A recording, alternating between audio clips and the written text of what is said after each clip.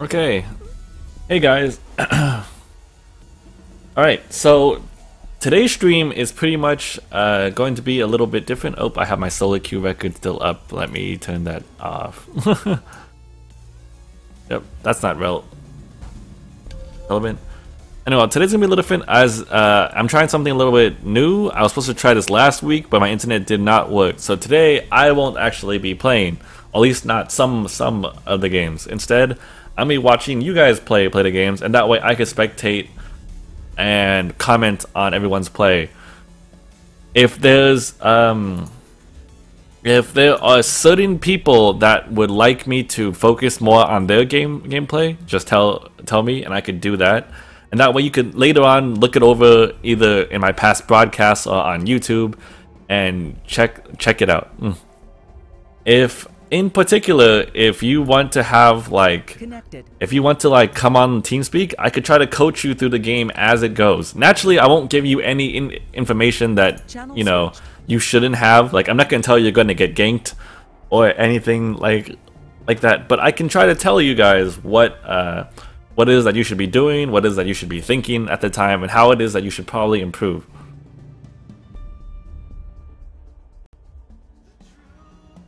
Yeah, sure, RJ.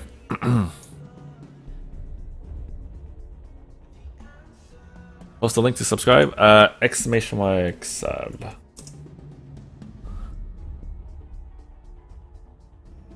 Alright, so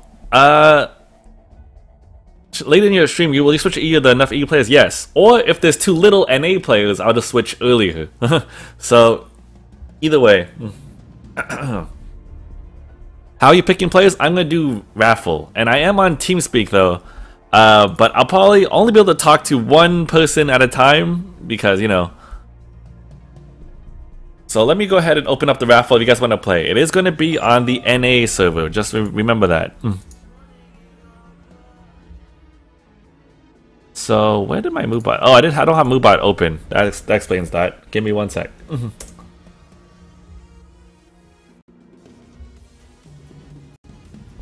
Okay, the raffle is now open. You can go ahead and start to put your name in.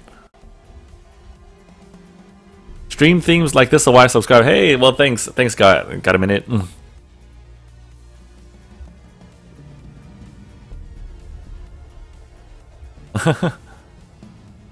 If I wouldn't give my spot to Looney, then give her spot to Dart, then give his spot to someone else.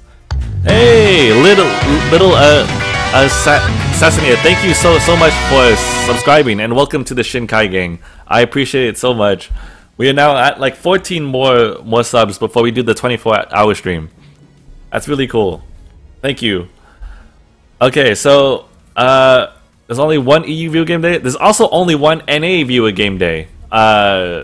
That's generally the case. There's also the sub day on Fridays. Thank you so much. Okay, so I'm gonna go ahead and draw some names. Ideally, I'm not gonna focus on players that I think are more skilled because they probably don't need my help as much. Okay, so I'm gonna go ahead and draw. Let's see, draw a name. Stealthy Slothy. What's your in-game name? And RJ NA. I already know your in-game name, so go ahead and hop on.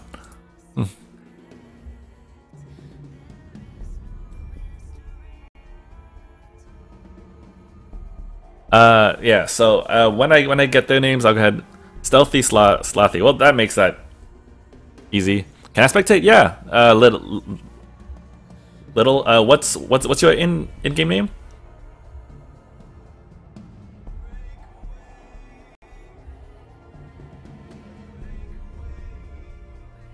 Tyler, I have you. Man, I can't remember. Are you Boo Boo? Your Boo?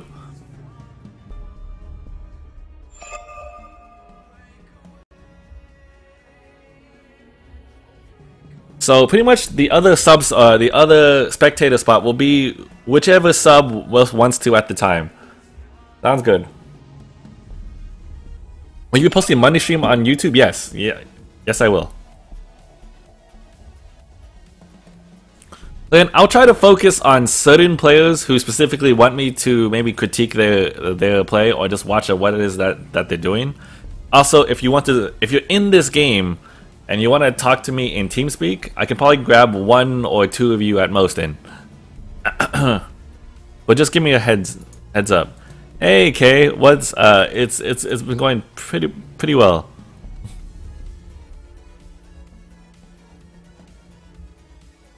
All right, more names. I have Defiance PL1.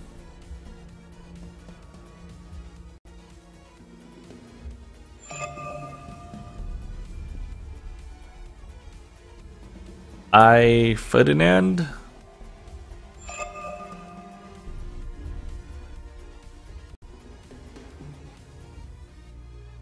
How will you know how many EU players in here? Well, if you guys just tell me, it's all good. So how was Phone Cats last night? It was good. I enjoyed his stream. I watched him until he was done with, I think, everything. I watched him through Mortal Kombat and Tai Chi Panda. I always have a great time watching his stream. I have Ferdinand, Defiance PL.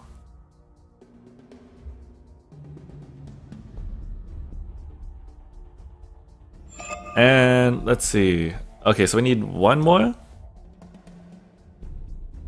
Last but not least, it is going to be K1.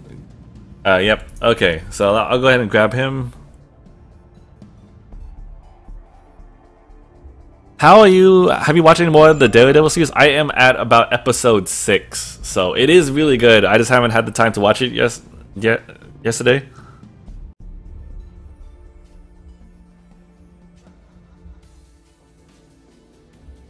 But hey, Ketsu, how are you? Why is there a glitch when you finish a game? The game freezes. I don't know. It happens sometimes.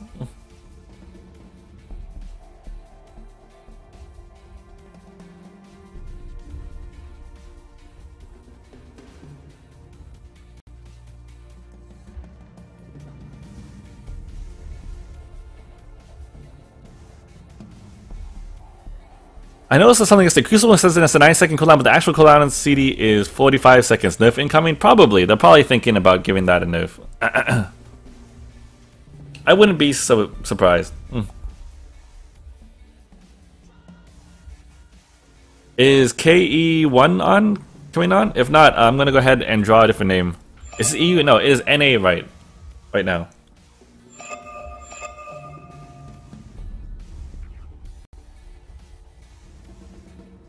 Ferdinand. 1 below hotness. PG, POA, someone left.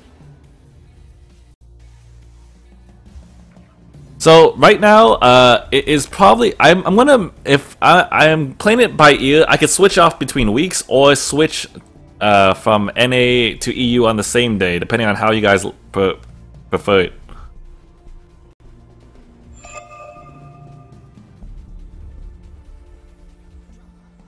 Okay, I actually don't see him on, unless he added me? Oh, he did add me. Shoot, that's my fault. I could have sworn that I had already played with him before. Got him. Oops.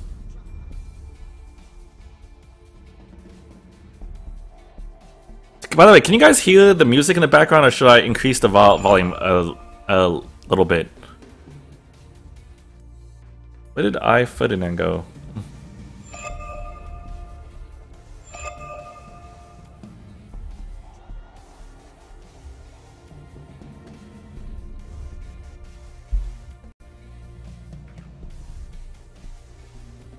Alright, cool.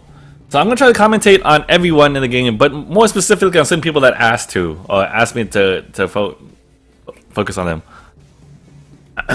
Let's see. I can hear it. Okay, cool.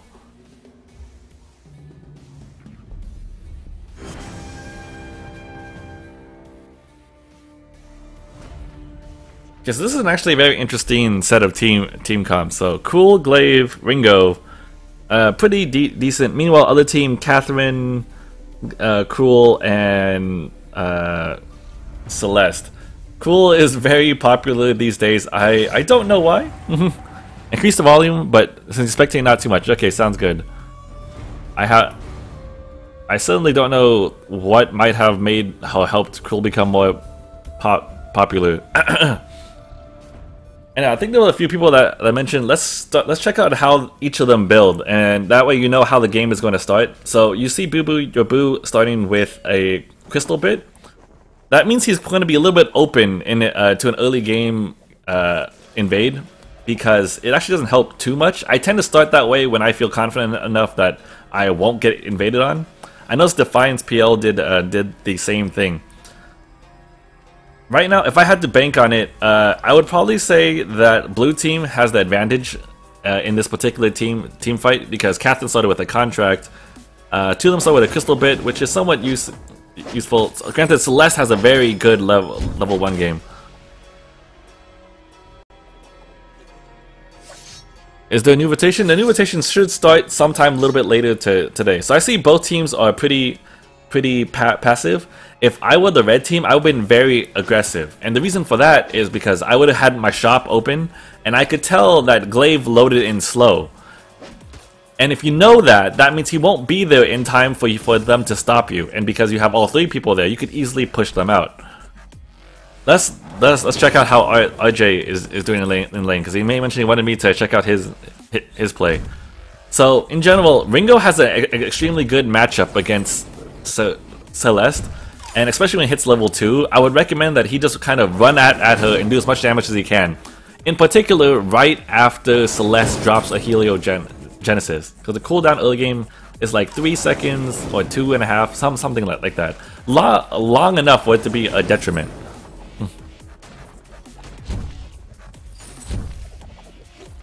Let's see. The other team is mainly trying to circle around. So there's a few things you always want to keep in mind. At about the 2-minute mark, a little bit maybe beforehand, is about how fast they'll clear the whole entire jungle. Usually you'll find the other members back at the jungle shop, or they're about to gank. One or the other. RJ actually responds pretty quick, which I like. He was able to see that his Cruel needed help, and he immediately went down to go help him. So it stopped them from having to go ahead and chase.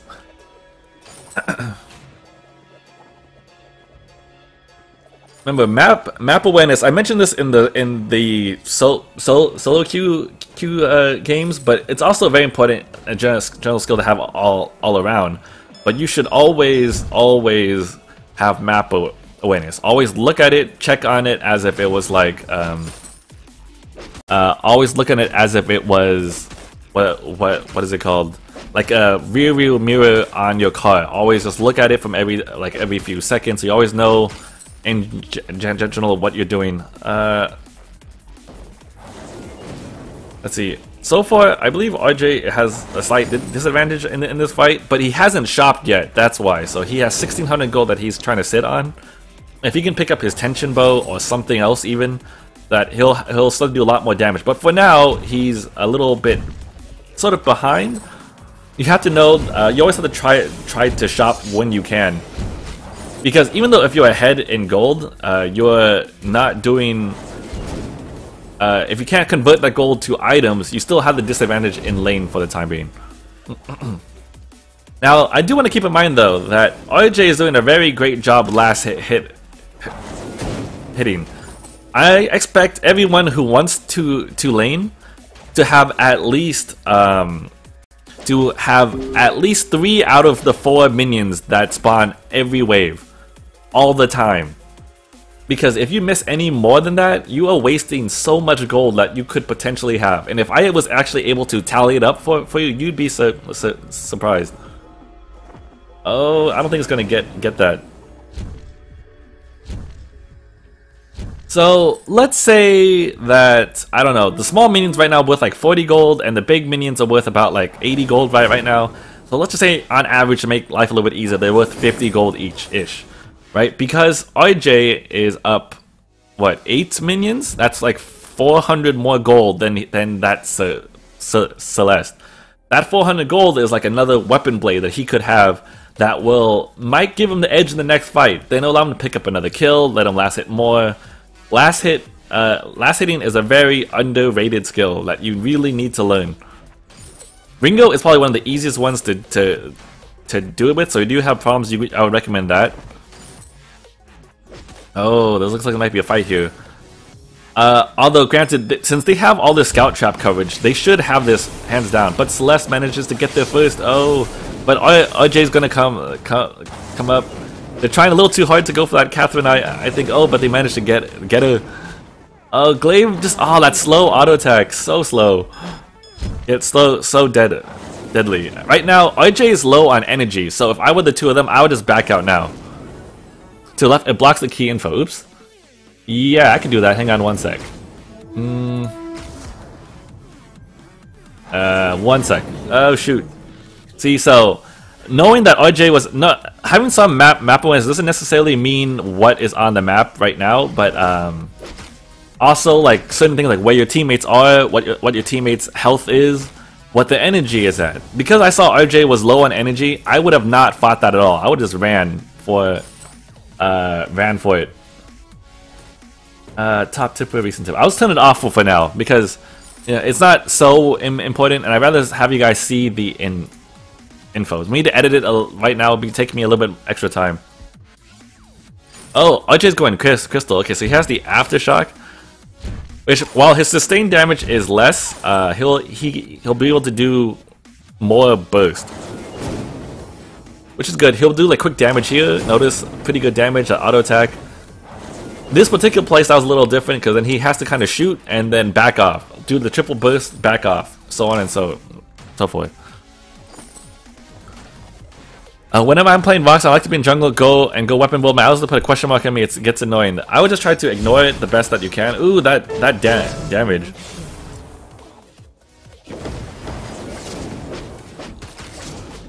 Oh shoot. So while RJ got picked off there, I know he was trying to chase down the kill, but he was very low HP. And meanwhile, the Glaive and the Cruel were at relatively healthy HP, so I would have let them go in first, and then kind of poke around the edge. It's not as important for RJ to have gone in there because he has an aftershock. He doesn't really care about the sustained damage, he just wants to poke every so often. So first wait until see if it's safe, run in there, shoot everything, then back off. Especially if your HP is that low. However, either way though, if you notice the gold leads in this game, red team has one more kill than blue team, but blue team is up 1k gold. And why is that? Well, look at RJ's farm versus Celeste. 17 CS up, assuming that it's roughly 50 gold-ish. It's not quite, but let's say 50 gold-ish per. That's how much? I can't even do math. Like over 500... like 850 gold difference just from CS, right? So, people often chase down kills way too long. To be honest, it's much more beneficial to just farm. As long as you have the gold, you'll probably win because no matter what, if you have more money and more items, you're more likely to win the fight. That's just fact.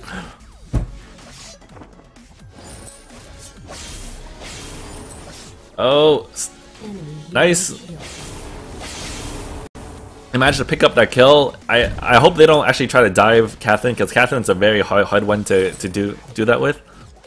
How can I join the raffle? The raffle is going to be going on after each game, basically. And you just type an exclamation mark raffle with your in-game name and have a chance to play. If you want me to focus on your specific play, tell me in chat. Otherwise, I'll just talk about the general game. I do find it interesting that I believe RJ might be building towards a tension bow, but he went with the opposite route. I usually see people go weapon first instead of rushing the aftershock. So far though, it seems to be working pretty well for him. Man, the CS difference is staggeringly high right now. So between RJ and I Ferdinand, it's roughly about 20. But aside from that, also Boo Boo Your Boo and Stealthy Slothy are up in CS. If I combine their totals and say it's like roughly 36 right now, 37. If I combine the other twos, they're not. The other two junglers, they're a little bit behind.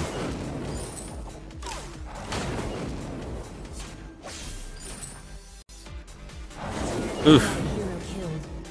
As a general rule of thumb, I would probably suggest in my opinion, I would build Attention Bow first if I was doing that route, if only just because weapon helps me last hit better.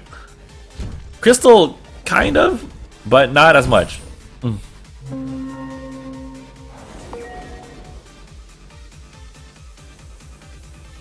Okay, so let's check out the current item builds. So here's the thing that blue team should notice. Red team is entirely crystal. Catherine has no items, no damage items whatsoever, so she's going pure tank. Cruel is going the aftershock build, and Celeste is of course building crystal. So the other team, blue team, should consider building Aegis. Right? I noticed me Shinpai. Hey Dart, what is up? So right now I would really recommend building Aegis if they have issues staying alive in team fights. I noticed that Boo Boo Your Boo has already built a light shield, so he might be already considering that.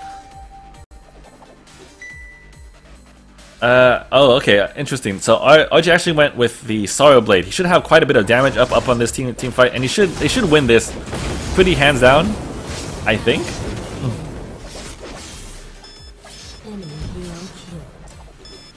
Oh, but those scout traps actually were doing quite a bit of work. Hey, Unraged Gamer, what is up? Do my eyes deceive me? Is Celeste working towards a broken myth already? Is this a good choice? I don't personally believe it to be a good choice. I would rather start off with a Shadow Glass or even an Eve of Harvest if that was the case. In my personal opinion, the early Pierce isn't so worth it because you get shield per level. No one has built shield yet, right? No one has actually built shield yet, other than Boo Boo your Boo, who has a light shield. So I don't think it's particularly important. I would just go ahead and start getting more raw crystal on Celeste. That said, she will need to build a broken myth no matter what soon, because if the other team does start building into an Aegis, they're gonna have a hell of a time trying to push through that. Now here's a thing that I didn't quite like about that. All three teammates were relatively healthy, decided to shop at the same time, but no one was covering the lane. So that's 900 gold to the enemy team that they could have saved.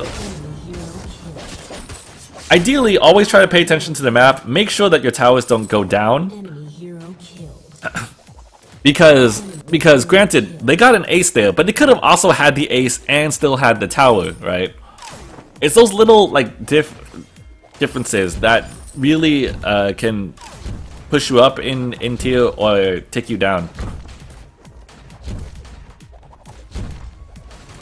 That said, I do see that blue team has a considerable advantage. They're up almost 4K ish. Let's see.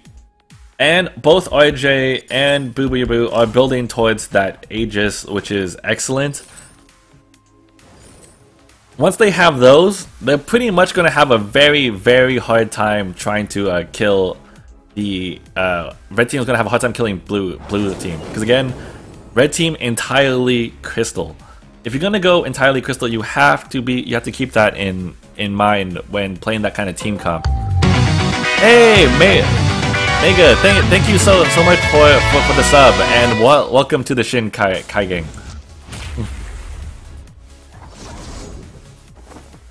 Oh, that burst.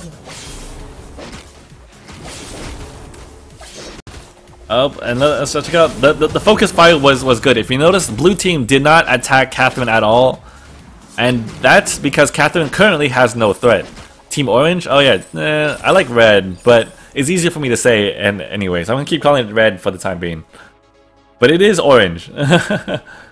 So anyway, what blue team did there was they did not attack. They did not attack their Catherine at all.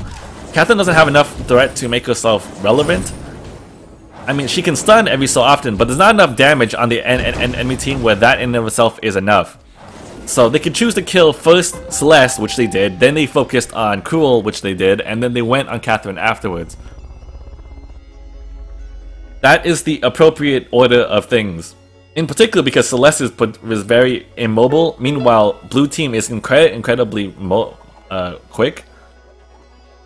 It's very easy for them to collapse on Celeste.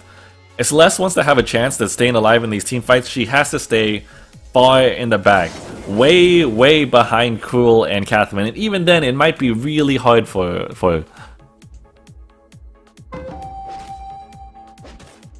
Oh, I'll be very careful about that. Oh, I activated boots and just booked it. That's okay.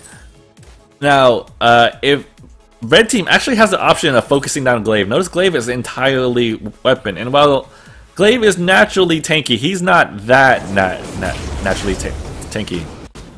So again, what did I say? You have to be very careful when playing on Celeste, because you're very immobile. If you find yourself out of position even just a little bit, you're going to die. There's way too many ways for a blue team to jump on Celeste. They have Afterburn. They have from Hell's Heart. They have just Ringo just running up there or hitting with a Achilles shot. Achilles shot is such a heavy slow. So in those situations that you want to check a bush, you better check from max range, and if you're not even sure about that, you have to be sure to go what's it called? You have to make sure to stand all the way behind your Catherine. Also, do not I don't necessarily appreciate calling certain players noob. Just remember that everyone starts off somewhere, and that everyone's trying to learn. That's the whole point of this particular stream. That I'm just trying to point out things that people do right or wrong, and that way they could help step up their game. What I think of Weapon Power Vox with Aftershock, it's fine. Aftershock is a very splashable item. It can go in practically any build, and it gives everyone a good amount of burst.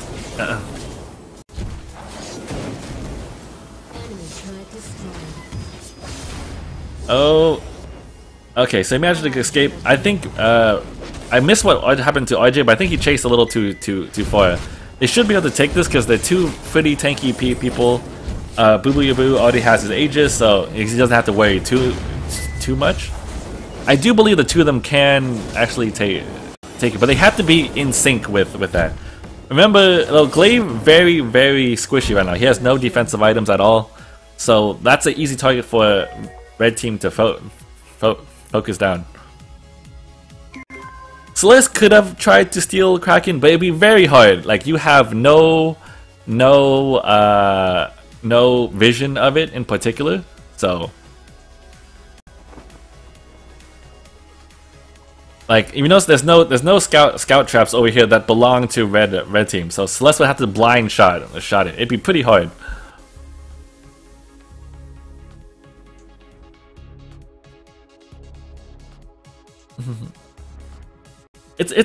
Oh yeah, someone mentioned this, but it's okay to sometimes use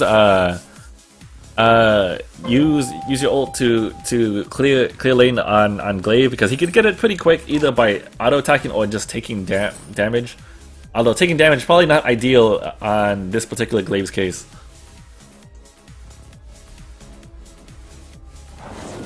Interestingly enough, see the CS difference. Ooh. So, look, from what I can tell, they're going to go ahead and focus the Cruel. Notice how little damage that is actually going on Catherine, which is something I really have to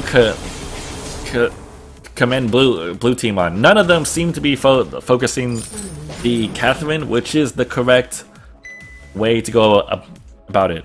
What do you think about Crystal Glaive? I played Crystal Glaive. I was able to do decently well with it, but I don't find it the best build for him.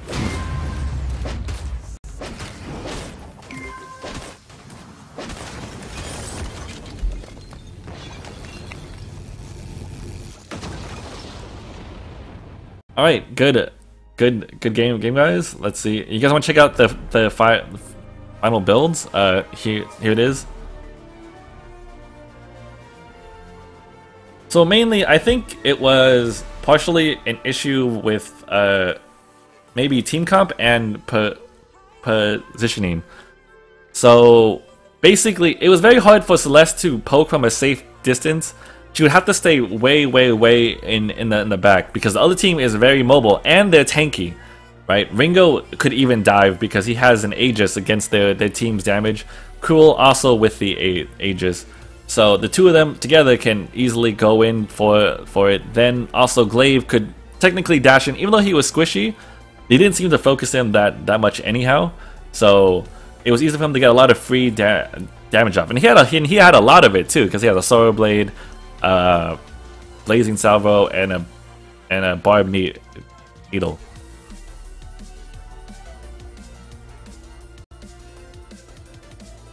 Again, while all pure crystal teams can work, I personally don't like it because you need to have some diversity in your damage. That way, you can at least make your opponents think about what they want to have to build. And by the way, hey there, Melissa. Anyhow, so I do have Raffle turned on now. If you guys want to join this next game, type !Raffle with your in-game name. If you guys want to get in the next game. If you want me to specifically comment on your match or on your gameplay, make a note of that in the Raffle name, or just tell me.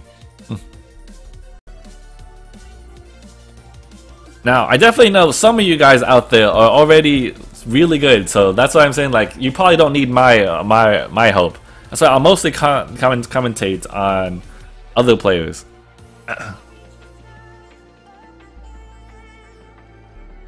Thanks, Dart. Remember, put !Raffle with your in-game name. The Canadian oatmeal supply is safe for now. Thank you. All right, sounds good, Hellraiser.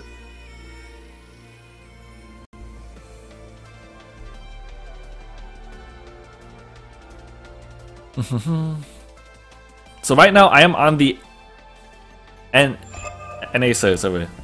Good games, everyone.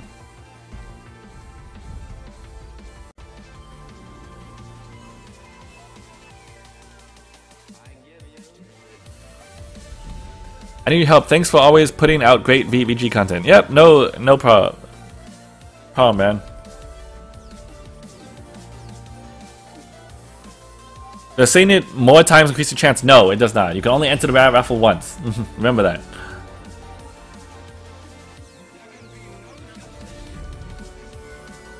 Are there any other subs that would like to spectate? Just tell me now. And again, if we could also try in one of these games to live coach someone through a game and see how that goes.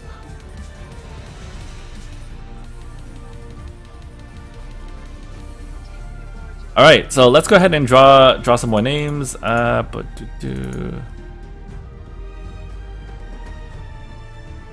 I got Hot Sauce UT.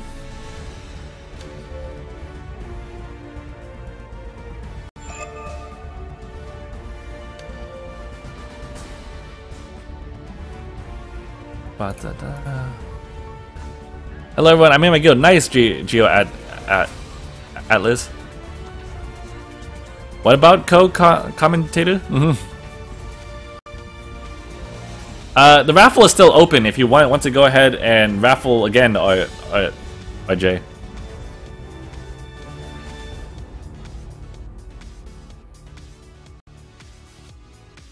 I'll get 2 Twitch accounts, enter twice.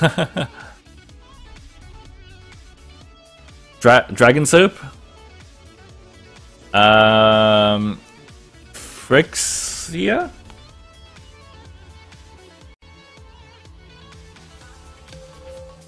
Pat has hat.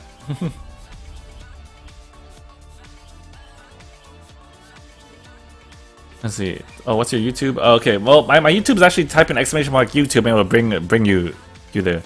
I would commentate if I wasn't at work.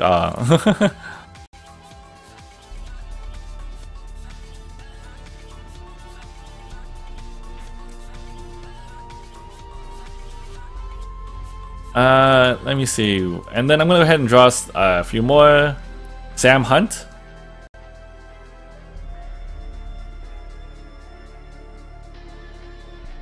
Let's see, Sam Hunt. Let me see who else is there. Hey Otto, thanks for the host, man.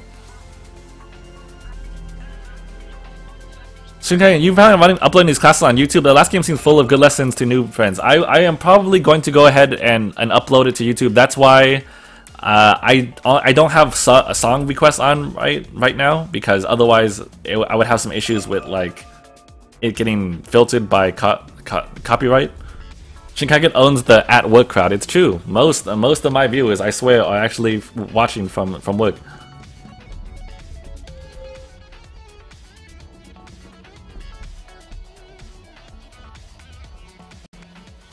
Tezron, which I do have, and last Velocidactyl.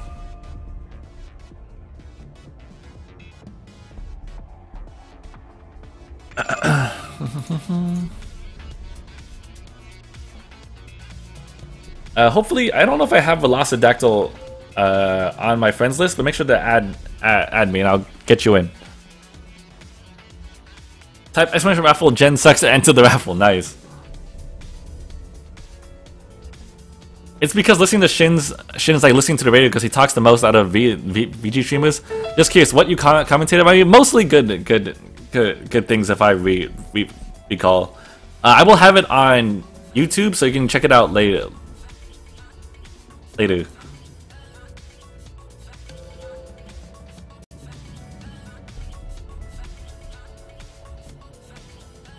Okay, I got him. So let me.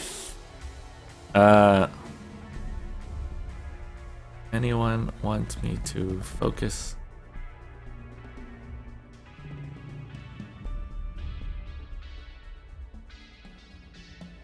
Also, roughly what are the skill tiers?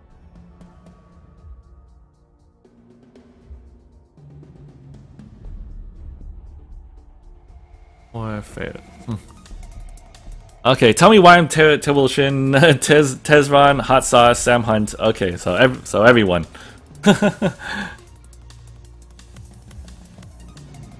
Tier 6 is hotness? Okay.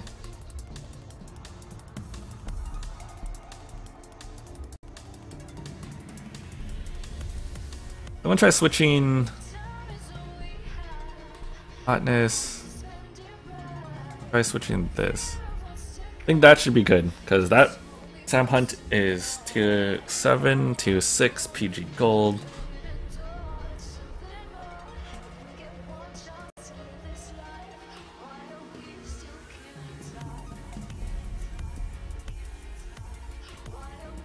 Hey, you do not. I am 48 from Somalia. Wait, what? What is going on? Okay, so let me go double check. He commented that it made a change. I did not say that. And by the way, hey there, you follow. Yeah, people have said I would focus on Sam Hunt, Tezron, and Hot Sauce, right? Okay, so I'll try to focus more on their gameplay and things that they should do and or build. So Catherine, Cruel, Ringo. So immediately you know that Red Team has a very poor early game, so they might want to consider invading if they have the option. They have Arden, which is actually pretty good, and Celeste, which is also pretty good at level 1 fights. So I would actually recommend that they go in there and try to fight it out. But, you know, obviously with caution.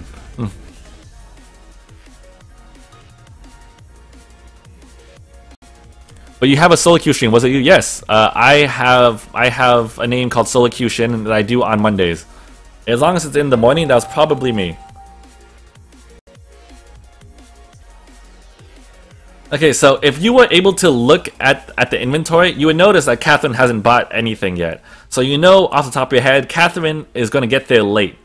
So definitely, if Blue Team can capitalize on that, they could easily jump in and take a bunch of farm before Red Team has a chance to fight back. which they are doing, which is very good on them. I don't know if they necessarily saw the thing about Catherine or not, but that was an excellent move on their part. I would focus on trying to take some farm because it's hard for them to hold people down. Good scout trap placement there. Remember, since the blue team has control of this bush or this area, they weren't able to shop. Blue team, in the meanwhile, could have picked up additional scout traps to help them with this early game fight. I see a lot of Koshkas not buying things to jungle shop. I don't usually run into that, but most normal characters I would find would usually buy first, then go.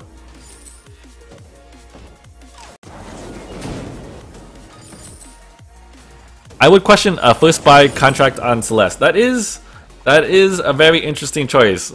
So normally contract doesn't help that much in lane in particular because it has the passive where if you get hit from minions you will get some gold, which you shouldn't be doing in lane anyway because you're so far ranged. Maybe if you're a melee I could see it. Also you only get gold if an enemy or an ally teammate kills the minion. You won't get it if it just dies on its own. So really the contract is not super helpful. So remember, if around the two-ish minute mark, most junglers will have cleared their jungle and be in one of two places: right here, ready to gank you, or right down in the shop, ready to fight. So it's always going to usually be one of those two things.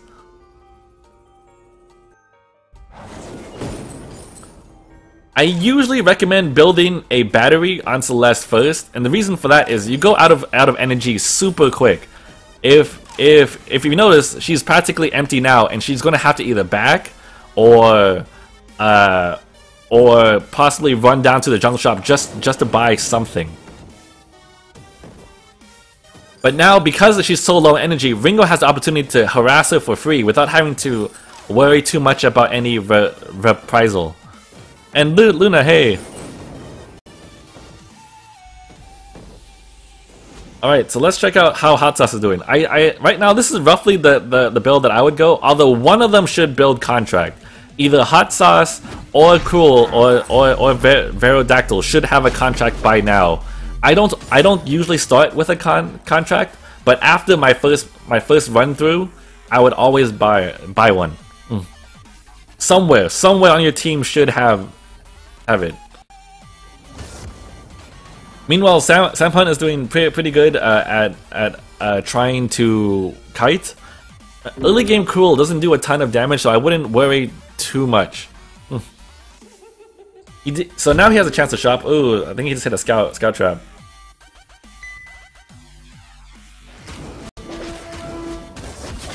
So here's some interesting choices. Blue team has the advantage, but I think they put up defensive scout traps more so than offensive ones. They put a scout trap here and a scout trap here, which is good to keep track on your own camps. And if you are behind, you can kind of keep track of people in your jungle.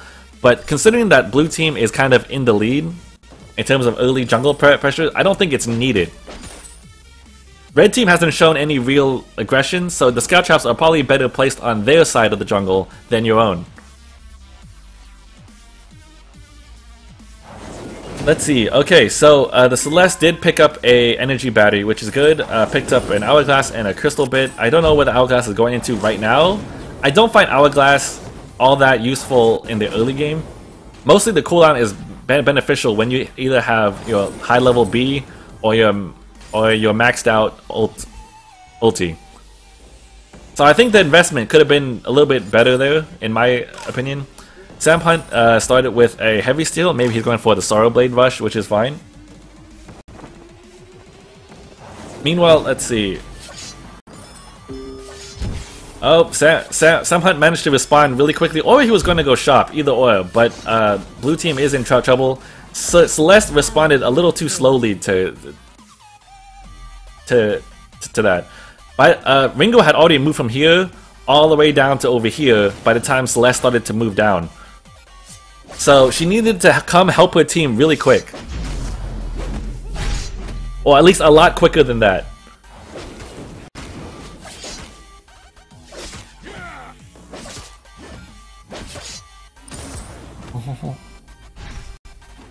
Man, for some reason I find it harder to pay attention to chat and spectate than I would play the game and spectate.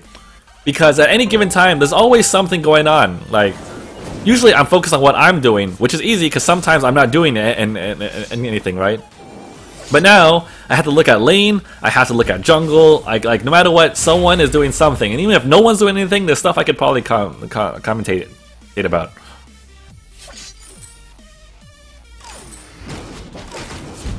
Interestingly enough, the gold lead is still actually starting to become in red team's favor. If you also see CS count, Ringo has 30 CS to Celeste's 21.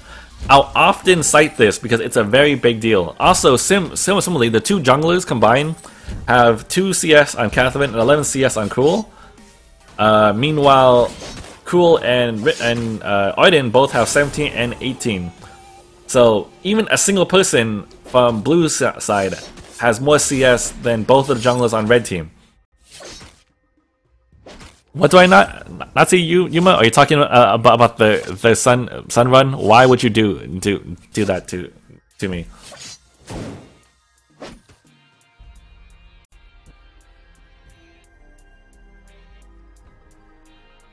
Also, in general, the Cruel should probably stick with the Catherine. Catherine has the contract, and that way they could share gold a little bit better, and so that way they could more efficiently clear the jungle. Catherine in and of itself can't clear jungle that well. I mean, all she can do is activate her shield, then kind of like whittle away with it with her auto attacks. Thanks, Mr. Stormguard.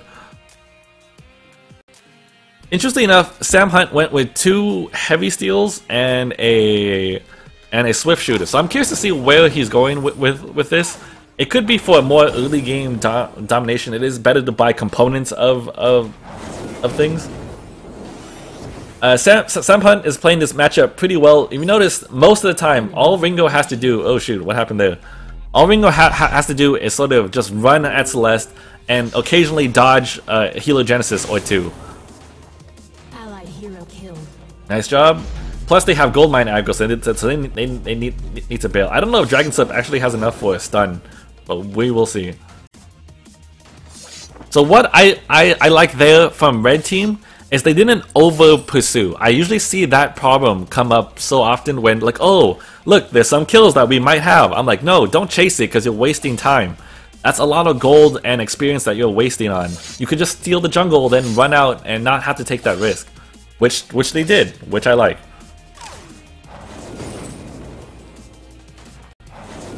Vancouver Sun Run? Yes, Vancouver Sun Run, and I am extra sad about it because it is this Sunday and it's going to be awful. Oh man. So the gold lead is starting to become greater and greater between Ringo and Celeste. It's particularly tough. I usually don't like this matchup at all. Like, every time I ran into a very good Ringo as I was playing Celeste, I had the hardest time. So I don't necessarily fault Celeste for it. Sam Hunt could be actually playing this just very well. Meanwhile, I see Hot Sauce and Dactyl though farming the jungle very well. Oh shoot. Oof. Okay, so I might have just missed something pretty crucial there, but I think they just basically ganked Celeste, probably even close to a tower. Right now, blue team has a pretty good coverage on Scout House. They have there, and they have one down near this shop. Meanwhile, red team only has 1 Scout shop. I would highly recommend to start investing in more for the early game vision. It could also save a lot of lives.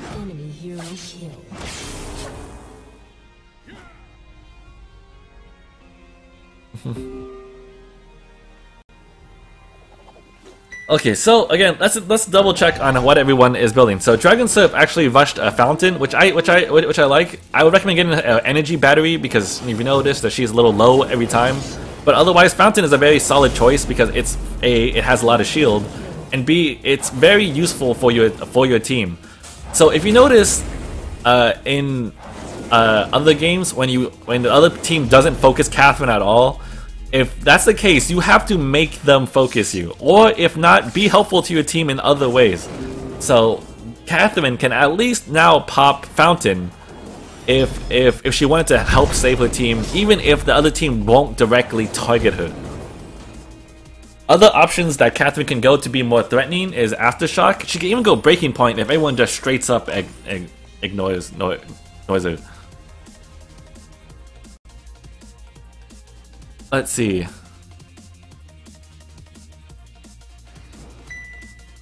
What else is there? So Samhunt finished his Solar Blade. I'll get a little bit more attack speed at this point. Maybe upgrade that into a Blazing Salvo at the very least.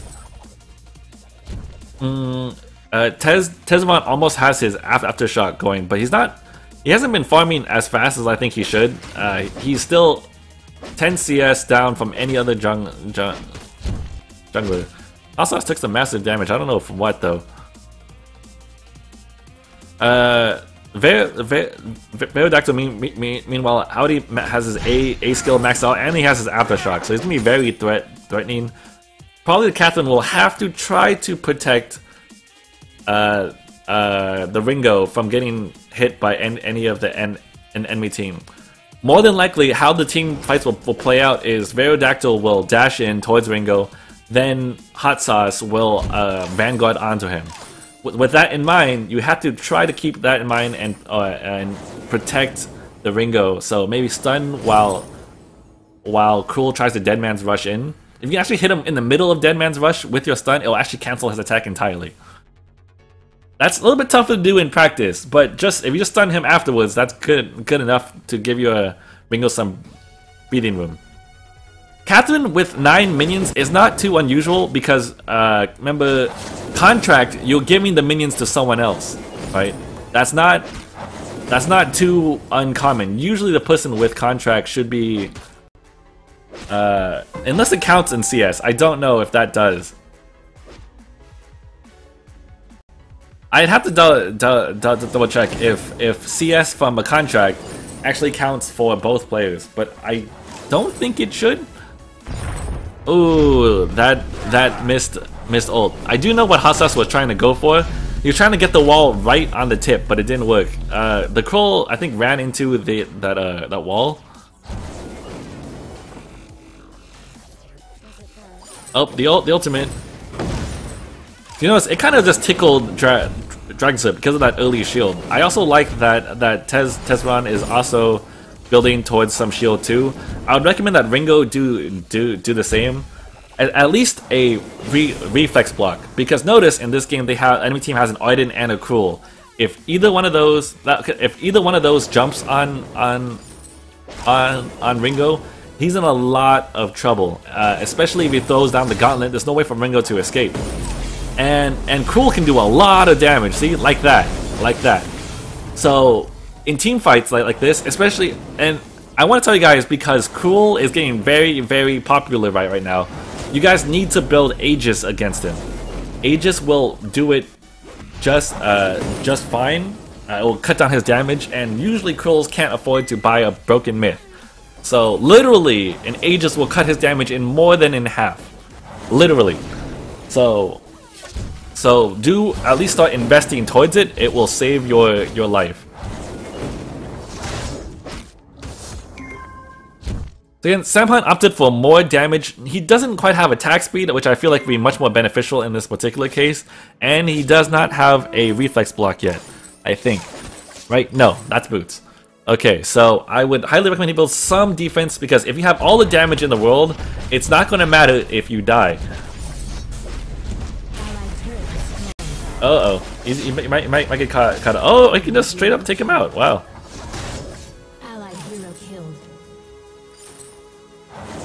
Because you made him popular in OP. And why is Contract good? I only use it if it's double lane. You should use it all the time if you're in jungle. Well, at least one of you in the jungle should have it. That way you can share the gold in jungle.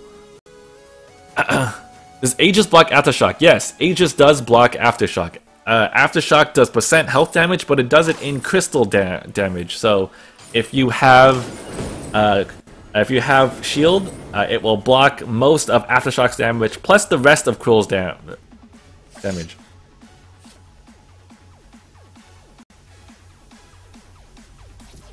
So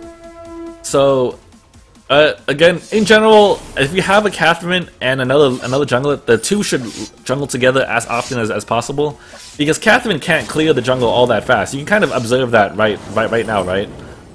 She can't do it by herself unless she buys like a Warhorn or something, which isn't always the most optimal purchase, since there's not a lot of coordination between the Cruel and the Catherine in this particular case. I might even invest in a Stormguard banner just so that I can farm a little bit faster if I am on my own. Cruel, meanwhile, this Verodactyl, this one has an Aftershock and a Shiver Steel. So he's going to be able to chase down people very well, in particular the Ringo on the other side, who I think he should focus hands down, because it's very easy for him to pick up that kill. Wow! Again, Aegis. So all the weapon damage in the world won't save you, won't matter at all if you just die, right? Why attack speed over damage in a situation for Ringo? In my opinion, right now, it would be nice to have at least a little bit more attack speed, because you already have the Sorrow Blade. Now if you attack a little bit faster, or maybe have a little bit extra crit, you'll probably do more than that. I do see that Sam Hunt is now building towards a reflex block, and he has enough damage right now. So if I were him, I would go ahead and grab an Aegis ASAP. He needs it to live. His team can try to do his best to defend him, but honestly, they could dive him very quickly. And even if they don't dive him, Celeste could just snipe him, like what you just saw. And again, the whole blue team is all crystals, so every one of the team members should probably either have a fountain or an Aegis somewhere as their defensive item, especially if you're a front line. Catherine could probably avoid buying it just because they don't seem to focus her anyway, and she's naturally tanky with her shield, but the other two members definitely should. Ooh, that damage.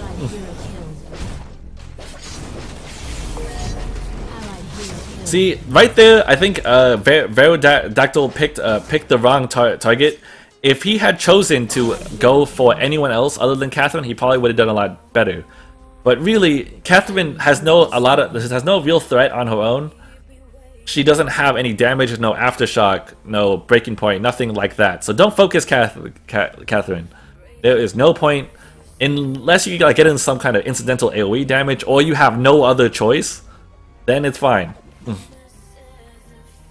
But otherwise, in this case, just stick with that.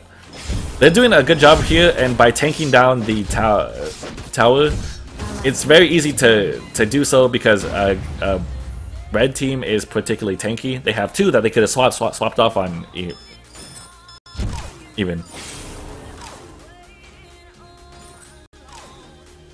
Hang on one second. I need to open a window. I'll do it a little bit later. So I do see Tezron built his Aegis, which is a very good choice right now. It should make him live a lot longer in these fights. Sam Hunt, I don't know what his next purchase is. He bought boots, tier 2 boots, which is good for if you need to get around the map. It's particularly helpful if you already pushed down some towers and you often need to cross the whole lane. Let's see. He picked up and he picked up an Aegis. So good job on him. I bet you on the next team fight he will be able to sustain himself a lot longer.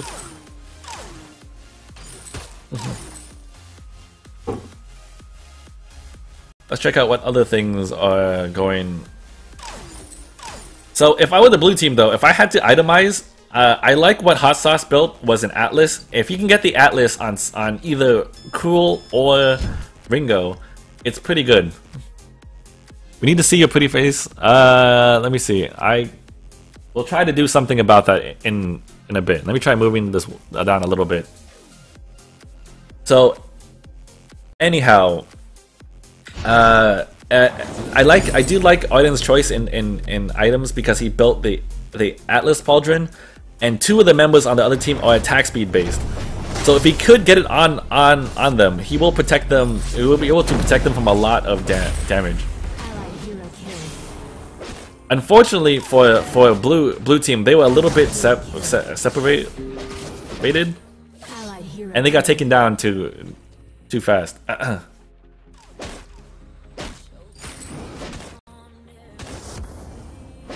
Welcome to Tutor Tuesdays. It's the one place where if you are bad on stream, Shin will let you know as nicely as possible. I'm just trying to give out points, and believe me, we all make mistakes at any given time. I still make plenty of mistakes. I can tell you a lot of what my faults are. I tend to chase kills. I tend to chase low HP kills. Like I get tunnel vision because of that. I don't have a good sense of higher level team tactics because I tend to not play on a team.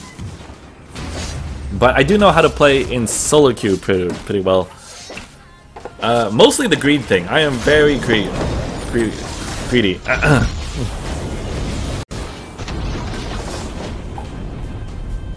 So, if you noticed, again, blue team actually seemed like they had they were making a bit of a comeback. Then red team immediately started buying tons of shield, and now no one died. No one could die because they don't have enough damage to break through it. Their best shot at that was probably a broken myth on Celeste, and even that wouldn't necessarily be enough. In general, it's good to diversify your damage if you can help it, and this helps you out in solo queue if you know more than one type of player, or have a type of character that can go both ways.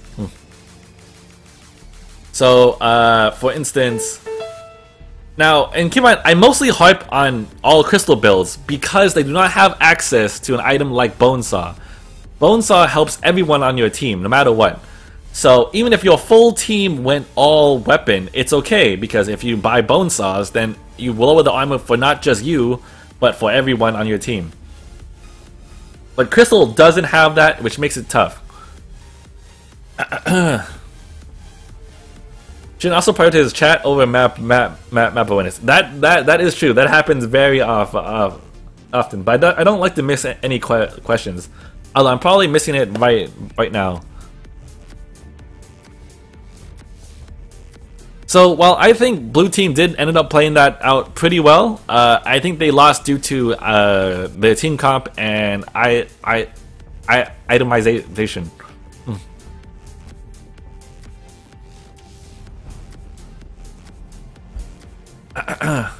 Okay, so let me go ahead and start the next raffle. Okay, the raffle is now open. If you guys want to play again, just let me know. Type !raffle with your in-game name.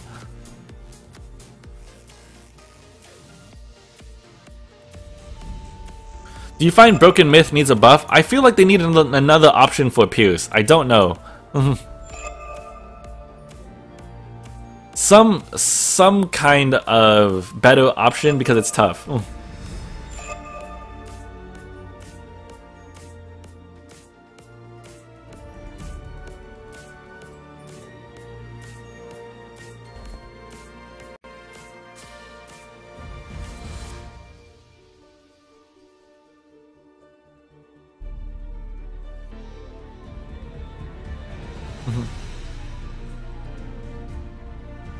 Wow, okay, so anyway, just as a quick question, how are you guys enjoying the stream so far? Because so how was my build? I am Sam Plant, played as Ringo. It worked out pretty well. I like having more crit on him on occasion post myself. I would probably, if you were gonna go for the Sorrow Blade, I would pick up a heavy or a Blazing Salvo a little bit earlier so you have more attack speed, but otherwise it's fine. Okay, good games, everyone.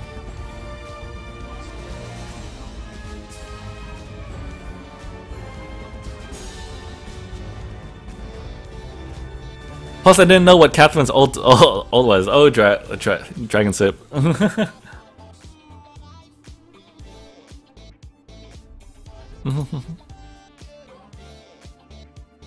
The stream was by, but it would be better if I played. I know I wouldn't even if Packy, if you played, I wouldn't bother looking at you because I'd be like, oh, Taka is probably just mass muttering everyone. It's fine. Can you be more of an elitist and stomp on people's dreams when they do terrible? No, I mean, like, people are always trying to learn, right? Again, like, we all start off somewhere. If you look at my first stream on YouTube, I basically built from the recommended item list for like the first 2 weeks of the game, and I still didn't know what I was really doing.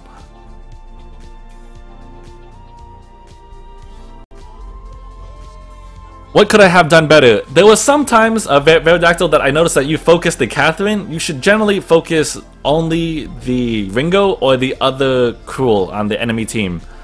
Your item build was good. I did like that, but again, mostly a problem with focus.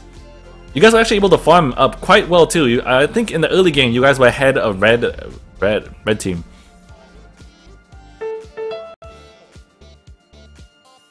Okay, right now Pat has hat. SCMC sucks. That's a sad name. Pat has hat. I think I did add you. I have sub counter, which is Seth1NA. Hang on one sec, guys.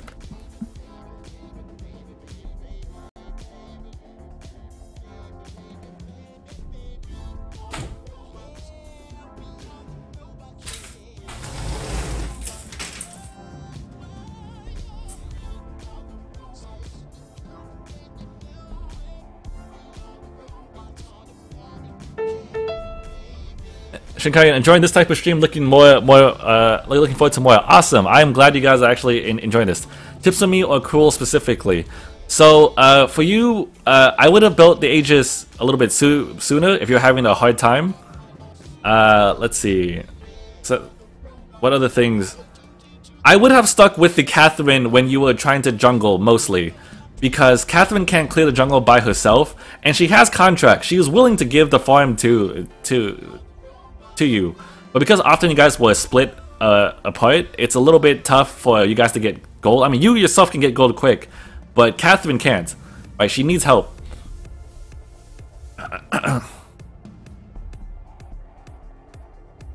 Also, by jungling together, you're more capable of not getting picked off in case the other enemy team invades.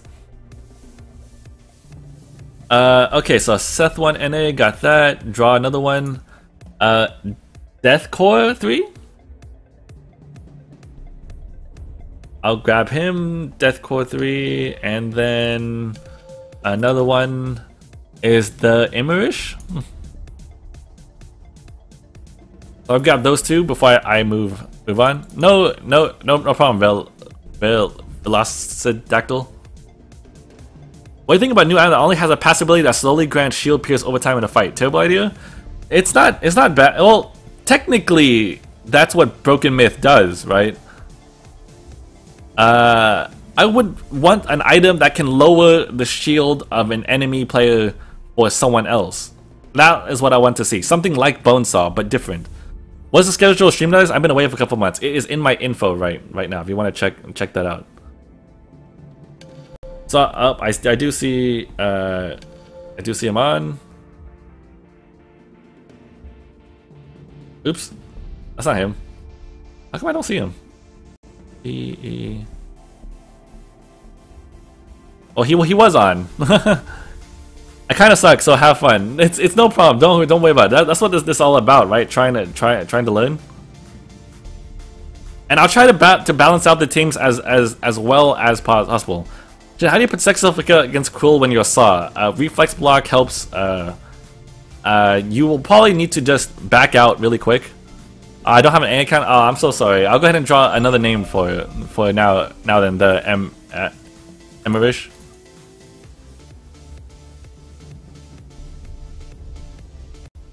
I got Hellraiser Manchu. I know he's good, so I'm gonna have to balance out these teams a little bit. Unique Beast NA.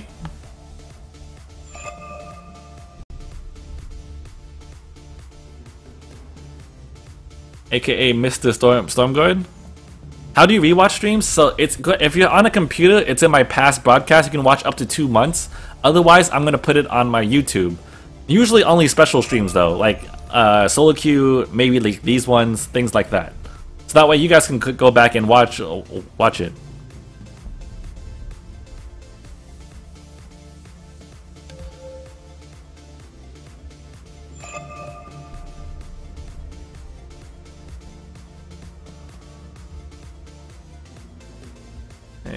Right now during a thing this game. Okay, where is Unique Beast NA? So Mr. Stormguard, if you're still there, let's come online.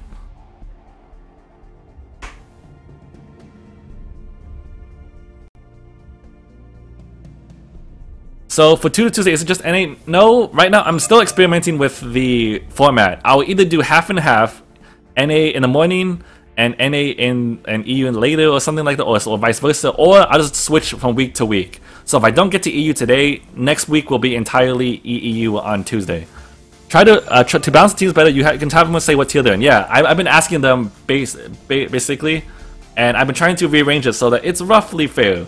Because I don't want to necessarily see a stomp. That's not as beneficial for anyone to watch. So I do want to balance it out. Alright, I do see him on now. Let's draw one last name. I got RJ.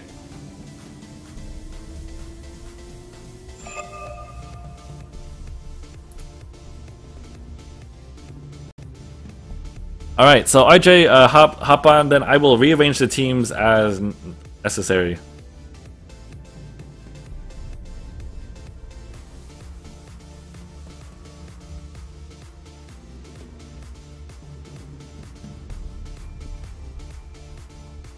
Going to hide.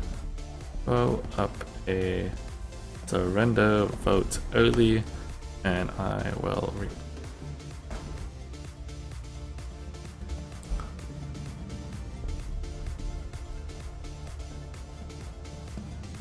Okay, what is everyone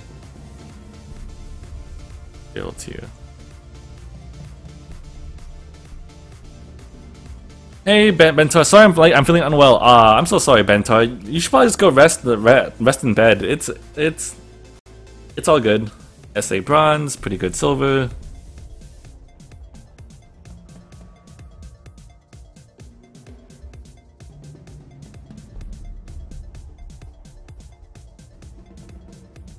Decent-ish. SA bronze. Let me see how this will work. So SA bronze, man, this is a tough one. Seth and Unique Beast are the same tier. Hellraiser is SA silver. RJ is on here. I'll put RJ with Pat because I think Pat's the lowest one, which is decent-ish. I think RJ is technically the highest.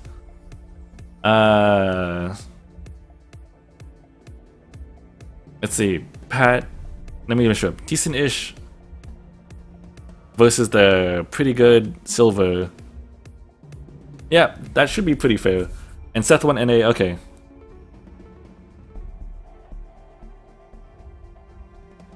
How did I do? I was nervous, I forgot what my build was. I don't remember off the top of my head, but it is, I will be posting it on YouTube.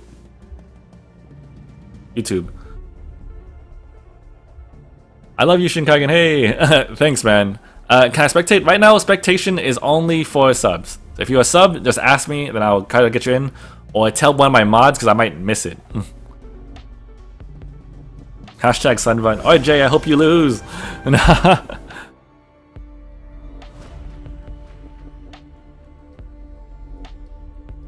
Alright, so let's see how this one goes.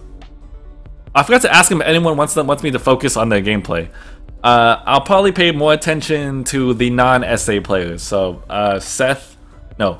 Pat has Hat, and Deathcore is the two people. Everyone else I believe in this game is SA, so they probably don't need my tips as much, but I'll hover over them from time to time. Plus, I also already watched RJ before. So right now, I can tell you right now, Team Blue has a very weak early game, but Red Team isn't exactly the strongest either. So that might be kind of a push, or it depends on how well that they play. I would probably say Red Team has the better early game team comp. They do have Arden and they have Saw. And Saw is decent when no one stops him from getting spun up.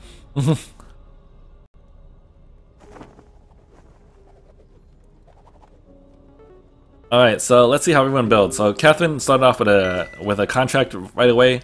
I don't always like building contract right away because I expect people to get into a fight early on. If they look at the item shop, you would notice that Arden bought items pretty late, so they don't necessarily need to expect a third player there if they go in really soon. But it looks like they're not going to bother to invade, so the contract works out there in their favor. Pat needs to farm with Catherine.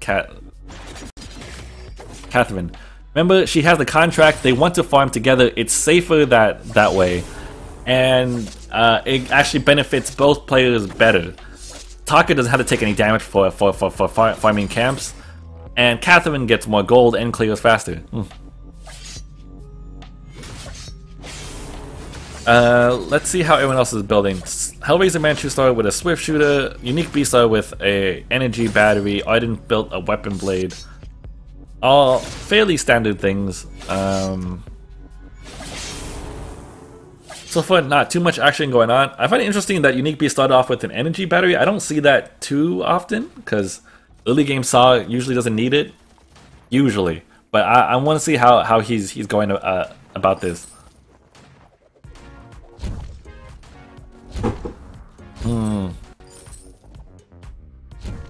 See, remember what I mentioned. You need to get at least 3 out of 4 out of every minion wave, and RJ is significantly up. Unique Beast, despite having a very high attack speed and being relatively easy to last hit with, it has only 4 CS to RJ's 11. That may not sound like a big deal right now, but it escalates as the game goes on. So really focus on your last hitting. You have to know how to last hit well. Like even I don't stress this enough, but it's very easy to have a ton of gold up on people and then win team fights better if you do. So if you don't know already, you can tell when you're in range to last hit it if the health bar turns orange. Note that this trick does not work if you're playing Celeste or Vox that well. Especially Celeste, because it doesn't factor in the crystal damage. In that case, you just have to have this feeling of when it's going to get a last hit. So the Unique Beast definitely has to work on that. He managed to weaken he weakened the wave quite a bit, but still didn't pick up too many hits. Both sides seem to be very passive. Red team has more aggressive scout trap placement. They have it in both bushes right here. So they can see whenever they do come down the shop. Plus they have a defensive scout trap here, and here. So I really do like how Red Team is placing it right now. Unique's Beast lagging that because he's bad at last hitting. Oh, okay, right. He did mention that he might be lagging, so that would be pretty tough. I know I have a slightly harder time getting last hits if I am playing on EU server for sure. But that said, that's going to put him at quite the disadvantage because RJ is still 7 CS up on him. Both teams are jungling about equally as well. They have to be careful because right now, I actually couldn't tell who took it. Both laners responded really well. You saw that as soon as the fight looked like it was about to break out, both of them ran down, which I really like. Since nothing else is going on though, I would just continue farming. Cool is not a match for Taka. Right now, I don't think that Taka can do too much to the enemy team because they have Arden and Cruel that can easily stack like his Vanguard onto whoever's getting hit. What's he taking damage from? Oh, I see. But when Taka starts to hit 6, then he'll have enough burst to do quite a bit.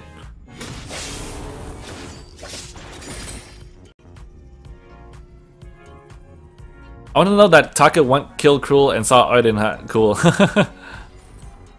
Let's check out lane again. So unique beast is going Crystal. RJ has actually been sitting on gold for quite some time. He really should shop because if he gets into a fight right now, he can't do much. For instance, right now you see they're actually getting into a fight right now. If RJ joins his fight, all he has is a weapon blade. He's not much stronger than his level 1 self. So imagine how much better this particular fight would have gone if he had his 2700 gold spent. Like, he would easily be able to run in and annihilate everyone. So now he finally gets his first chance to shop. He picks up that tension bow. I like that Seth right now, you can see he picked up a lot of scout traps. A lot of scout traps because he has 2 sets. Okay. And he picked up a cloth armor, which is good. Or is it cloth armor in this game? I don't remember. But the armor item, because the entire team is going weapon. No, actually, that's not true. Unique Beast is going crystal, so you have to watch out for that one.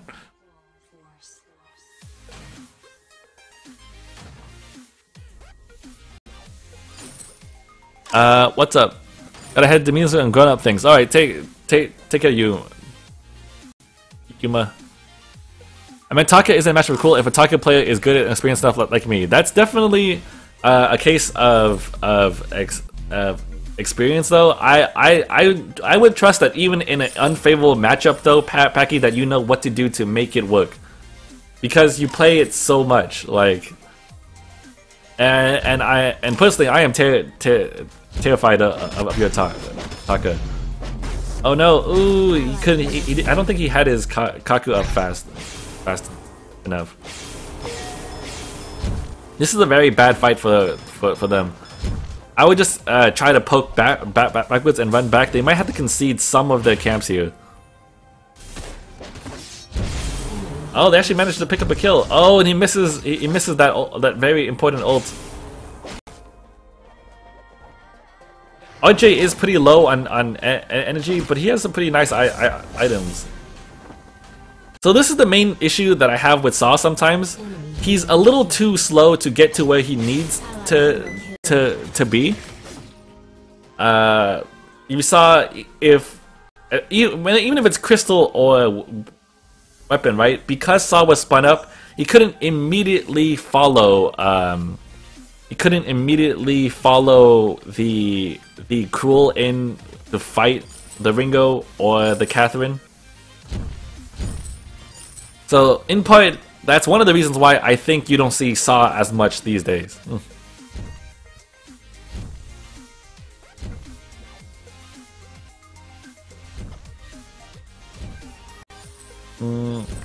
Let's see, Taka is, I think, building towards a tension bow? Or I'm not sure, actually. So Pat has a blazing salvo, a piercing spear, and another swift shooter. I don't know enough about Taka builds to really commentate too much on it, so maybe Packy-Paw might have some better answers about that. Unique just got his points in both his A and B skills, so he won't be able to overdrive until 9. Oh, that is interesting. Normally, generally speaking, what Dart has mentioned is correct. You should generally overdrive some skill by level 8. I very rarely, and right now I can't even really think of a reason to not overdrive a skill by 8, because at level 8 you get a huge buff to one of your skills. Always, I was reading like a guide and a couple people posted up on like Reddit and things like, but they said like, oh, try to split your points. Like, no, that's terrible. That's terrible. You need to overdrive one of your skills, because there's always a substantial buff at level 8. So pick one, get that to max, and then you'll be good. Remember, do not poke fun of the players. We are trying to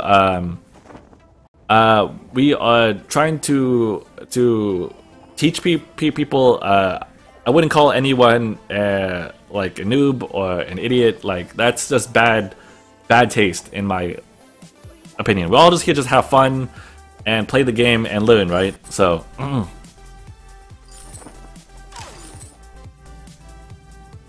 Packypaw's comment is Taka, he is building too much attack speed for his level and with that low weapon power.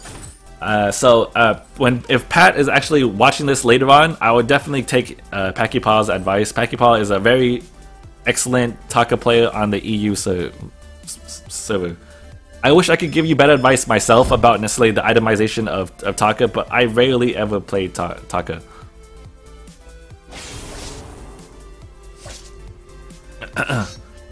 Oh, here comes a big fight. I don't know if they're gonna be able to escape out of this one. Seth got a pretty good silence. It hit everyone on the team, but it wasn't enough damage. Blue team is down by like 1.5k, which isn't a ton, but it's that might have been lag. I find it hard to believe that RJ would walk into that one, but that could have been lag. Let's see what else is there. So red team's doing a good job. They are controlling the jungle really well. Neither one of them took the minion mine, which I think is a better way to go about it. They are taking this one now, which isn't necessarily a bad idea because it's worth 200 gold. I think it takes about 4 minutes, so on the 9 minute mark ish, it maxes out and it's worth 200 gold. So you could take that.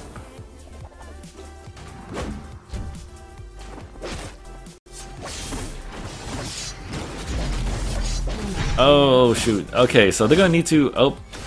Actually, okay. So what happened there was RJ was as good as dead. To be entirely honest, but the Saw's roadie run bugged out, I think, and it didn't work. So that's a shame. I saw that. I knew RJ should have died there.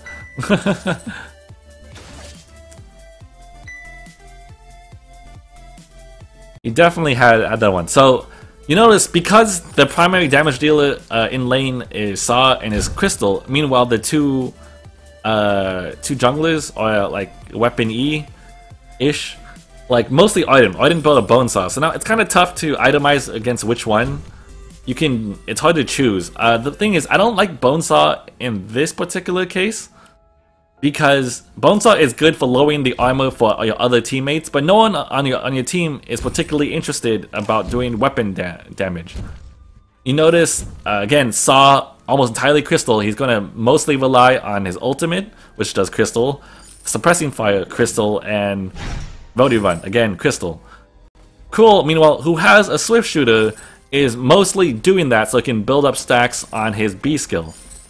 And again, that's all crystal damage. So who's the Bonesaw actually helping on your team? Mostly just Arden himself. If I was going to go with a damage item that I wanted to be more threatening, I would have went with a Breaking Point. Or, yeah, a Breaking Point. That would be the better choice here.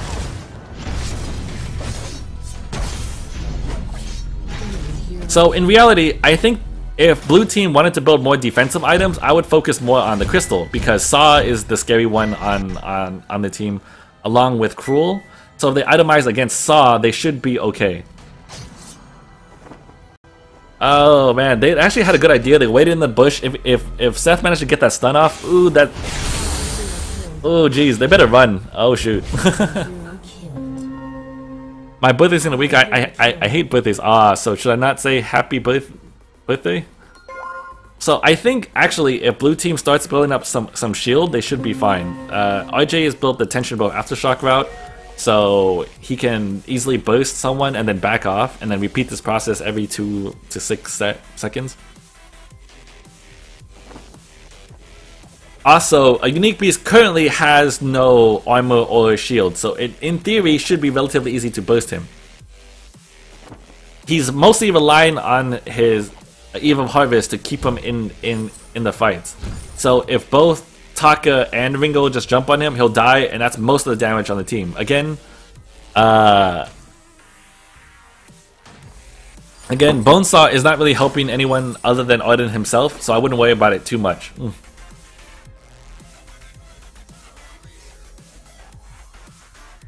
I noticed that people are starting to do that. Pat the Hat picked up a light shield. Or wait, yeah, light shield. Kinetic shield, and so did Ringo. So when they build into that Aegis, I think they should be pretty good. What weapon power item do you build on support glaive after core items?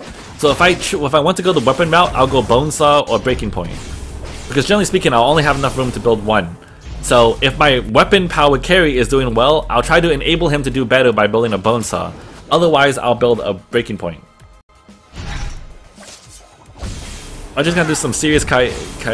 Ugh. Taka was too low to join in that fight. It's gonna be tough for blue team, but I still think that they're in this, because again, if they can just take out the saw, they're in pretty good. Are you on NA right now? Yes, I am on NA.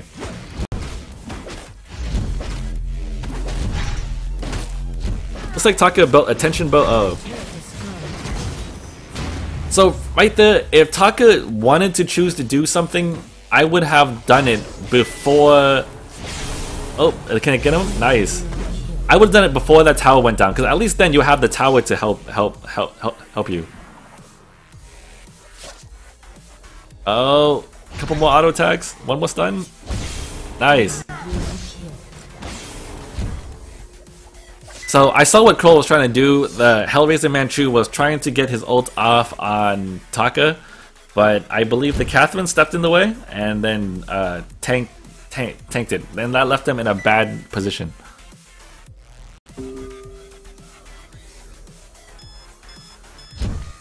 I remember, Cool right now has no defense in terms of armor or shield. He just has a lot of health. So RJ can actually technically get past him pretty well there, if because he has that aftershock, and as long as they focus him down when his shield is down, then it'll be in good. Also, Hellraiser Manchu did not go the aftershock route, so he has a lot less burst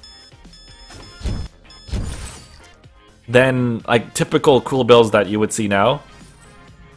So they don't have to necessarily worry about that initial spike damage. They could just focus more so on the saw.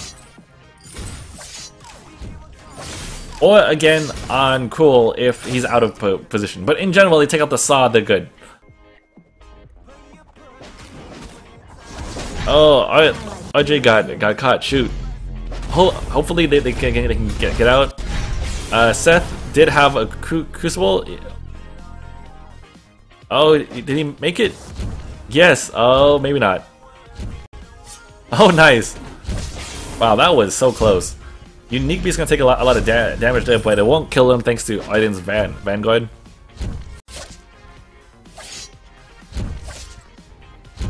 RJ built a breaking point this game, and maybe this is in part because he can't seem to get to the back line that well. I would more specifically build. I do like breaking point in times when either A, everyone on the team is too tanky, or B, the only person you could ever hit is the tank. So maybe that's what RJ feels like is the case right now. They're going for Kraken? No, they're actually trying to bait it out. In this case, blue team would have greatly benefited from having a flare.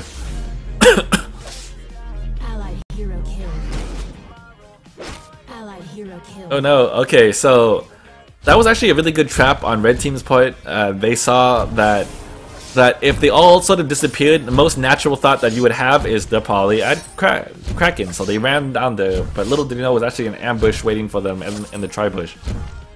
They're gonna get this Kraken now for sure though, because no one else is there to stop them except Catherine, and Catherine shouldn't really try because she would go in blind. And she doesn't even have an ult, which is the only way she could burst it down unless she gets a lucky attack off, but it'd be very hard.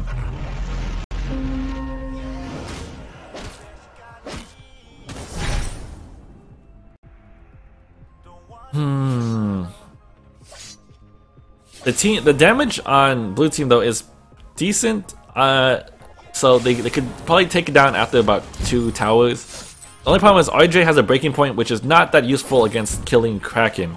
You can't get stacks on Kraken. Oh shoot! RJ accidentally walked into the wall twice. Let's see. I have done that a few times in the past too, so I definitely know how that feels. Meanwhile, Unique Beast is looking around the side, trying to get a good shot off. Hellraiser Manchu may have went a little bit too far there.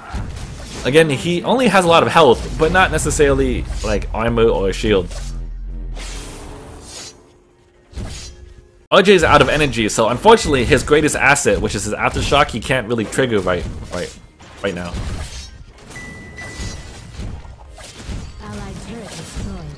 Oof, that put the red team up quite a bit ahead. But that said, even though they're down, what, 1, 2, 3, 4 towers, blue team is still only down 1.3k gold, so it's still anyone's game. They just need to play this one out right.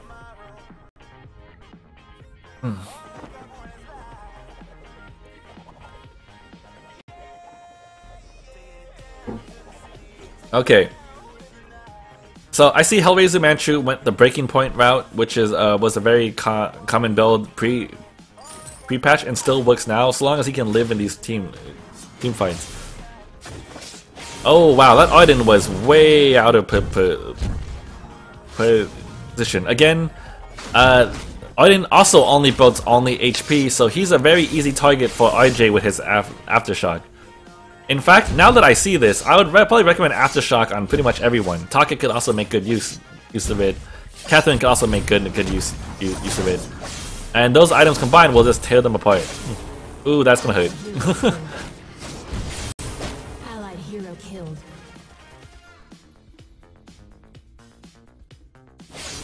Let's see. Breaking Point is so bad at taking Kraken. Yes, it is probably one of the worst because otherwise, it's just, if you don't have stacks, it's a very expensive blazing salvo.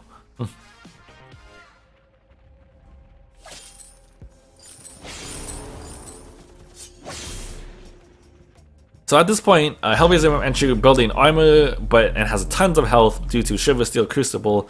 Same thing with Arden. Again, looks like he's building towards a Crucible and a Shiver, and he already has a Shiver Steel. To counter this, you need to have Aftershock. Aftershock would help out a lot and would easily let you burst down the enemy team. Catherine can make good use of it, so she should probably start building towards that soon because she tends to live in these team fights right now. But now she needs some more threat. Taka could probably make do with it too, but doesn't necessarily need it because he can also just burst down Saw. Because Taka doesn't usually like going for the tanky targets anyway.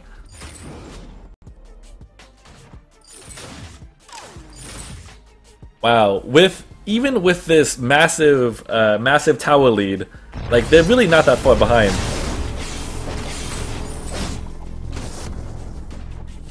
Again though, probably poor focus on blue team's part. Saw was that, or Saw positioned himself a little too well to take that kind of risk for them to dive it.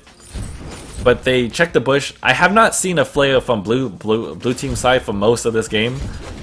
Flares are very important when it comes to late game because you don't want to get caught like that.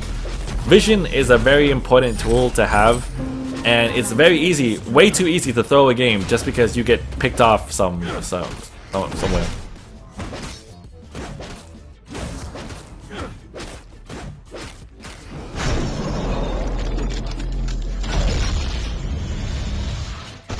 Alright, good game guys. We'll go check out the final builds details. I feel like that breaking point on Kroll was not super effective this game because it took too long to what was it called, to stack up, and it just came too late in the game to have mattered too much. Also, I don't find Bonesaw the most effective item that you could buy on Arden in this particular team comp. I think that there were better options. Unique Beast played a very strong Crystal Saw. You guys can see that. He also picked up an Infusion. Breaking Point on Ringo may have been kind of a dicey choice because it was hard for him to actually stay alive in these team fights. You notice that generally Ringo would go down pretty quick because they would have to jump him, and it's hard for him to kite through all those through like Raiden Ultimate and Saw Rowdy Run. Let's see. Taka would probably, I would definitely ask Pakipaw for some tips on how to build. I feel like your itemization in the early game was not as good as it should have been.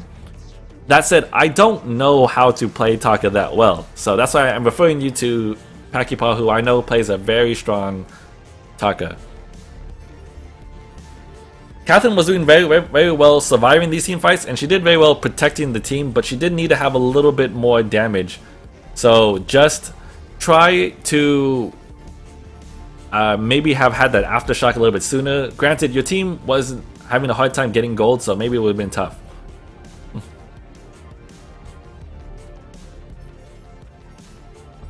There were so many times I couldn't get a kill, but then there's a shank bug. Yeah, I saw that a few times. I'm like, ooh, that sucks. Like I could see it because you're running there, then you'll stop for no apparent reason. It's like, oof, shank bug. Okay, good game, everyone. Most of the time, Taka was relatively low HP from the early burst of the fight, and that's why he had to back up. What you could do though, as Pat has had, is just try to stay on the outer perimeter of the fight, and then run in there and X Retsu and Kaiten when you see someone relatively low, and then immediately run away again. But again, I would refer you to Pakipaw because he is a much better Taka than I.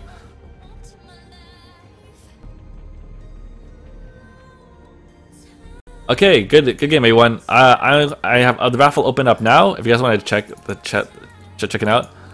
Shin, was it a smart from me to buy Broken Myth and Saw doesn't use his abilities that much? Broken Myth is not bad. I find it's kind of hard for him to stack it sometimes on Saw, but if you can get it stacked, it's huge damage for your Rowdy Run, because now all that will pierce through. No, don't worry, Pat. Like I said, it's all about learning, right? You can't have some bad games before you start to like improve, right? That's how everyone is. I know most of my early games in this game was terrible. I got like crushed by much more experienced people. In my first week, I was playing up against people who were in the beta for like weeks, right? So I had to quickly learn. And I know it's sometimes demoralizing to lose, but Shinkai, I picked BP because my team had Bonesaw. Should I have stuck with the usual choice of Aftershock? Well, I'm just saying BP came a little late for it to be effective. I felt like another item probably been more useful. Now, when I saw your combination between Bonesaw and Breaking Point, it's nice. Plus, your team didn't have a lot of weapon damage to begin with, so I like that you didn't choose another crystal item. That said, I think what I would prefer is for Cruel to probably still stick with the Aftershock because it's better mid-game, and then have Raiden build the Breaking Point if you really want that weapon damage.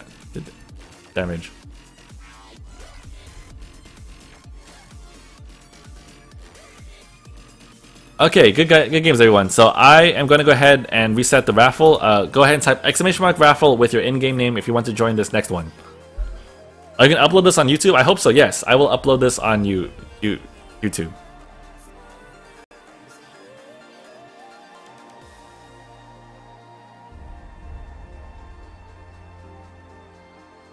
I was caught in the middle of the house move. I'd even put Shin up in a room. Well, thank you, Oxy. Anyway, while you guys go ahead and raffle, I'm gonna go ahead and grab some more water, and I'll be right back, guys.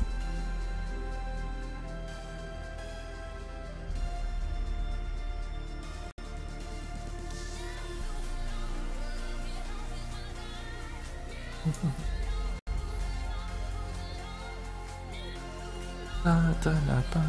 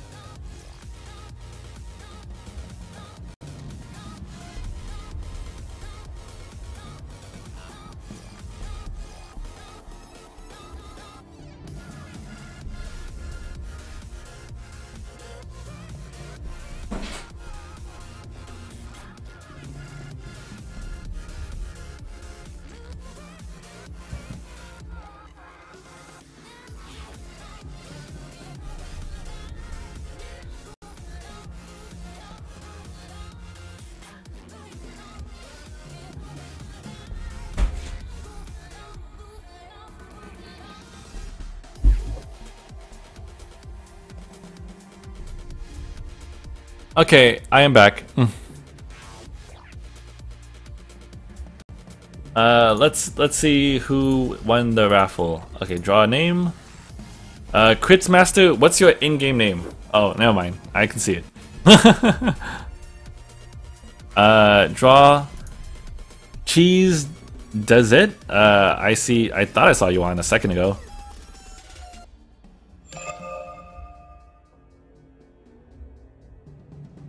So we can get you in here. I will go ahead.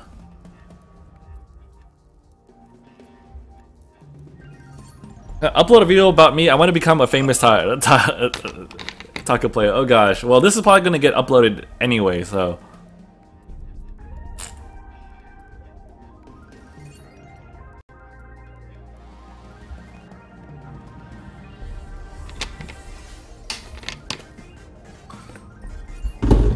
Cheese does it. Wajo, which is Karune.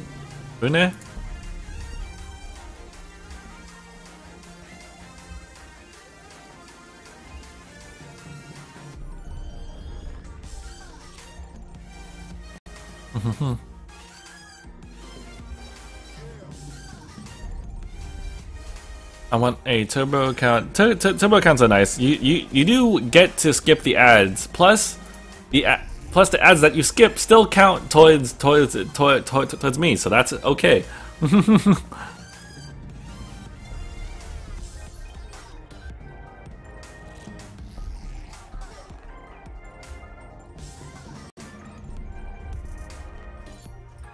So is Wajo 19 here? I'm still waiting on that. Wajo 19, which is Karune. Do you think you get more money from the shared ads or subscribers? Ads are very, very low on money. So to give you a heads up, basically I think last pay period I got like $7 for like over the course of like 45 days. It's not much money, so definitely subscribers outweigh that significantly. EG 2000. Oh shoot! Hey, Hellraiser Manchu, thank you so much for the sub, man. Well, welcome to the ShinKaigan. Are we actually at 88? Yeah, we are at 88 subs. Thank you so much. Do we need 12 more, and then we'll get the 24. I'll do the 24-hour stream, and we'll get 2 more emotes.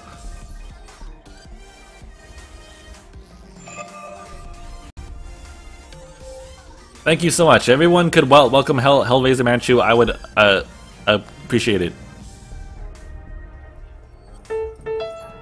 Also, maybe I do something cool for the stream. Oh, Luna There you go. Luna said she's gonna do something cool in 12 subs. Confirmed. EG 2000. The real Tinker, which I think is just Tinker. I hope.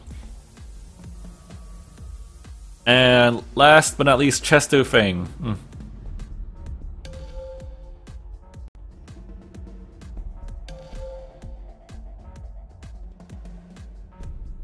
Confirmed. Thanks for the pressure. Yeah, no problem. Confirmed.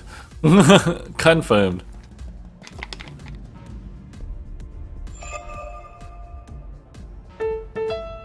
24-hour stream on a Monday. Shin kill himself over overexposure to Soul Silicue. So EU is this time next week, yes. If I'm not going to switch to EU right now, or after this game, then it's probably, and I'm probably not going to, I'll make it EU all day next week. So Chester Fang, I have you guys.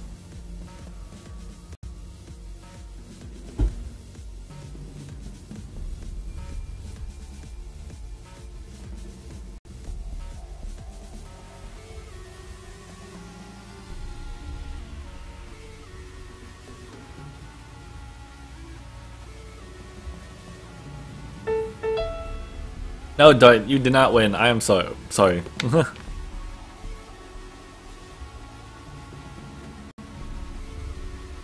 SA Bronze, simply amazing.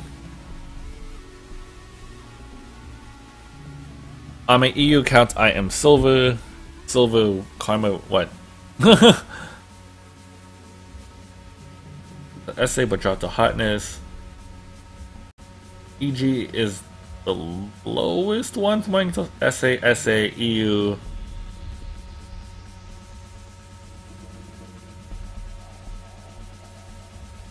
Pretty good Silver. Cheese does it. So as long as Cheese and Hotness is on separate accounts, this.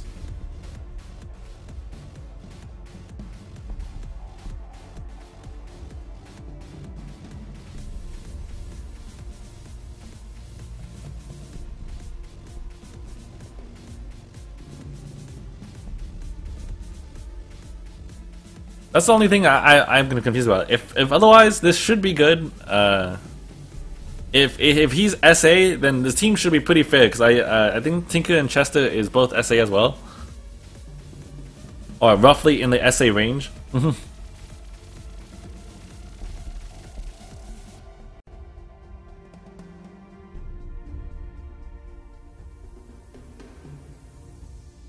And this will need some.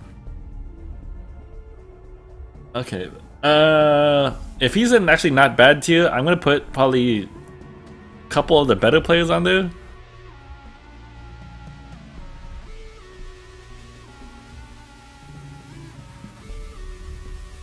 Tinker.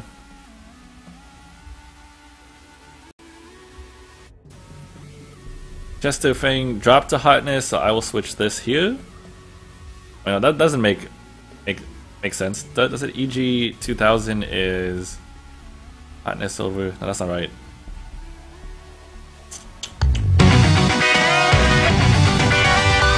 Oh shoot! Hey, Synthetics, thank you so much for the sub. Pretty good Silver. Okay, I need these guys not on the same team.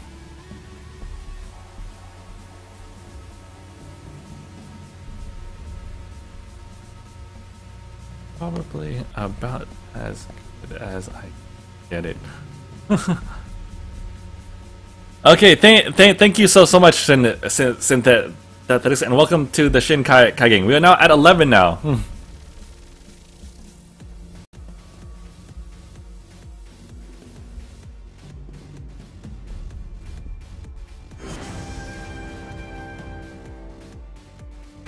Okay, so let's go ahead and check out how this team will build. I'm trying to make it as fair as possible, but 3 of them are roughly in SA. Then it's like a Hotness, a pretty good, and like a decent-ish. Makes it very hard for me to balance.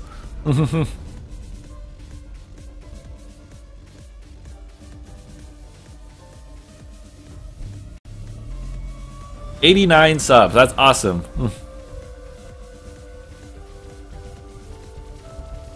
Okay, so let me check out how the teams are building. So we have Saw, Koshka, Arden versus Koshka, Arden, Ringo. So if EG 2000 actually does lock in, this is going to be very interesting to see how they play. In the early game, I would actually give it to the team that has Saw, because Saw does a lot more damage. But then again, they could just fight. All they can do is fight and trying to kite away from Saw would probably do well.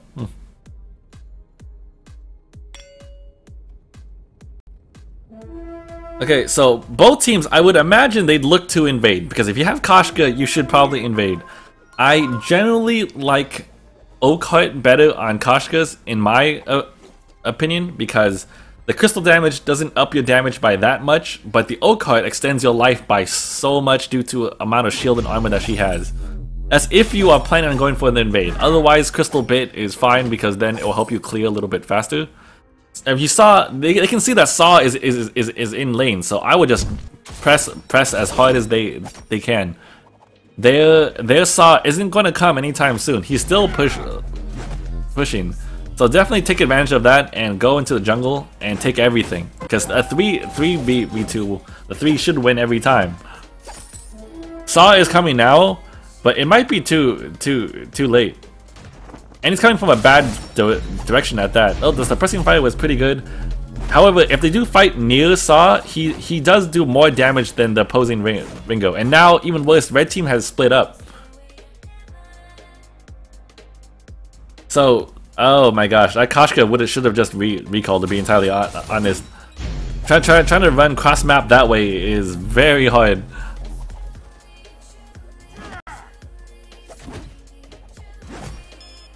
Blue team does now have the better advantage though, but I do see that Ringo is still looking. Koshka hit too, so that's actually a big deal. None of the other team members on blue side are too.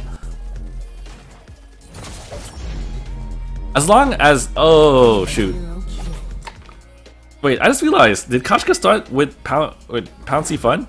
That's interesting. Anyhow. If you want to do the dive into the enemy team as Koshka, start with an Oakheart, because it ups your survivability quite a bit. I'm very curious to why they both start with Pouncy Fun. I usually think that Twirly Death is better because it ups your damage and it's an AoE attack. Like Pouncy Fun is a nice gap closer, but like, what's the point? Because once you close the gap, you're not doing any damage. Let's see, both Saw and Ringo have a weapon blade. Right now, Saw should generally have the advantage, but also because of Saw's general nature, he tends to over push the lane, so he's very vulnerable to a gank. There's also no vision available anywhere on the map, so we'll see how that goes.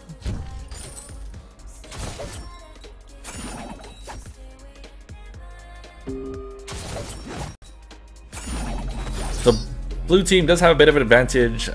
Cheese has Eclipse Prism up on Tinker, so I think he has a little bit more gold despite the jungle invades. It's 1.1 to 1.2 though, so it's roughly even. Try to switch over to EU today because my day is getting boring. Oh, I'm so sorry, Packy. I think probably I'll have EU all day next week though, instead of having to switch back and forth. Right now, there does seem to be a lot of NA players that do want to play.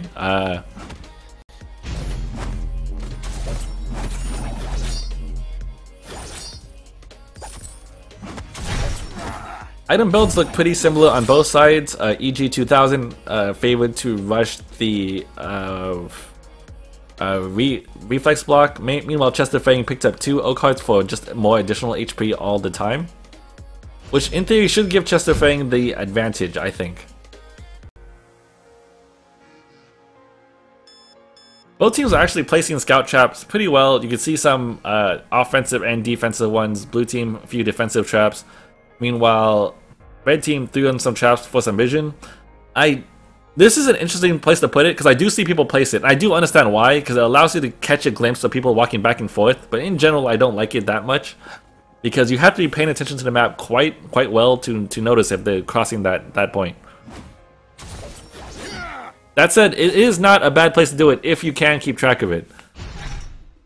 So red team is actually up in levels. Cheese actually hit level 5. Meanwhile, Tinker and Chester are 4? No, 4 and 3, with Chester just about to hit 4. I'm gonna get some kebab. Alright, take care, RJ. So you won't play any EU this week? That's not true. Thursday, I will play EU viewer games. Oh, I missed some actions somewhere.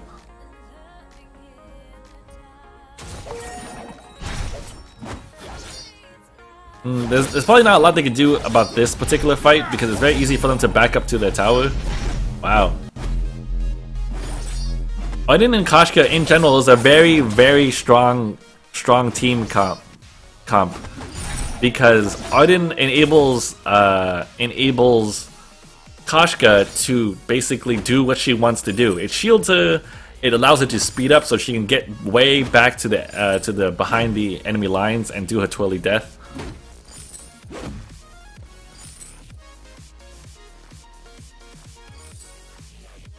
So let's look at general farm. So actually, Quizmaster is actually doing better than Ringo right now in terms of farm. He's up by 5. It's not a considerable amount, but it's still something to keep in mind. And he's working towards the Sorrow Blade. He actually almost has enough for it right now. Because he rushed the Sorrow Blade over something like a tension bow like Ringo, Saw has superior sustained damage.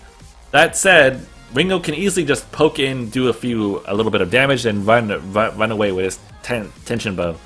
So if Ringo plays it well, I think he'd be fine. Because Ringo doesn't have to stay in there and fight Saw one-on-one. He could just sort of poke every so often and then leave.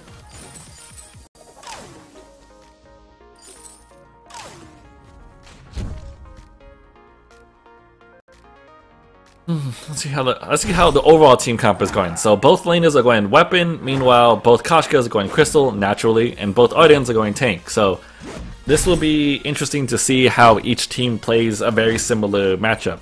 Only difference is red team favors more mobility. Oh, he has nowhere to run. Oh, that's interesting. So Tinker actually did have a reflex block up, but he still ran into the wall. I wonder if because he didn't activate it, or he thought he activated it, it didn't work, or if it was actually down first.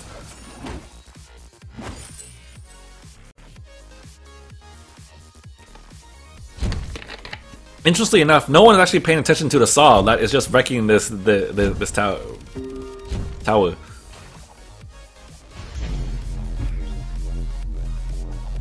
So, while Saw can't generally help out in jungle too much, if you leave him unchecked, he'll take your tower so fast, in particular if it's a weapon Saw. So you have to keep that in mind too. Always try to keep someone up there trying to push lane, because now Saw is starting to get a significant CS advantage.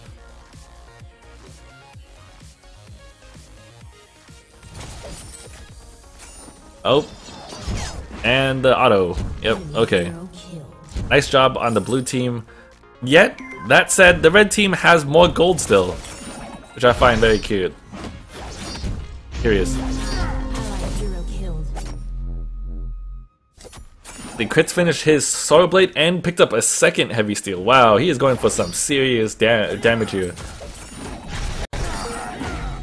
I would consider picking up a reflex block, but alternatively he could be just banking on the fact that he's not going to need to run.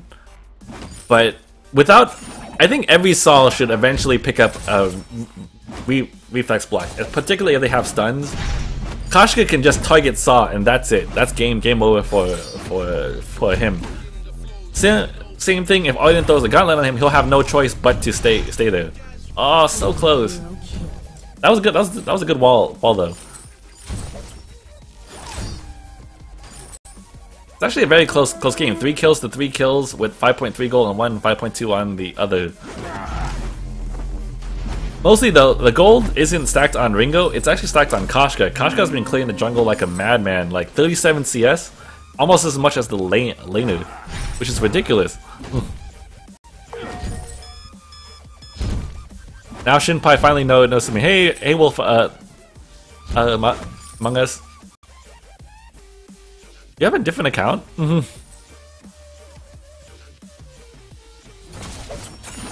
Anyhow, let's see how Ringo is doing here. Oh, I think he could actually live from this. Meanwhile, the Koshka is retaliating, but he happened to hit a reflex block. Oh, that tower shot. I think crits may have DC though.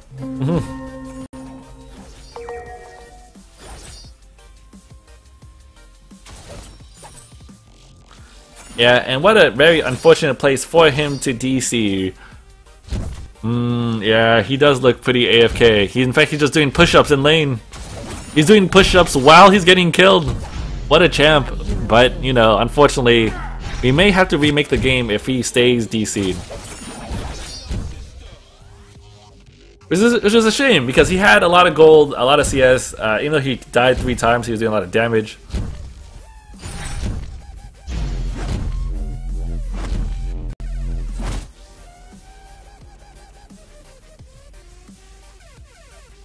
I'm trying to see,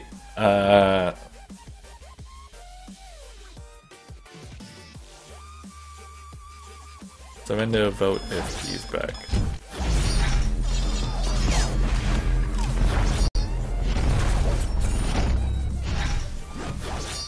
So there's no way it's gonna do anything.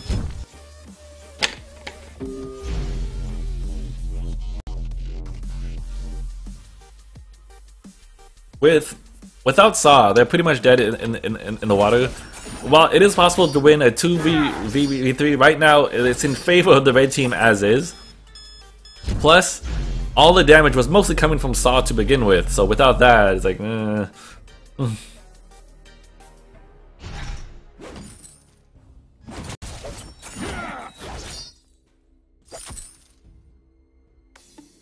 know, let's check out how red team is doing.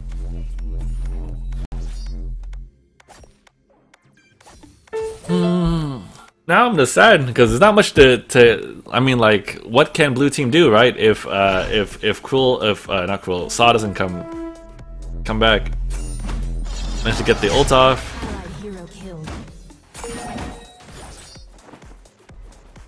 Yeah, they can go ahead and surrender if they want to. I'll make sure to type in chat.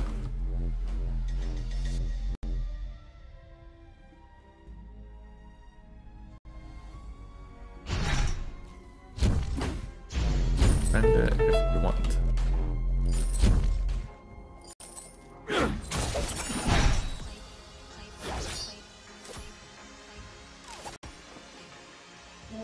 Place him.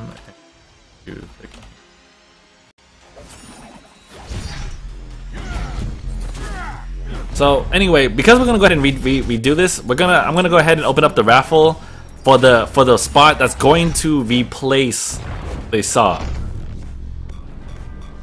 So type in !raffle with your in-game name, and we're gonna do this match again. Cause not much that you can learn from a 2v3, right? I mean, granted, there is a few things that you can do, but it's pretty rough.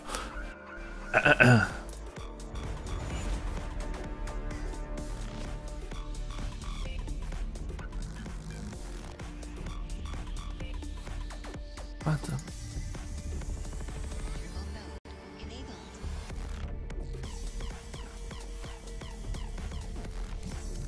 This is EU NA. Yeah, it is on NA right now. But next week we'll be on EU.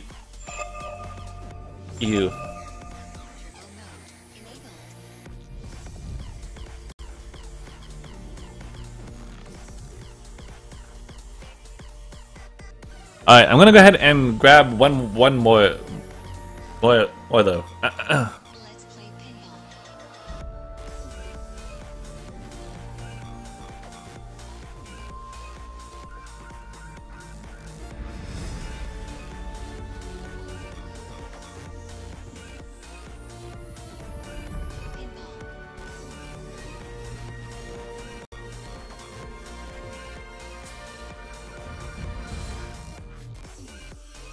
I want to play, but I'm at school. Sorry, Fierce Crit. I definitely know that my general. I have a lot of people in my viewer base that both either watch from work or from school, so I definitely understand the frustration. Okay, so let's draw a name. I have Phosphos.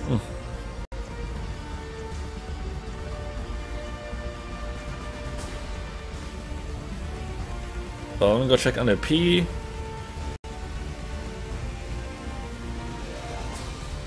I watch from work. Hey, Wen, see? So even the SEMC people watch from work. Luckily it's sanctioned. That's awesome. Well, thanks for coming by, Wen.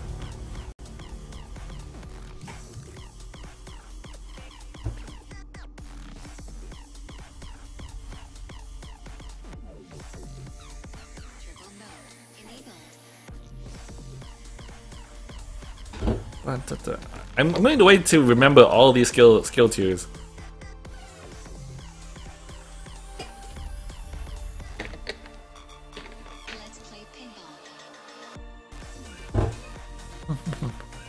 I watch from my house. That's unusual, isn't it? I mean, a lot of people do that too. Pretty good, sometimes hotness. Okay, let me.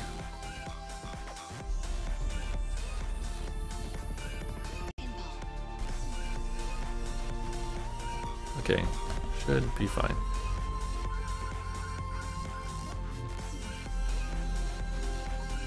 This is incredibly helpful and awesome. Thanks for doing this. Yeah, no problem, Savage Migraine. I'm glad you guys are enjoying it. I was kind of concerned about how this might go because I never did it before, but I'm glad you guys are having fun. Pho or Boom? Pho. Pho, I prefer much better.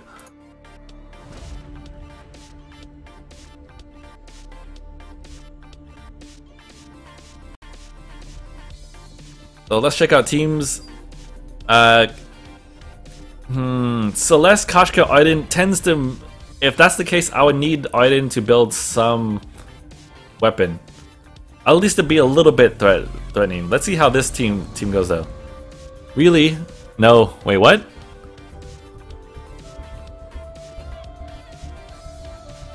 Yeah, I love for much better. I don't know. On hot days, a bowl of boon is perfect. I don't know. I'm just a really big fan of I guess. Don't get me wrong. Like I've had some really good boon but before too. But I don't know. For me, it was always the food that I ate when I was younger. So it's like more nostalgic, I guess. It's like comfort food. It's always I always love to eat it on a cold day. So anyway, we have a mirror match now, identical mirror match. So now this actually might be a really good way to show players like how different players might act. So the thing is, right now this Ringo took a little bit too long to get out of base. Cheese actually bought an O card, which is a different from how he did last time. But he still started with Pouncy Fun. Both of them did, which I find again very interesting choice. I think Twirly Death would have given him the win right here because Tinker did go with Crystal Bit, and if he had the Twirly Death, so much more damage would be being output right now. I think the only advantage of Pouncy Fun is now you can chase someone for days. That's actually shocking. They managed to get a lot of damage down. Anyway. What is Boong? I don't know what it is because I asked because I got that question. It's like noodle soup.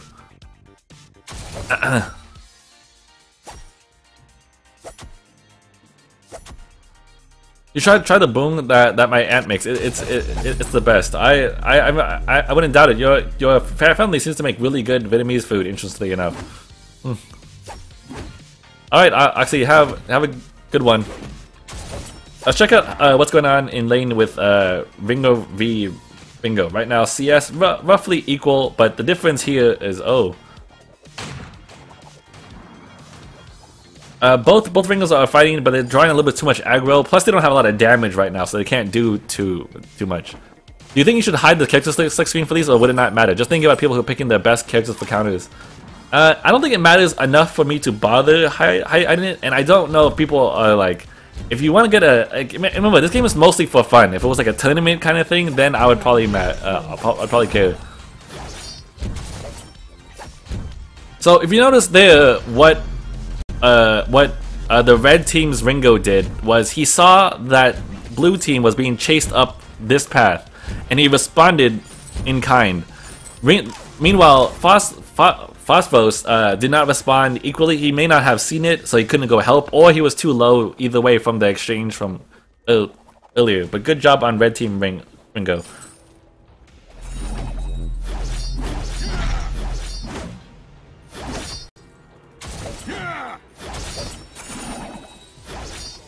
Meanwhile, again, red team's Ringo responding pretty well. They can't seem to pick up a kill though, and I definitely wouldn't bother chasing them, especially on the tower. You don't want to waste too much time because it allows the enemy Ringo to come back into the fight. There's pretty much nothing you can get from this fight. You might pick up a kill, but then you're more likely to die too, and you're gonna have to recall because you're too injured, and you can't like farm. So this is a little bit of a case of aggression, and because of that, they were able to chase them down all the way. If you look over here, there were so many things that they could have done differently. So instead of fighting in this general area, what they should have done was, when they were weakened, they could have just backed off, ran down here, taken this camp for like an easy, like, what is it, 40, 50 gold, come down here, take this camp, then run this way, take their jungle. Meanwhile, there's a huge wave pushing here that they could have had, but because they decided to push for too long, and because they died, they wasted all that gold. You notice already, I have seen about 300 to 400 gold pass by that no one could have gotten from this tower, because it was taken down. That's the main thing. Remember, your end goal isn't the number of kills that you want or you have, but it's more about the gold that you can collect. Oh, can you make it out? Oh, that's an ace? Oh, the Odin King came off more than. Actually, no, mind. That was the last one. They did manage to pick up a good kill there. Early aces help so much because you like, it's really hard to get an early ace because respawn time was so short. But having those buff minions right there do a lot of damage to the tower. And Phosphorus already took a great deal of damage, so he has to be a little careful. If you are having trouble laning, what I would suggest is pick up Barb Needle. It will do wonders. It's kind of a little bit of an investment, like 800 extra gold. But it's like 800 extra gold, but it will keep you in lane for so much longer that you might be able to make up that farm.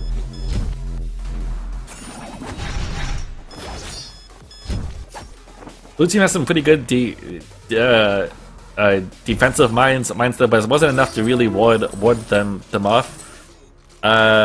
Karuna is almost done with his tension bow. He has 50 more gold until he has it, and he already has boots too, so he's up quite a bit of gold, I think. Phosphos doesn't quite have enough yet, so he needs to farm up.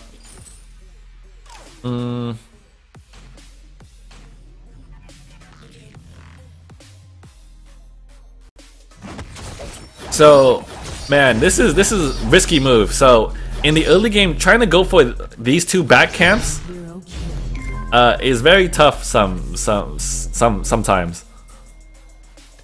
Fortunately, wait, no. Yeah.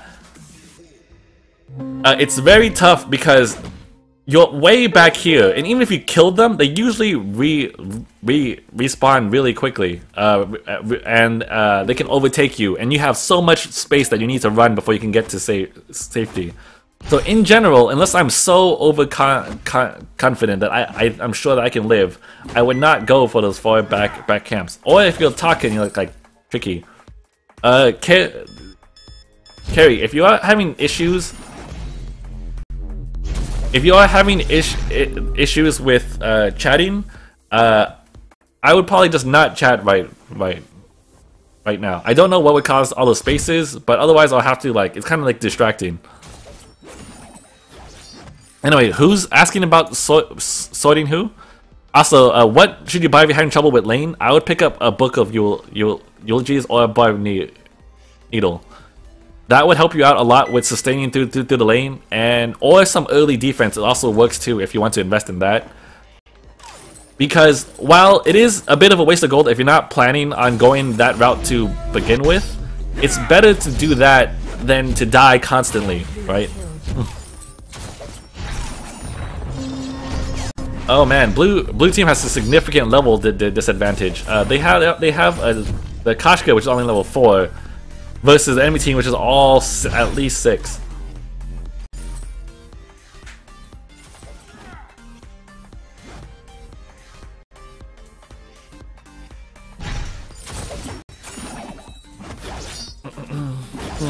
They definitely need to catch up in levels. I would not engage on any. Is it the last one I'm doing more? No, I'm doing more. I still have another hour and a half ish. I usually stop at 2 p.m. PDT. But yeah, so anyhow, what I was saying is blue team needs to be more defensive right now because they need Kashka to catch back up. Having an enemy team that has 3 ultimates versus your team that only has 2 is not good.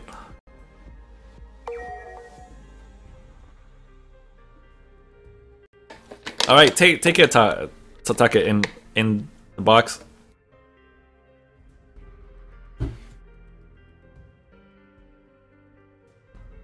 Okay, so a quick look at how everyone's building. Interesting enough, Phosphorus might have actually heard me because he built a book of eulogies. Oh,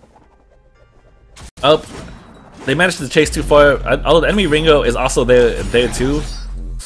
Oh, that's so close. I know it's so tempting.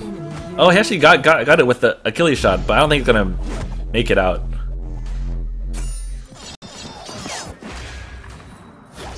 Oh, nice. That was actually a really good turnaround.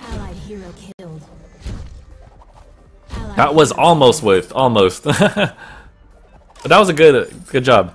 Why don't you try different game modes like Fox Hunt? I do play different game modes, but on my normal stream, I just play normal ones. And then on weekends, I tend to do like the fun stuff.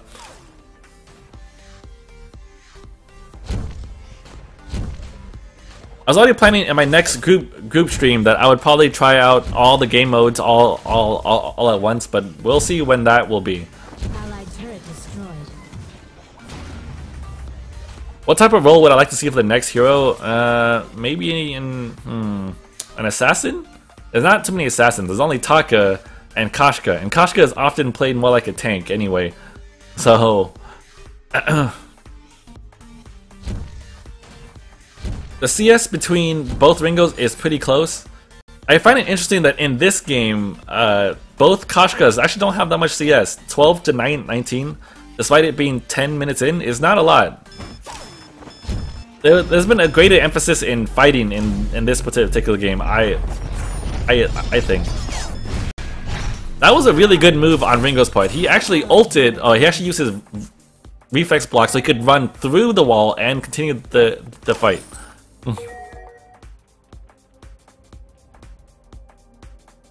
So good job on Karune. Let's see. So both Kashkas practically identical, if not completely identical. Ringo's pretty similar as well, but one is definitely in the lead. 5-1-3 versus 3-4-4-1. The gold lead is starting to actually get away from them now too. Red team has 8k versus blue team's 5k.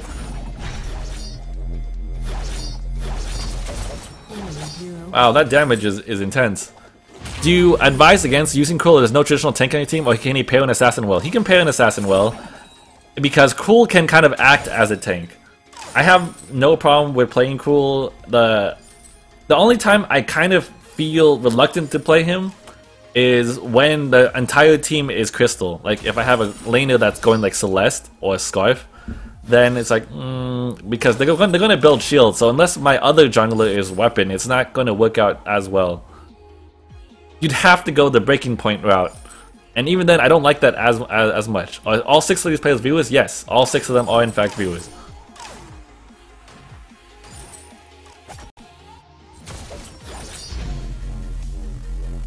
Tinker actually managed to catch up in levels, but Ringo's already level 11, which means he managed to overdrive his A skill and his B skill.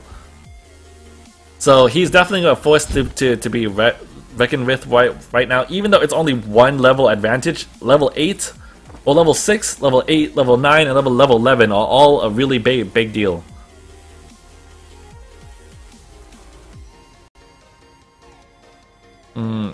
Also, Cheese the Kashka on red side finished his Aftershock. So the next team fight, it will heavily favor red team. So blue needs to be a little bit more defensive when picking their fights. Uh-oh. And I think that's it. Yeah. I'm probably gonna go EU next week, and then we can go ahead and do all these games, but on the EU server next time.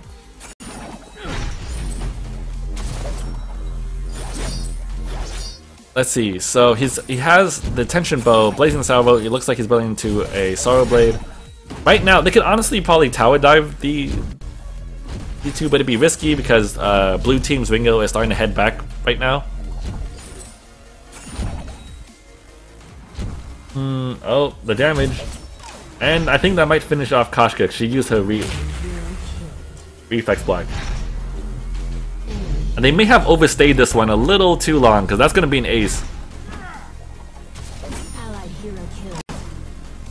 Phosphos, I think, ran away from that fight a little too early. He had a significant health lead, and Odin was already on top of the Ringo. So if he just stayed there, he might have been able to kill Ringo first before the Kashka went down.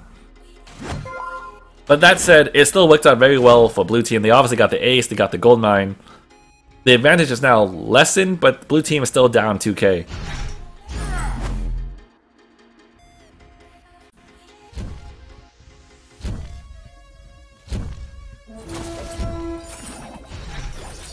Man, that's a huge wave. So, okay, so here's what I want you to notice. Remember, I don't like taking the minion mine. Blue team did take the minion mine, and it caused a massive wave to pile up, land on this tower, and then Kashka just obliterates it in a second anyway. So that gave a lot of gold to Kashka and Ringo, and whoever was taking care of those camps. Don't take minion mines unless you're ready to push. Otherwise, it's going to be, you guys are just feeding gold to the enemy team, basically. They do want to try to focus the Ringo, but if they both dived into the back like that, they probably would have died. Because while they could have killed him, Kashka would surely rip apart the people that they have left. They could actually have gone for Kraken here if they wanted to, but it'd be really risky at this stage. 15 minutes in, it'd be tough because the blue team could kill it and get back in the game.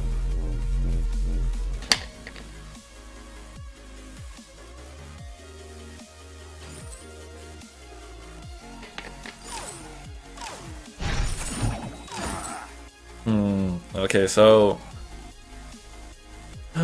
interesting. Now CS across the board roughly equal. Roughly, like red team Kashka is ahead of blue team Kashka, but otherwise everyone else is within like 5 CS or so, maybe 10 CS. So pretty close, not like a huge disparity like some games. That said though, because these minions are so strong, it'll constantly push, and it gives their red team Ringo a lot more gold in the long run. Oh, they can actually win this fight if they actually focus down Ringo. I don't necessarily agree with what Phosphos did there when he activated his ult in the middle of that fight. He could have done about as much damage if he just shot him head on. I also don't necessarily agree with this Kraken call, because they could easily take out about 2 towers for free right now. There's no one's going to spawn for another 10 seconds. They could have taken on this tower, and they could have moved on and taken on this tower, and not have given them the 500 gold anyway. Am I drinking oolong tea? I'm drinking black tea. Black tea.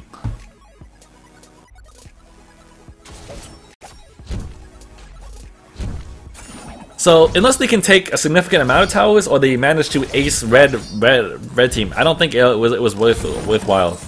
But we will see. If they can manage to ace red team right now, that could actually spell game, or mostly game. But because so Arden got too anxious. I normally see that happen. People, after taking Kraken, they split up too much. They decide to do different things, like clear jungle, go shop, go protect Kraken. You need the team to be together, or you get picked off. So notice, again, I told you that blue team could have taken down those 2 towers for absolute free. But now, instead, the 2 towers are down. But now, red team gets to have the 500 gold from Kraken, which is why it wasn't really worth it there. So do you only go for Kraken when you're more likely to finish the game? I go for Kraken whenever it will help me better or more than it would if we just push by ourselves. Kraken is a tool to help you push, right?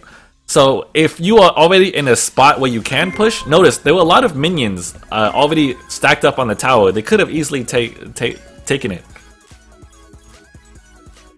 But people find, usually I think, are a little too eager to get Kraken on some games.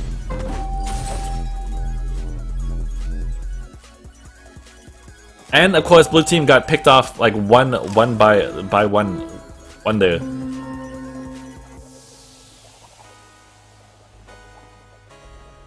Now, some teams can pull it off. Like, if you watch the Nemesis matches, Nemesis likes going for Kraken at 15 minutes, but usually it's because they are pretty far ahead at that point, and they can easily take him on. The focus here is a little split.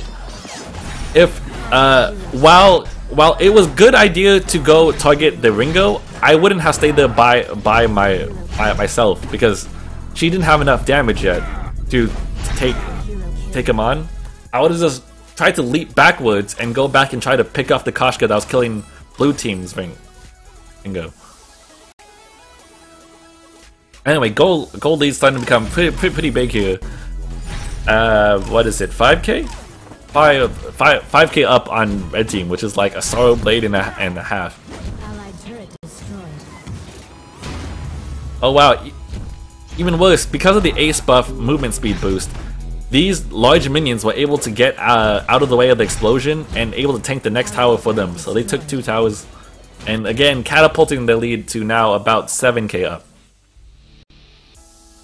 When doing solo queue, people always take minion mines, even when I'm pinging them to stop. I know it is kind of tough, and I understand. It's very tempting to take minion mines. It looks like that you should, because it's on your side of the jungle. It's like this minion, it gives you gold. Like, why not take it, right?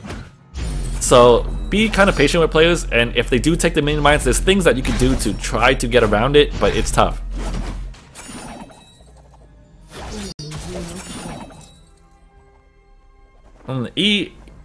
EG was really eager to go for that minion mine, which gave him like, what, 200 gold? But I don't know if it's necessarily worth his deaths right now, because blue team could be getting more gold than that by having better map presence.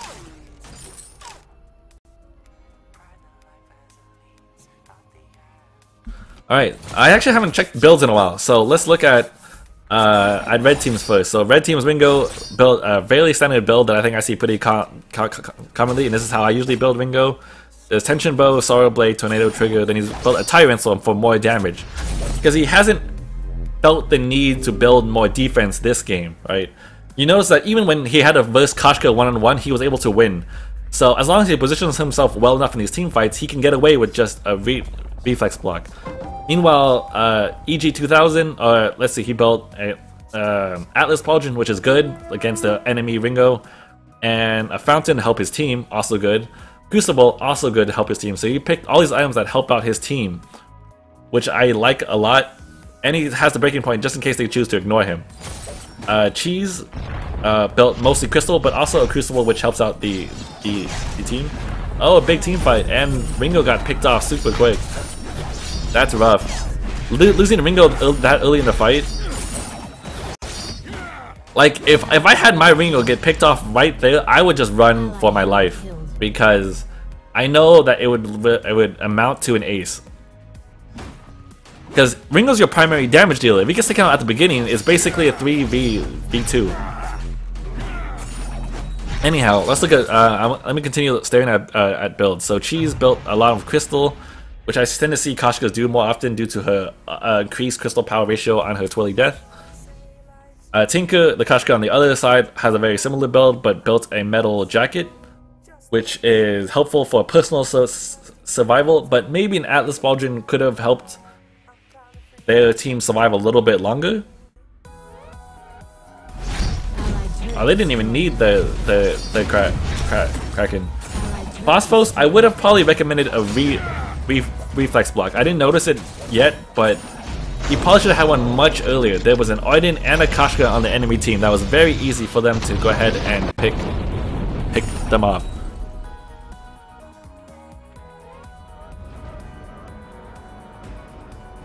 So notice, they didn't even need to take Kraken there. They could have just taken the base. In fact, they took Kraken, they shopped, and then they took the base before Kraken got there. When it gets to late game, especially if you get an ace, you can usually just tank down towers, and it's easy to take out about 4 towers or so, past the 22 minute mark-ish. Because that time is get around like 50 seconds. So when it hits to that point, that's all the time you need in the world to take down all of the towers for free. And then if they manage to still survive after taking down all those towers, then you could go back and then go take Kraken during the last like 10 or 15 seconds. I usually find that to be much better. I don't know if I agree with the battery and the heavy prism that Phosphos built. It's not particularly helpful. I would have, if you wanted to go like a kind of crystally hybrid-y build, I would stick an Aftershock on him. But otherwise, stick with straight weapon if you're going that route. So far, Karun, you were doing a very good job. I noticed that you positioned yourself well in your team fights. You built just enough defense that you needed. You had a very good item build. You were responsive to your team. So all of those things are props to you. You did a good job there. ShinKaigan, Shadows Micron, do you think that in the game warning and caution being displayed on the mines at 4 minutes and makes people think that they need to be taken right away? I don't know. I never thought about that.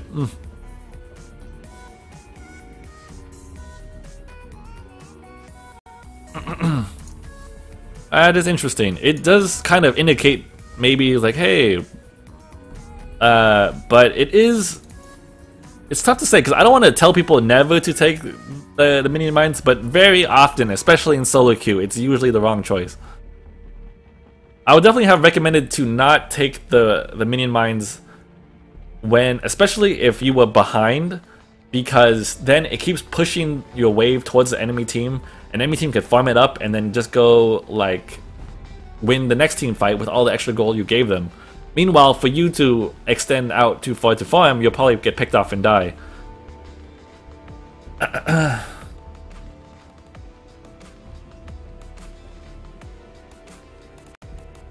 Okay, so I'm gonna open up the raffle and then I'm gonna go ahead and use the restroom again because I drank way too much tea. So if you guys want to play, type !raffle with your in-game name. Make sure to add your in-game name in there so that way it's a little bit easier for me to find you guys in my friends list. And right after I come back, I will draw some more names.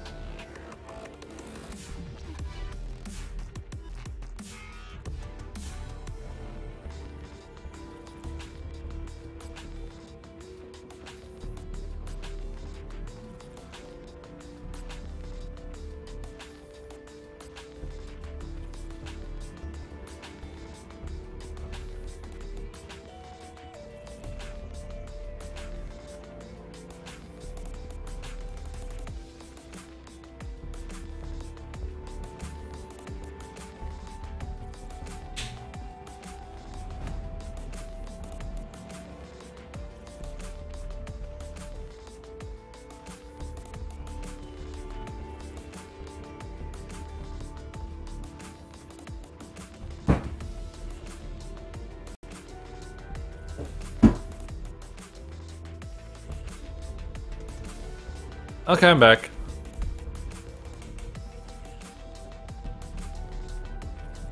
Let's see. So let's go ahead and draw some more names. Draw. I have majority. I also just noticed that one of the little pads on my glasses fell off. I don't know when that happened, or how long ago that could have occurred, to be honest.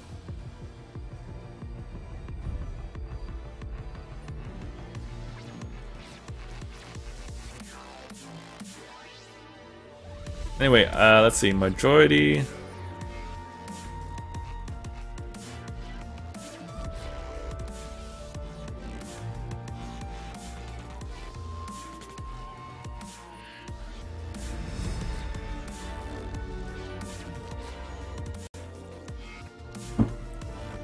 You can tell when Shin gets back was when the first name gets pulled, yep.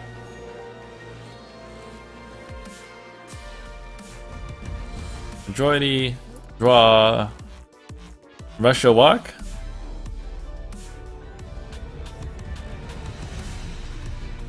I don't think I have you on my friends list right now, but make sure to add me. The last two raffles, the winner was the person was the first person to enter the raffle. Did I notice? I did not. Is you think it's a conspiracy? And stop telling me about Sun Run. Do you mean me? Lol. Wait, what?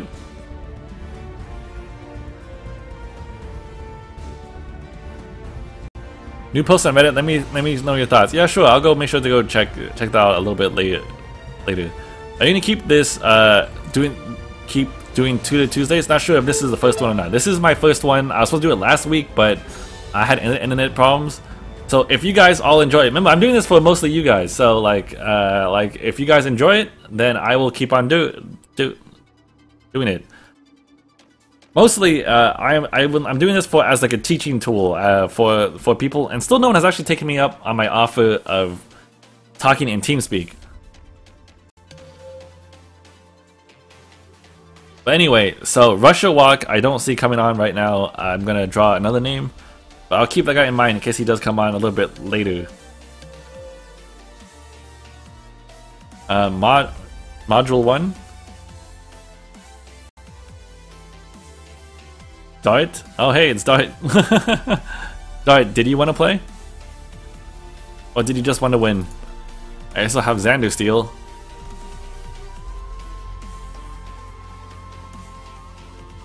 Count my vote for keeping this up. This is great. Awesome. I am glad. Turbo don't get ads? Nope. Turbo users do not get ads.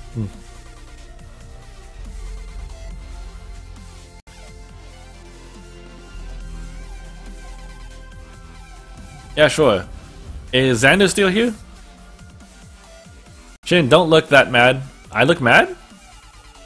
I don't mean to. I kind of have a slight headache because I feel like my glasses, or now that I notice that I'm missing a little thing on my glasses, I feel like I have a headache because my glasses are slightly offset. But that could just be more like a mental thing. Xander Steel, I have Dart in the waitings. Ketsu.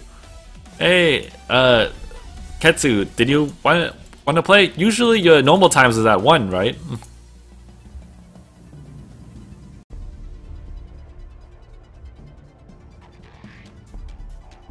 Yesterday I saw you went 5-1. Only loss was against you in SA, and I lost Elo overall. I'm sorry, man.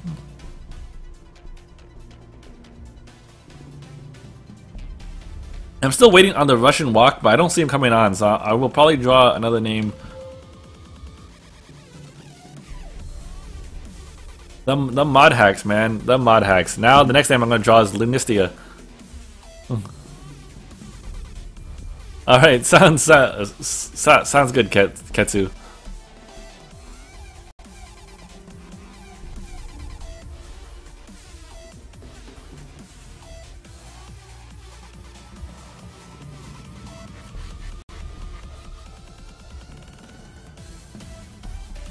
Did you do the survey before I put it on Twitter? I actually did not yet. I was doing it in the middle of it, and then I forgot because I got distracted. Okay, so let's draw another name. And that person will be Chicken Bob. Bob versus United Alpaca.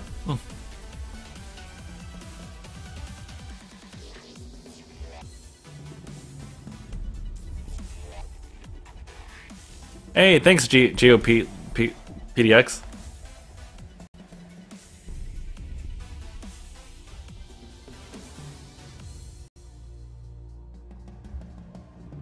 Alright, so waiting on Dart, we waiting on Ketsu, which I should have on my friends list, and then I have United Alpaca, and then we should all be good. Then I will rearrange the teams as needed. Did my thing freeze? I know that's good.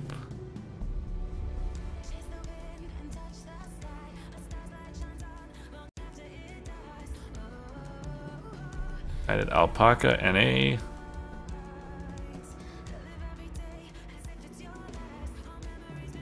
Uh-oh.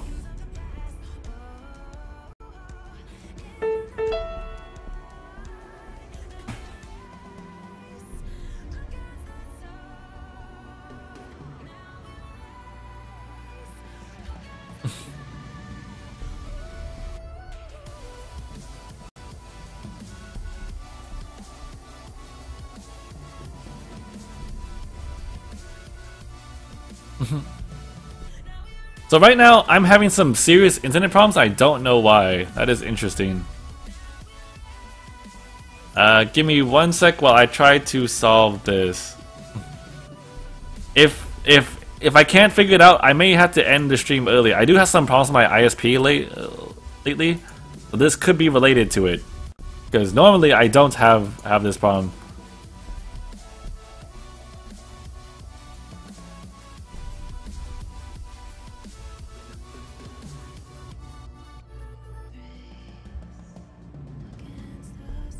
When playing one of these, would you suggest listening to the stream during play, or do you think it'd be too distracting? Actually, I can answer with the... Anyone can answer with their opinion. I don't know, actually.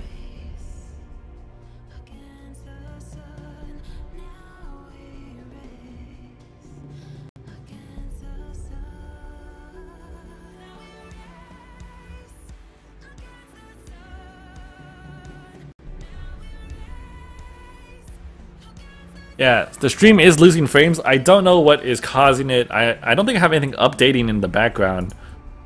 Nothing is, you should be using any additional internet power, so it could just be my ISP. So I may just call it.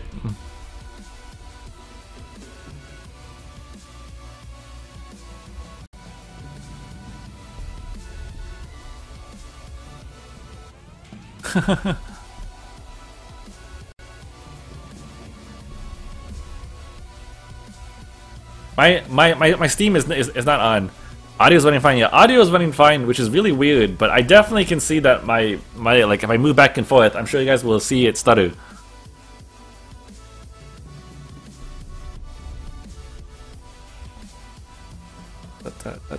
Okay. Anyway, I will probably set up the matches anyway.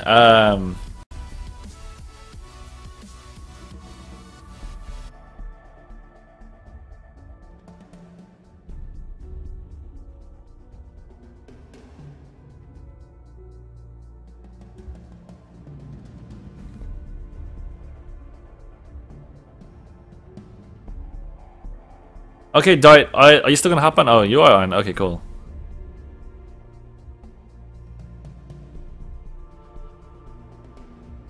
So I'm sorry, guys. I'm gonna keep streaming because I also record the game at the same time. So it should be in my. It will be saved on my computer. But, however, the stream will not look too good to watch on. So if you guys want to leave, you guys can go ahead and do that.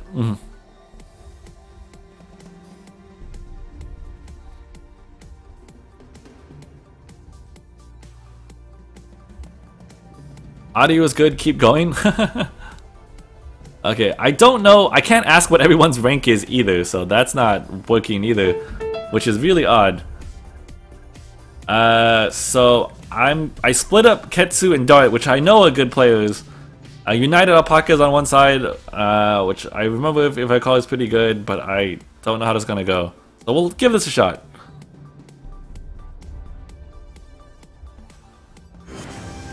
But anyway, because of this, this is probably going to be my last game, and instead, I am. Oops, I didn't turn off raffle.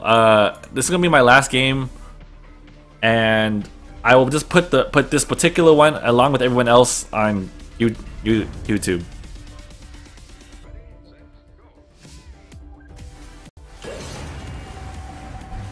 Alright, so apparently my audio is fine, so go figure about that one.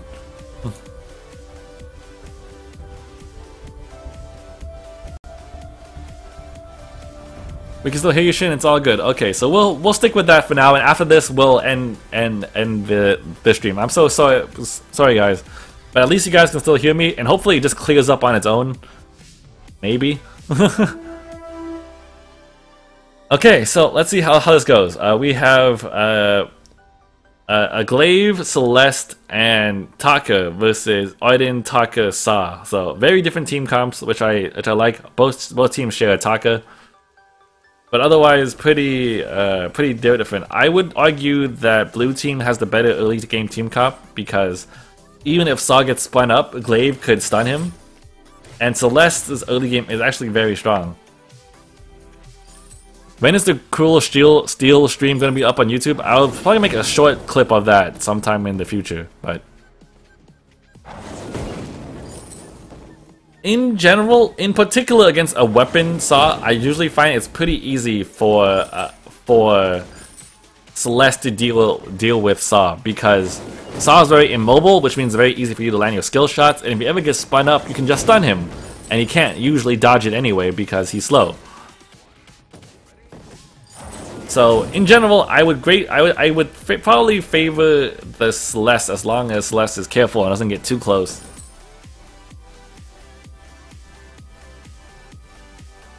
Let's see. I like how the team is going here. You notice that the Taka has stuck really close with the Odin, because that way they can more efficiently share the contract. Same thing with blue team's Taka and Glaive.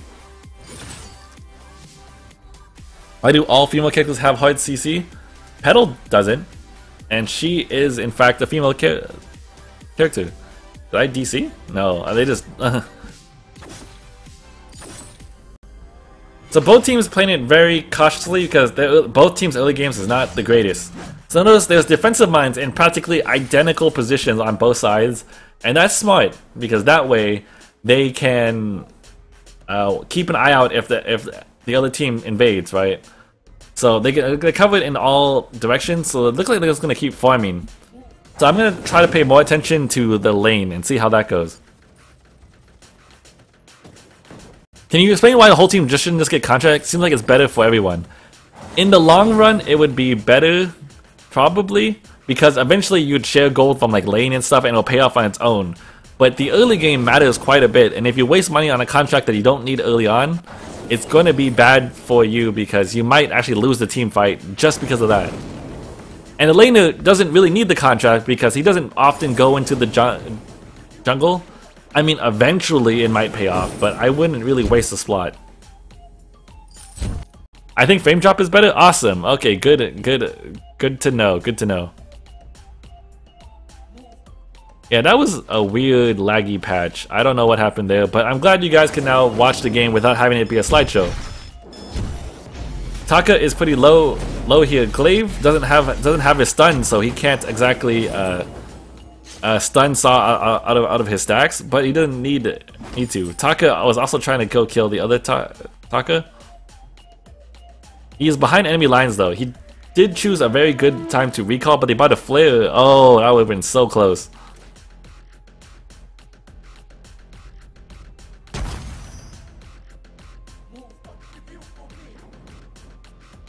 Ooh, let's see. Otherwise, both teams 1.7k to 1.6k, pretty close. The laners have 17 CS each, so that's good. Interesting enough, Glaive on the blue team has 7 CS, when I think most of that CS probably should have went to the Taka. Not to say that Glaive shouldn't take some, because that way, otherwise Glaive would fall way too behind in levels, but more of it should probably go to Taka. That's the only difference I can spot. There's a slightly uneven distribution. You notice Aiden gave practically everything to red side Taka. Meanwhile, Glaive has some, and they're kind of splitting it. How long are your feeds available for on Twitch? 2 months. They're available for 2 months. I don't think they're going to be able to pick up this kill. And it'd be very risky too because Saw is there too. So, like I mentioned, it's very risky to chase kills up this route. Because you know who's most likely to respond to it first? The enemy laner, because it's already on their side of the jungle. So be very, very cautious there.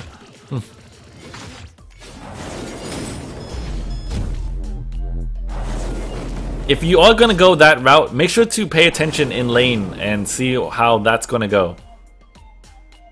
And keep an eye on if they're paying attention or if they're gonna come down to help. Otherwise, just back off because it's not worth.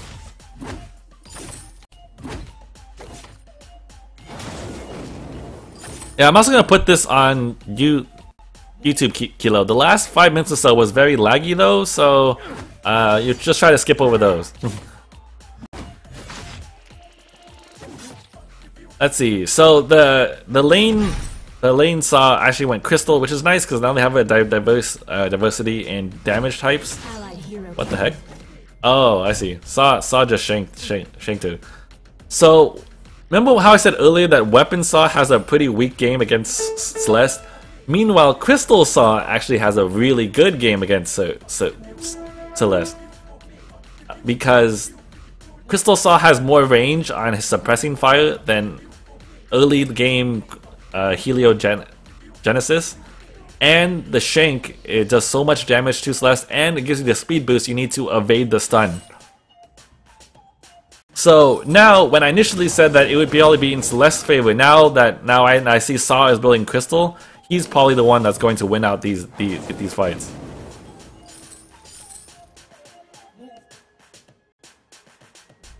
Yeah, stream is smooth. Awesome. Okay, good.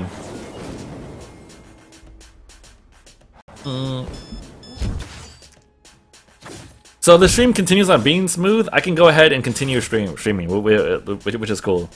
I didn't want to end stream too early. There's only a 500 gold deficit, 600 gold now on blue side. It's not too bad. They could definitely come back from that. However, the CS is starting to get quite different between the two laners. Celeste being only 30 CS in, and Saw being 42 CS. Allied hero killed. Again, Crystal Saw has a very good matchup against Celeste. So now it's going to be very tough. Celeste will have to pay very close attention to her positioning and try to juke out the suppressing fire. Which is easier said than done against a good Saw. Oh, can they steal it? Ah, that was so close. I think Ketsu Exvetsu'd in a little too early, but it is awfully hard to time that sometimes.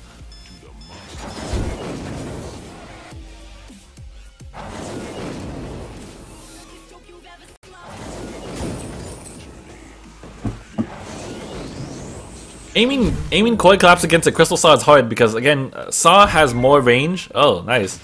Saw has more range with his suppressing fire, and he can dodge it using his roadie run. Koi Collapse's range is actually not that good, so let's say Saw hits you at the tip of his with the tip of his suppressing fire. You don't even have the option to run through it and stun. You'll be taking way more damage than you'll be throwing back.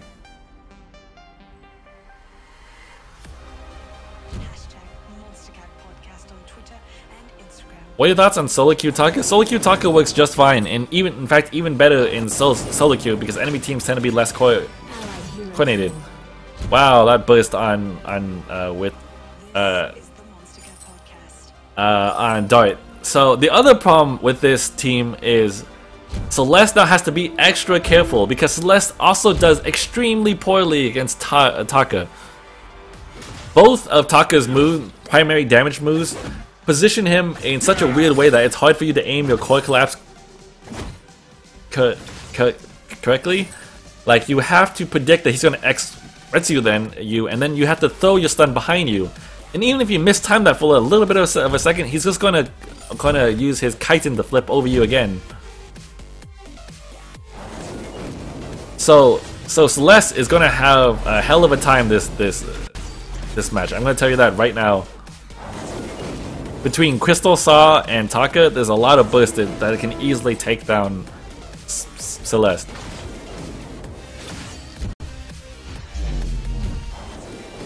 Saw is pretty injured. He better be careful though, because Taka can still take him out. Ketsu does have a tension bow, so all it takes is an X-Retsu, an auto attack, and Kaigan to finish him off.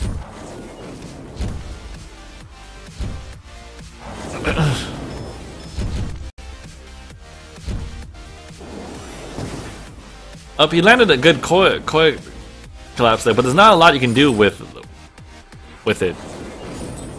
I noticed that Saw also has that aftershock, so all it takes is one suppressing fire for things to go horrendously wrong.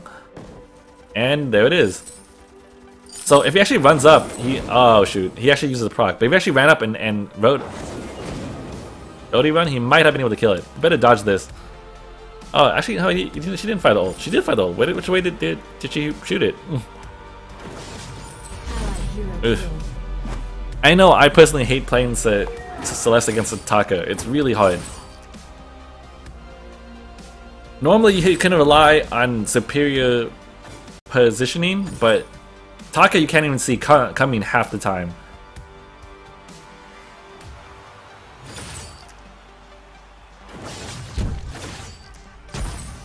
In order for Celeste to properly farm up now, she's going to have to buy tons of scout traps, or the team will have to buy tons of scout traps, and position them in places where you can see Taka on the way, and try to deal with that. And even if you saw Taka coming, there's still the imminent threat of Crystal Saw.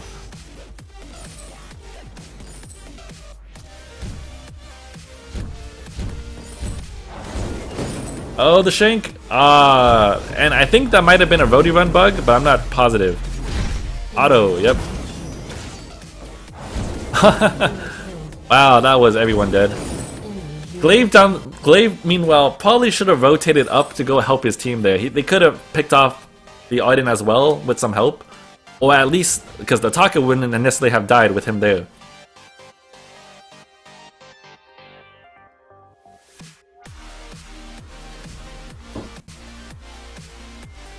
So if they managed to get the ace, they could have taken the gold mine, which would have been a huge swing in their favor.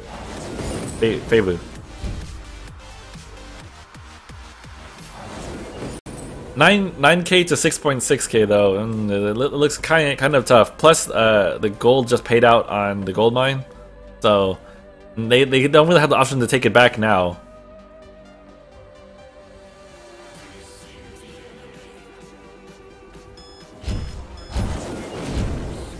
Oh, the boost.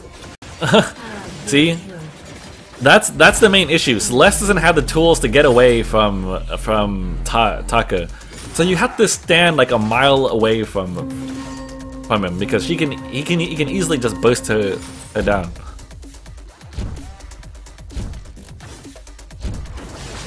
When I play Celeste, I always buy mines myself and put them in the bushes. That is definitely a good tactic. In particular, in solo queue, you need to learn how to do that for yourself. Because a single scout trap could get you a lot more gold in the sense that you won't die and thus you could farm. Because really, a scout trap is about 1 minion. Half a minion if you count the big one, so invest in them because they will save your life. So far, item builds across the board are pretty typical. I see Dart going for a Sorrow Blade. Ketsu, meanwhile, I think is going for... What is that going for? Oh, Tyrants. He's going for a Tyrant, so slightly different variation build. But otherwise, I think the build is pretty good on both sides. I see that Glaive actually built a Fountain, which is nice against both the crystal damage that Saw outputs and the natural crystal damage from X-Retsu and Kaigan that Taka has. Plus, it allows you to help your team if they get melted down. I need your thumbs. I need your thumbs tomorrow for my final exam. What would my thumbs help you? Alpaca has to be careful because Taka can just easily X to him, and that's he probably knew that, and that's why they backed. If they could pressure this a little bit harder, they could probably take that tower. Oh, it's so tough. Usually, if I wanted to land a stun on a Taka that's jumped on me as Celeste, what I have to do is wait for the Kaitin. Because I can't always predict when X-Vets is going to come, but Kaitin almost always comes immediately afterwards. So try to throw your stun behind you, where he would naturally land, and that's probably your best shot at living.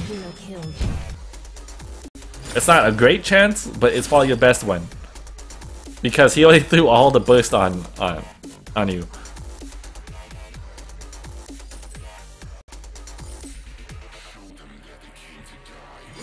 That said, I am surprised that Xanasteel is still keeping up in CS for the most part. He has 59 CS to United Alpaca 67 despite his 6 deaths. So that's good on his part. Oh wow, both Taka's kiting at the same time, so neither of them took that damage. Use your middle finger, right? I use my middle finger on my right hand and my index finger on my left. Go figure why that is, because I don't even know.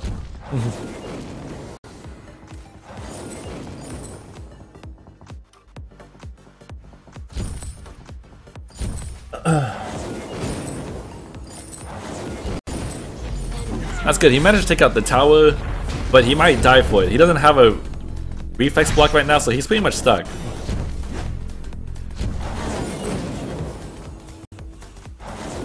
I think he used his afterburn to begin with, so he didn't have it as an option to leave. But just to let you guys know, if you're playing Glaive and you have afterburn up, just afterburn through the wall. You'll be stunned, but you'll still get the whole distance, so you'll get yourself out of danger that way, and that's probably your best bet most of the time. Yuma, hey, welcome back.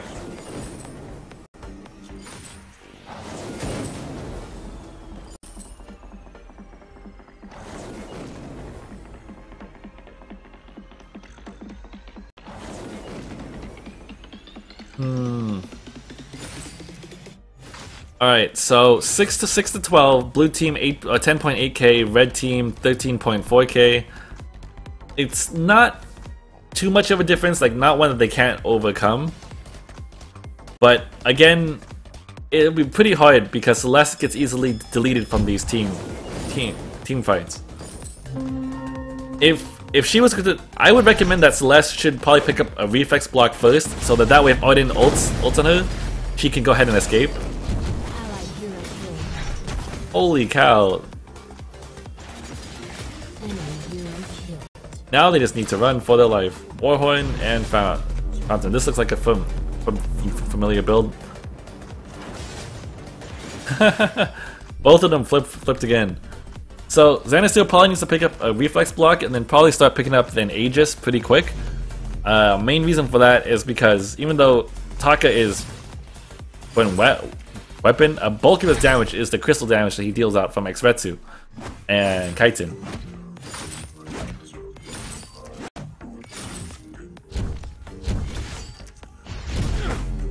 Plus, the reflex block will help him get out of Arden's wall in case he decides to throw it on them, which is very likely.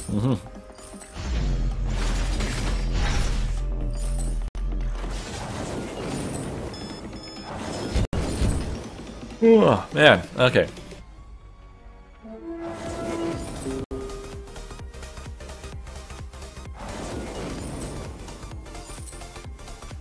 With their Taka having backed off, blue team should probably retreat to their tower, or at least somewhere safely.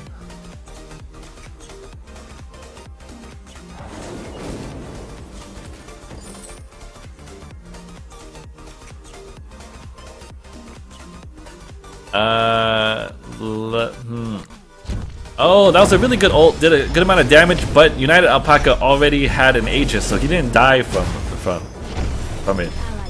That was actually a good choice on his point, because if he didn't have that, I think he would have got nearly one shot. Hero killed. Interestingly enough, he's actually going a very tanky route. He built an aftershock, heavy prism, metal. No, what was that called? A coat of plates, and an Aegis. So he's trying to counter the enemy team's burst for the most part, and relying on like roadie run / aftershock to do the bulk of his damage, which is working out for him pretty well.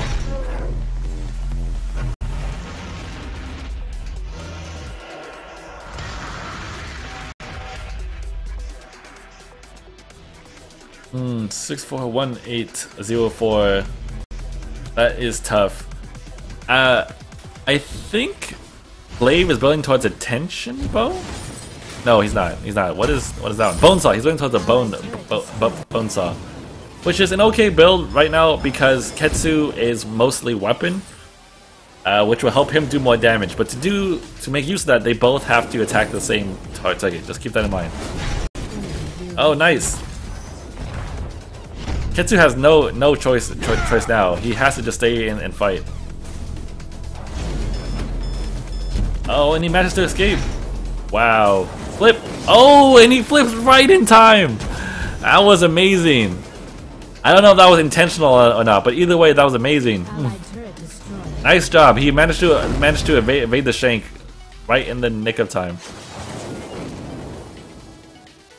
If I were the blue team, I would have collapsed on that saw immediately, because when I saw him use his roadie run, that means he has no other skill to escape with. Notice how Ketsu is playing this. Even though he's low on HP, he doesn't run away, because he knows if he waits for the right time, he could easily run into X-Retsu and Kaiten to take out someone. So as Taka, you do need to do that. You can fight on the fringe of the battle with low HP, and it's fine.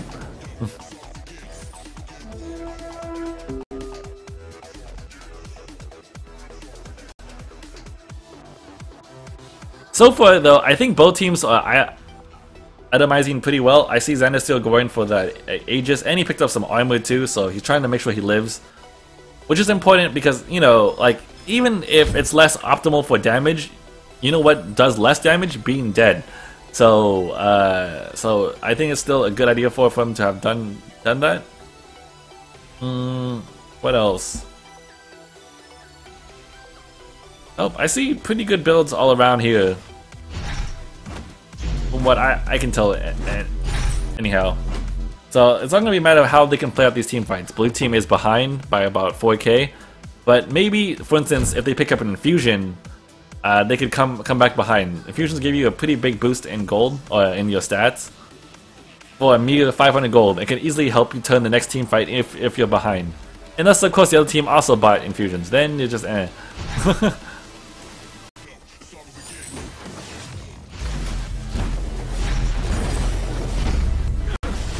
Oh, that ultimate! Oh, it deleted Taka.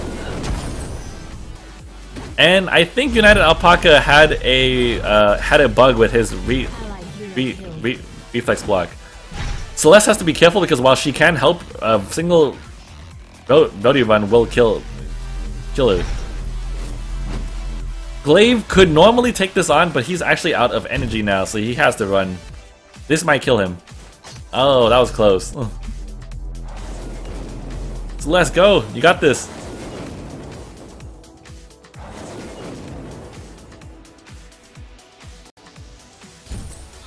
You know what's the best form of CC? Death. It's true.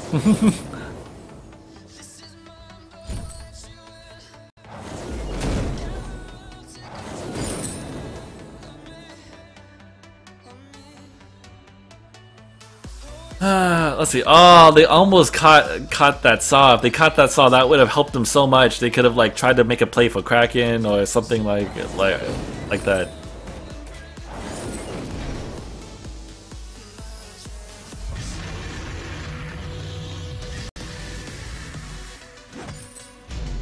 Right now, they need to group up. Let's see. Again, it's a little tough. There's two targets they need to focus. They need to take out Taka and they need to take out Saw. If they could focus on Taka, that would probably be the easier bet because Taka will be in the middle of everyone to begin with. So if they kill Taka, then they're good, and then they can focus on Saw afterwards. But to do that, they need a flare. And notice that none of blue teams have a flare because they don't have any item slots available. So that's going to be very tough for them to focus the right targets. Oh, holy crap! Ah, that almost looks so good.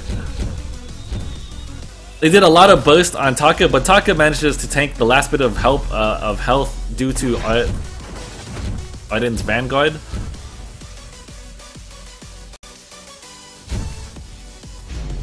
That's tough. They need to be on the same page with that one. Hey there, Holy. What's up, man?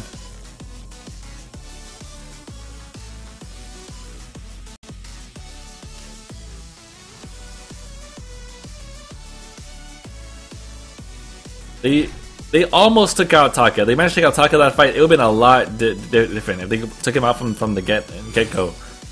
But because he has that Crucible, he had enough HP to tank it, unfortunately. I know the teams both have flares now. They need to take out Taka. Celeste needs a little bit more Crystal to possibly kill Taka in one go.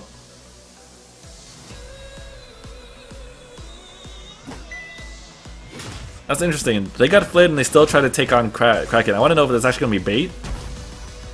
Yeah, actually it could be bait.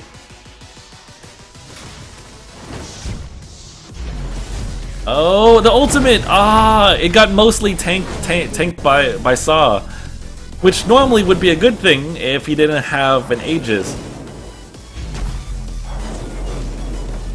Oh, I don't think there's any way that Celeste can make it out of this one. Xbetsu is about to come up off cooldown. Oh, Glaive, nice.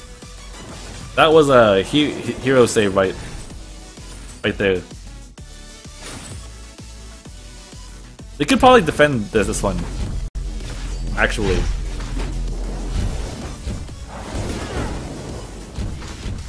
But they need to focus on clearing the wave instead of killing the people. Oh, they could actually pick off Taka here. Nope, Celeste doesn't have an ult. Glaive's taking so much damage, he needs to run. Oh, jeez. How are they still alive? I really wished that Xander still had his ult up, if just to try to shoot one of them. It's not going to be in time though. Still, amazingly, if you look at it, 9 to 19k, they only have a 3k gold difference. In part, this is because the enemy team controls both minion mines, so it constantly pushes towards them. So they always get the farm, even though they only take in one tower. They manage to get all the farm from most of the minions the whole time.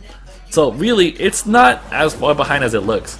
They can still win this, just at least get one pick. It's 27 minutes in, one death is like a 50-second death timer. But they have to be very careful. Oh, it missed! He manages to flip over to her backside, and unfortunately, Glaive goes down. Oh, and that's the other shame part. If you get stunned in the middle of your chitin like that, it doesn't complete the damage. As far as I know, same thing with spells like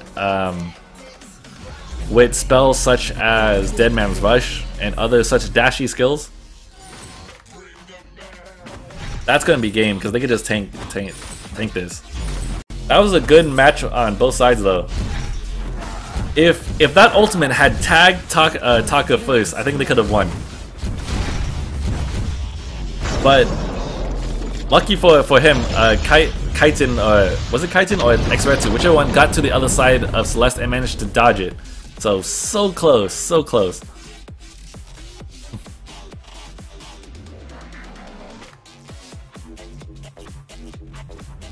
And yes, the flip over Kraken to avoid Saw's attack was essential. Well, very nice, Ketsu.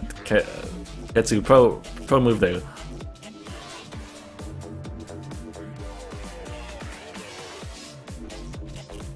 You want to check out the builds there? I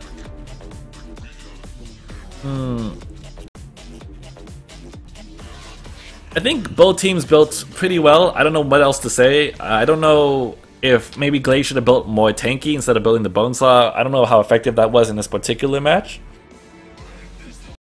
Because in terms of tankiness, he only has the Fountain and the Reflex block. He might have benefited more from maybe, say, maybe another Aegis or a, what's it called? Atlas? Something. Have you ever played with a person in jungle that killed every single minion, stole it, and you were just far behind the levels and your team lost because of that one guy? Sometimes, but if I ever run into that guy, I just pick up a contract and I deal with it.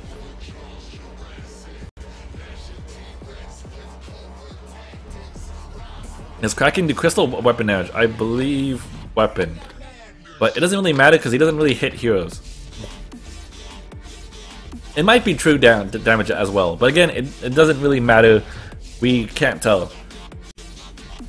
I realized that Asad didn't have that much crystal at all. Yeah, he was mostly relying on aftershock ability run damage, which is pretty fine for that kind of build. He's relying on his natural tankiness, and he went with the shield pierce to improve the damage on ability run again.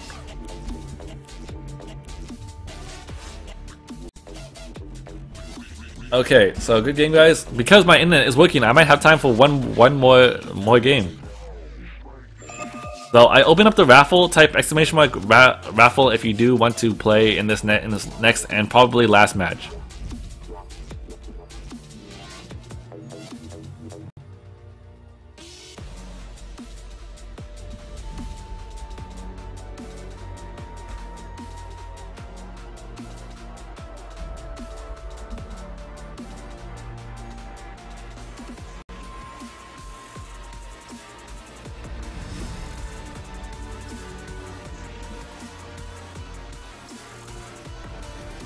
Clear this, accept all these friend invites.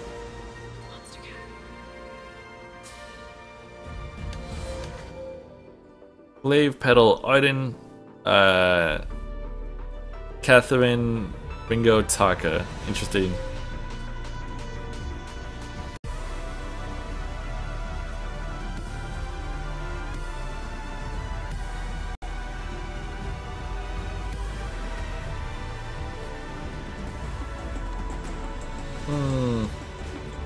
I wish I knew where my little pad went. I probably broke off though if it happened. I wonder if we can get it replaced in a glasses place shop. That's a shame. ShinKaigan, your solo account get to POA? Not yet. It is POA Silver. I'm gonna try again on next Monday. Oh, it's SA Silver. Sorry. Okay, so I'm gonna go ahead and draw some more names. I have Fierce Crit. What's your in-game name? Fierce Crit, and along with Big Black Clock, whose name is Big Paws.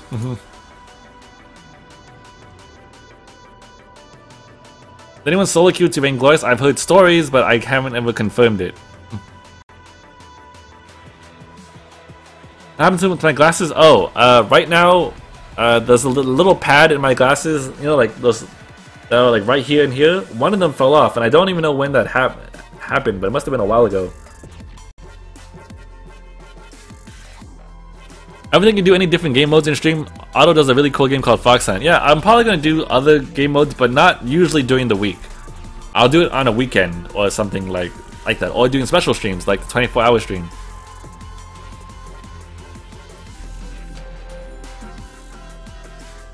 Alright, big pause. Just make sure to add me.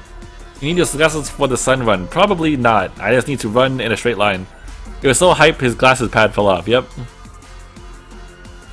Yeah, don't know if you have Costco up there. Yeah, so I was thinking about going to Costco whenever. We can go today if you want. It's not really a big deal either way, but I can deal with it right now. I think to POA with solo climbing. Any tips on keep climbing at this point? I would get a team. A team will make it a lot easier, for sure. You might be able to get to it with solo, but definitely you need a team.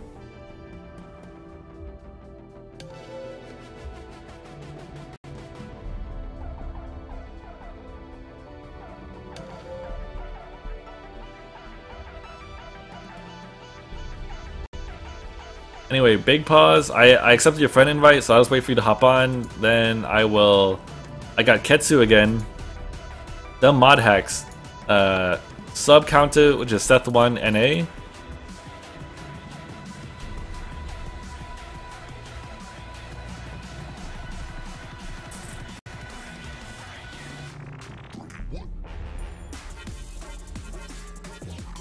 Big pause. Ketsu Saka. But Shin, doesn't queuing with another team also put you with another team? Once you hit POA, you're probably going to play in team anyway, to be entirely honest. So you're better off just having one of your own. Well, you can skip me. Okay, so Ketsu is not playing, so I'm waiting for a sub counter.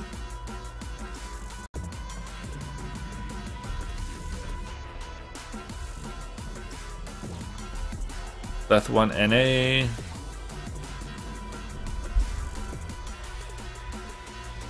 Draw another one. I have Hellraiser Manchu. MIG King. MIG King. What's your in game name?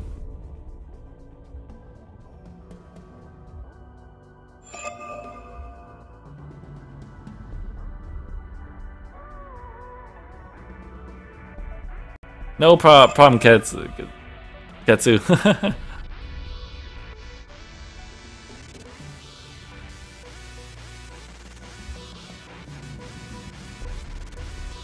Mubot doesn't love me anymore. I'll be back on Friday. Where are your hacks, General? I remember before you won like 3 or 4 times in the same day. Thanks for days? Okay, sounds good. Oops. And last but not least, VG Play Level 1. What's your in-game name?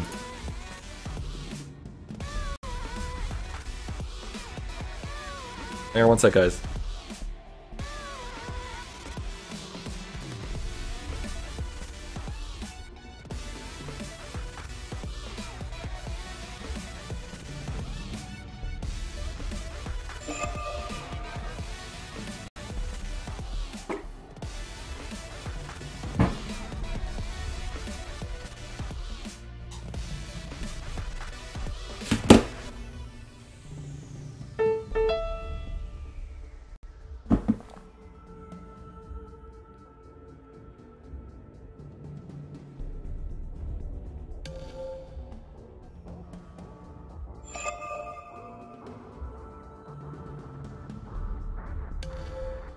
I like the Tutor Tuesday things. Keep things. Thanks for keeping things interesting. Yeah, for sure. And I'm glad you like it. VG Play Level 1. Are you still here? If not, I'll draw another name.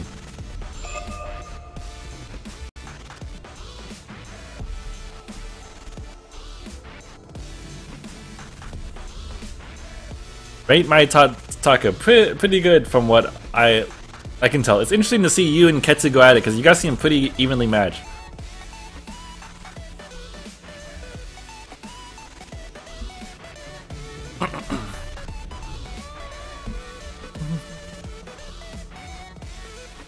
I don't know if I see VG play level on.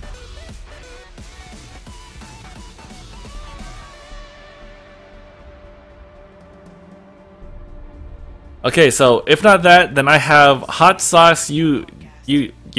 Are you here?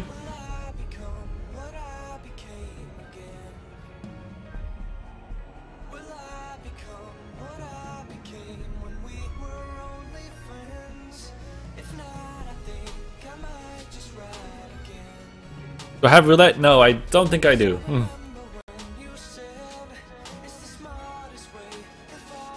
Hot sauce? Okay, I'll invite you. Just go ahead and hop on.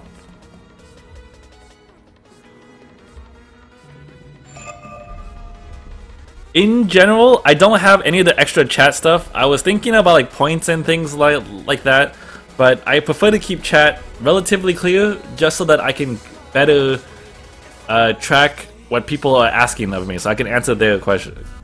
questions.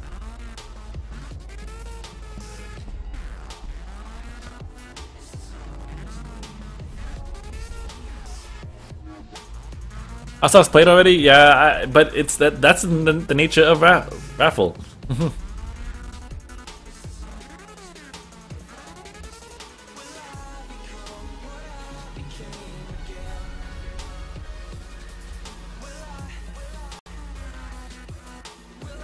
DOA VG, he needs to be on his own side.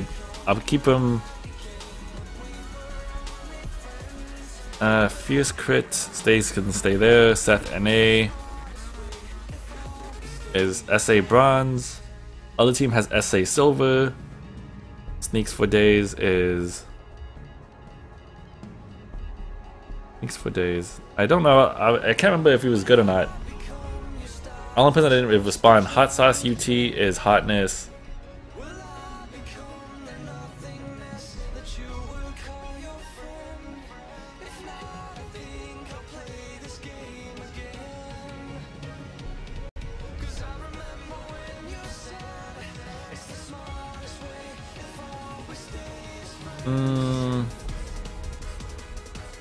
Fierce Crit.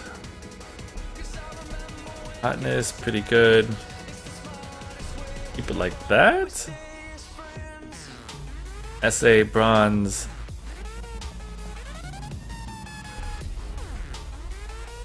Always Manchu is also pure SA. This should be good. Okay, cool. Oh, I was trying to invite you, VG play level, but you didn't respawn with your in-game name. I'm so sorry. And Defiance PL? Oh, okay. Yeah, did you want to spectate? I can have you spectate. Let's see. Man, just if you want to, make sure to open up with who you are, because otherwise I don't often check my messages.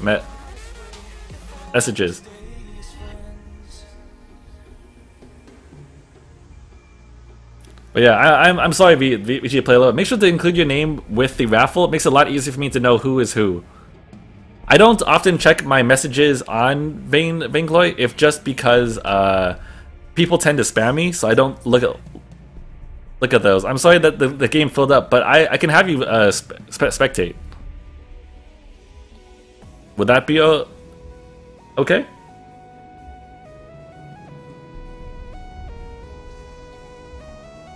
Let me see if he wants that. What's the password again? TeamSpeak? Oh, I can go ahead and move you in there. I guess he doesn't want to. It's all good then.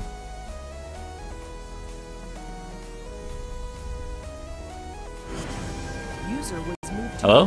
What's up? Oh shoot. I don't have my options set right. Hello? Yeah, but you're a little faint. Let me try to up your volume. How's that? Better. Okay, try talking now. Alright. Alright, hang on. Re-invite him? Okay, sure. Let me try to invite you again.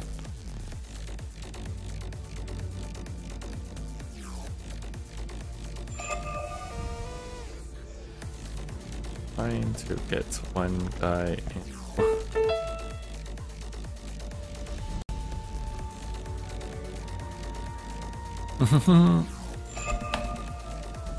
Okay, so if you want out of their games and restart, it'll help. Yeah. If you hop on now, I'll try to invite you. But I was trying to invite you before, and it wasn't seem to be going through.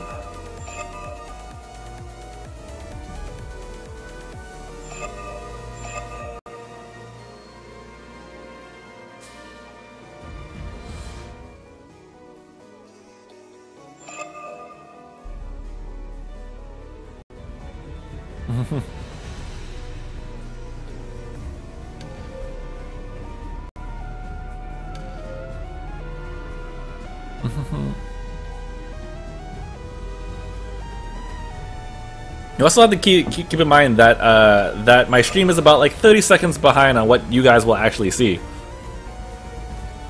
All right, let's go ahead and get this going, and we'll see how everyone picks.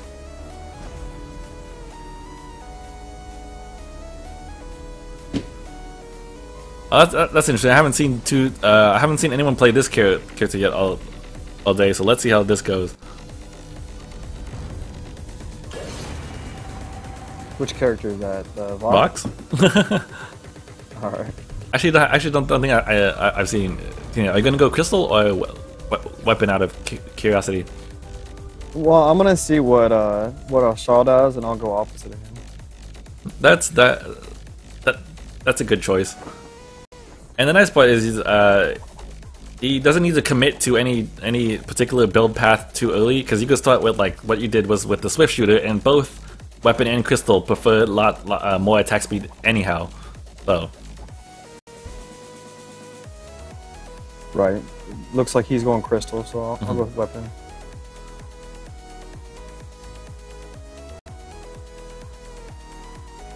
So both teams actually, this is interesting. So I see Ringo up top.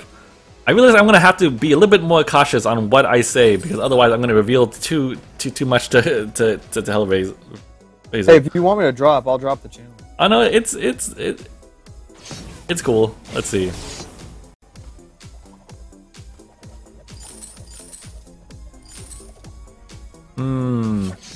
Actually, I may have to eventually do that, because it's really hard for me to talk about what's going on in the map. No, it makes sense. No problem. Unless I was trying specifically to tutor you or something. But I suspect you don't really need my help too much, because when I've seen you play, you have pretty solid mechanics and map awareness.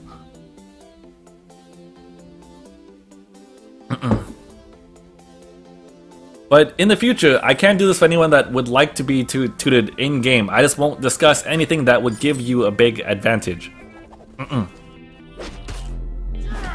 Or any, I wouldn't give you any information that you wouldn't already know. Like, I wouldn't tell you where people are on the map otherwise. But yeah, for now, I'll get in and move out. But thanks though.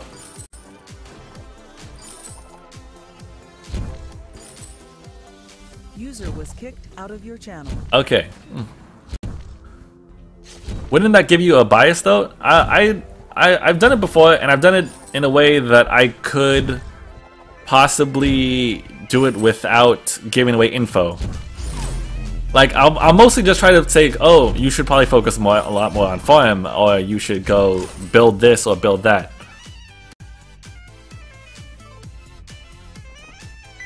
Is tutoring a sub-only thing at ShinKaigan? If there's more people that want to do it, then it might be a sub-only thing. For now, it's kind of more like a test run to see how this goes.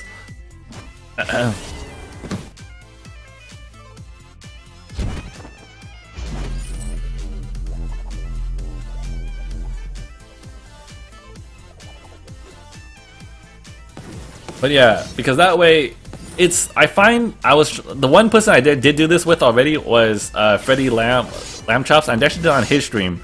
I was the spectator, and I was walking him through what things that he should do on Cruel, and how to better improve his game. Things that he should focus on, like farming, or trying to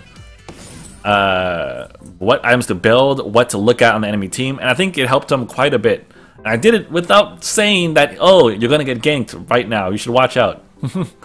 How many subscribers right now? Ellen, I have 89, so 11 more to go. 10 if we include you. Big Paws is going for it. Oh, it's so close. I actually think Big Paws could have gotten that kill, but he probably would have died to the saw very shortly afterwards. Oh, Sneaks got so close to getting away from that. So let's see how everyone is building. So Hellraiser going weapon, Sneaks going crystal, Seth going generally tanky build. Fierce Crit, I believe, is going the Aftershock route, because I do see the crystal bit in Hourglass. Big Paws building towards tension bow, and Hot Sauce has boots and Oakheart. He's bought a shop now, probably for another Oakheart, if I recall. So we'll see. Oh, he's going building towards an Hourglass. So. Oh, and an Oakheart. I remember. Not even include Air Dragon 2. Oh yeah, that too. So I remember that Hot Sauce preferred going the double oak heart route, which is nice because it gives you more effective HP or more HP in general than say reflex block, and also contributes to your power of Vanguard plus your passive.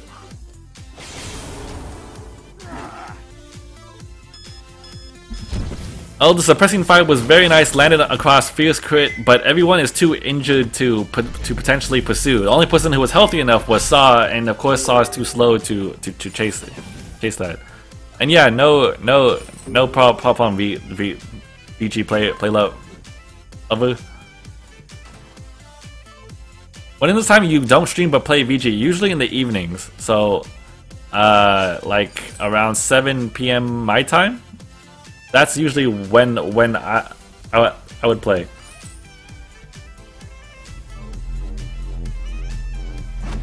So 2.7 to 2.4 right now. Blue team seems to be farming a little bit better. Notice Sneaks is actually very behind on CS. He has 19 CS to Big Paw's massive 38. He literally has double the CS on Saw, which is not good for him. In fact, the most of the gold deficit on this team probably has to do with the fact that Ringo is so far up. So with nearly 20 CS up on him, that's about, what is that? I said 50 gold per so nearly 1,000 gold up on Saw. That's huge. Oh my gosh, all those scout traps though. On which server? I will generally play on NA server.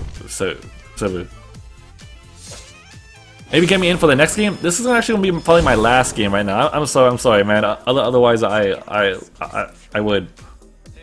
Tomorrow though, I am playing on the NA server with viewers though, so you always can come back for that one.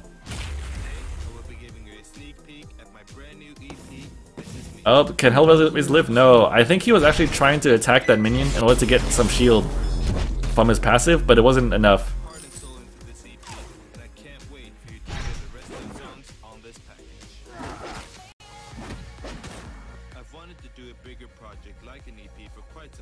Okay, so holy cow. I wish that Spectator told you the gold raised. I know, I actually wish that too, because I find, while knowing how much gold each person is holding is useful, I would much rather know gold per hero so that I know how to more directly compare them. Crystal Saw often has a hard time farming in lane, which is why you see Crystal Saw start with Weapon Blade, just to help him in that early part. Oh, that damage. Oh, is that enough? Nice. That was actually very well played. Both teams are using scout traps very effectively. You can see about 4 to 5 on blue side and about 3 on red side. Blue has more scout traps, but in part that's probably because they have more money to burn. Oh, the wall. I don't think he has anywhere to go. He doesn't have a reflex block yet. Oh, and he tried to roll out, and he hit the wall and died. Hit the scoreboard? Shin, are you gonna be playing off stream today? I might be, but I might be a little bit busy this particular evening with a few things.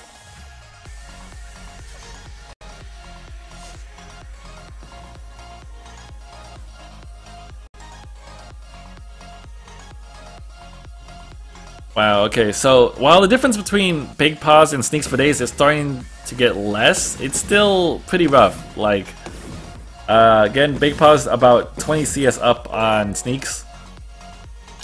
But Hellraiser Manchu is actually farming pretty well. He's at 30 CS to Cruel's 21.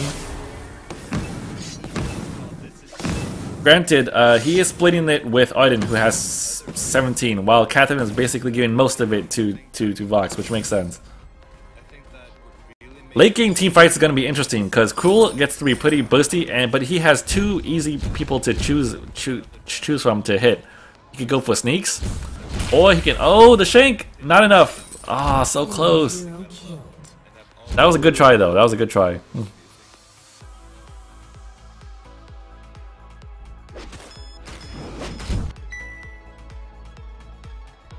Hellbase is probably gonna have to back out because he's in trouble. Oh, that was risky.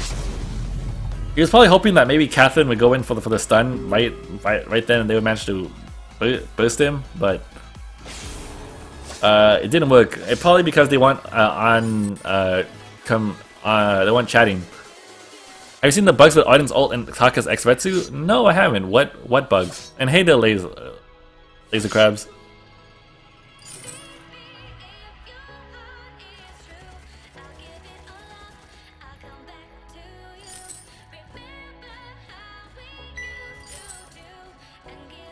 So Sneaks rushed a Shattered Glass, gives him a ton of damage both on his Rody Run and his Suppressing Fire.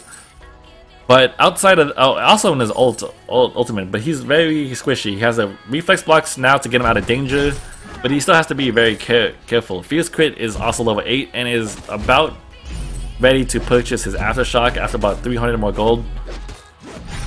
Big Paws is doing pretty well. He is building a little bit of shield, which helps against Sneaks for days, but leaves him open to Hellraiser. Also, Hot Sauce also building towards an Aftershock right now. So the two Aftershocks combined can probably very much weaken either the two carries on Red's team, so they have to be a little bit careful. Catherine can only keep one person staying stunned for so long. Although between Vox's ultimate and Saw's between Vox's ultimate and Saw's Suppressing Fire, they could get a wombo combo across the team that might help.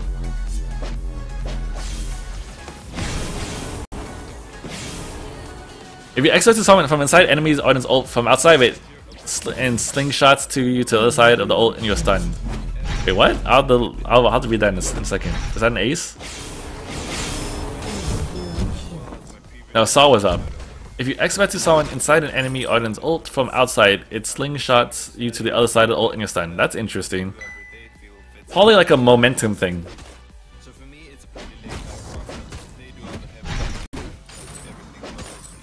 This is an interesting choice. They took the gold mine from the enemy side, which gives them a quick 200 gold, but also might help Red Team farm up some more. It really depends on how this goes. If Blue Team can make use of it though and push together, then it'll be worthwhile to take it. Otherwise though, if they remain separate or if Red Team just takes it, then it won't matter and they'll continue to push back towards Blue. Which they did.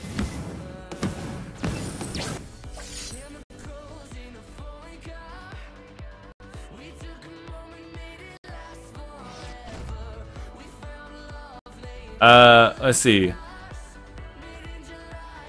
I was on mini stream. You're familiar with him, Shin. He was solo queue when he was 17 and 2. He was at silver, not bad. And he talked to VG official about it. Do you believe that? Is that not true? Has he checked recently? Because there was a bug showing that certain people did not update correctly. What the heck happened to this cruel? What the heck? Did you guys see that? He just like slid all the way across the map. I'm very confused.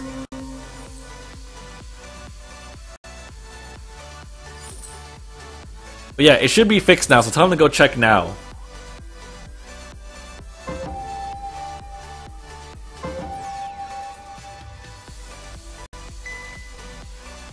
Oh, the ultimate did pretty good damage. Fierce Crit seems to be lagging.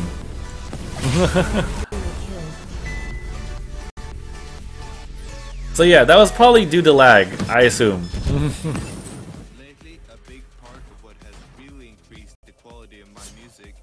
Yeah. Did Kroll get a boost in the Vox release update? I'm down to decentish gold and I have played 34 matches in a row. And all of them 34 matches had Kroll. Yeah, Kroll had a really big buff in the last patch. And I also recently released a guide on it, which might have helped the popularity of it to some degree. Allied hero killed. I might have to pick him off, but Sneaks for Days is extremely low, and they didn't notice the Cruel. But I think Fierce Crit is still lagging, because otherwise he would totally have murdered that Saw right about now. Like, now.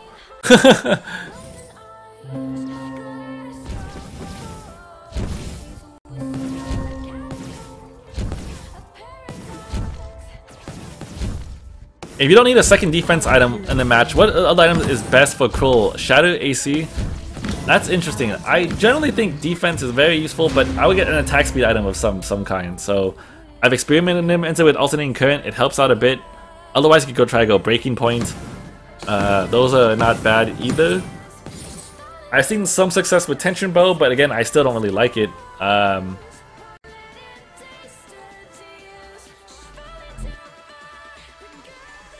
Yeah, I don't think it's going to work out for him.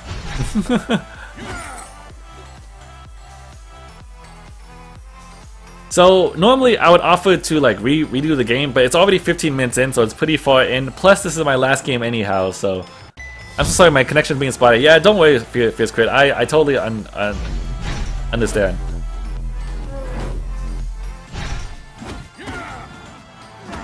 I'm still pretty good new to MOBAs. Well, it's pretty good that you're in pretty good despite being new to a MOBA. A lot of people I know that play this game have recently gotten into this. Oh, that's not gonna be enough. Oh, they got it though. The healing buff might actually save him. Oh my gosh. What a risky move. Hellraiser Manchu has no energy though. Oh, Big Paws got stunned out of his ultimate. Otherwise, he would have been taken out.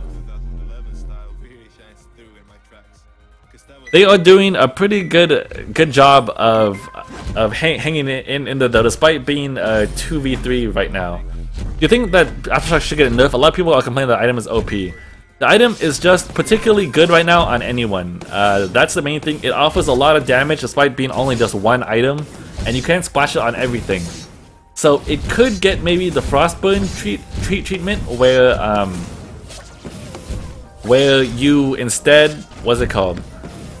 The Frostburn treatment where it might scale with Crystal. That way you have to invest a little bit of money into it to make it worthwhile. But other than that, I don't know any good changes.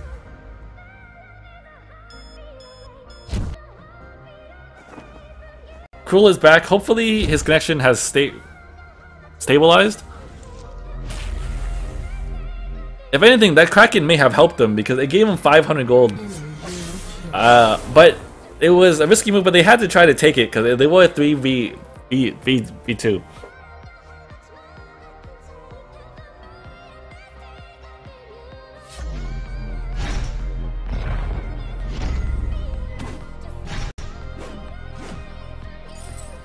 See, Fierce Crit seems to be back. Big Paw seems to be doing pretty well here. He is low on energy though. The gold difference, not that bad. A little over 2k, 2.4-ish. So.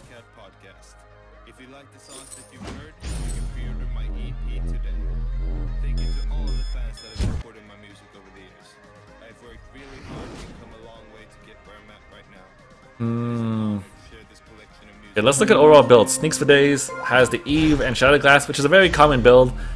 Eve, especially in particular in a Crystal Saw build, very important in keeping you alive because you could recover so much of health from both the Rody Run, your ultimate. Like ultimate is also AOE now, right? If you have Crystal, so you can heal a ton from it. This isn't like League where if you have AOE, it reduces your healing amount. The more targets you hit, the better off you are. Hellraiser Manchu, meanwhile, picked the kind of pokey build, which is Attention Bow Aftershock. I see that being pretty common these days because you can just use your, what is it called? Your Sonic Zoom to proc it and do a good amount of damage, and it's mostly just for poking. Catherine looks like she's building towards, I'm not really sure at this point, but has a variety of items to help her, considering like Chronograph, Energy Battery, Coat of Plates. Fierce Crit has the Aftershock, but I think he could still be lagging. Yeah. Definitely still lagging, so that's really tough. And I'm so sorry, blue team. But you guys are hanging in there very well for all things considered.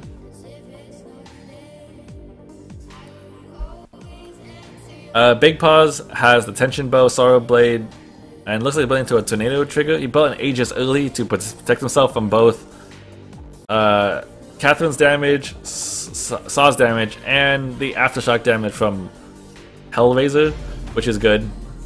Very good buy. Hot Sauce picked up a Crucible. Looks like he's building towards an Aegis himself, and he has an Aftershock. Wow, that damage. Holy crap. So close. So close. Hellraiser should be careful, because if Big Paws can even see him, he's going to go ahead and throw his ult. Or just a killing shot.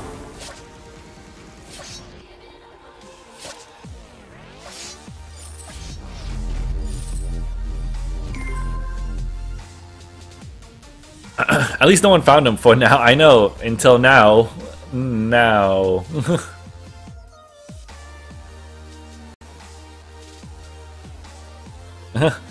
I think Kroll is having a nice talk with that jungle creep. You see, even the minion's head turns towards him like, hey, what? Yeah? Okay, cool. I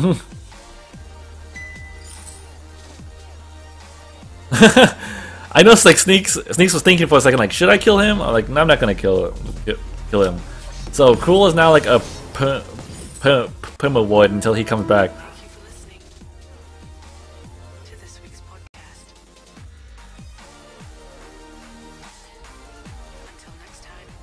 But I do appreciate that they're not trying to kill him, especially in a prior match. You know, that way it just shows like good sportsmanship.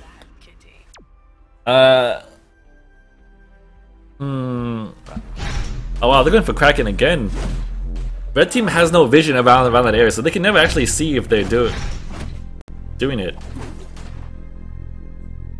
I think Catherine might spot it soon. Oh, there it is.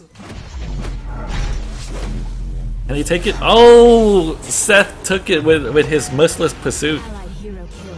And this is where they are screwed. I'm so sorry.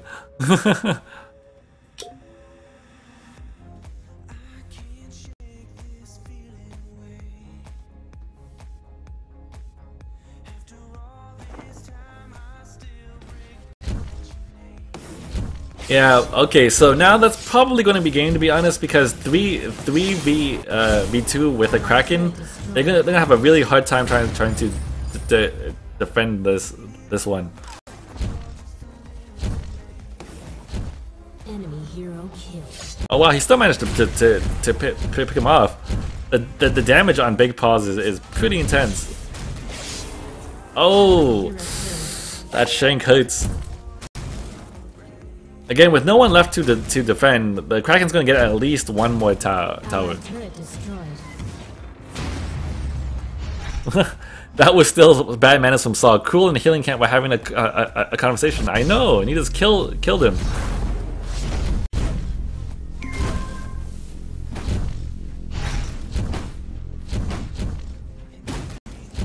So that's another tower for them. Big Paws actually went with Breaking Point, which is something I would probably build too in this situation. Kind of have to just bank on the fact that maybe you can get stacked up high enough in a fight and kill everyone. Maybe. Oh my god, I just had an AFK game just now, and before the game had a troll. I'm so sorry, man. Those kind of games just happen sometimes.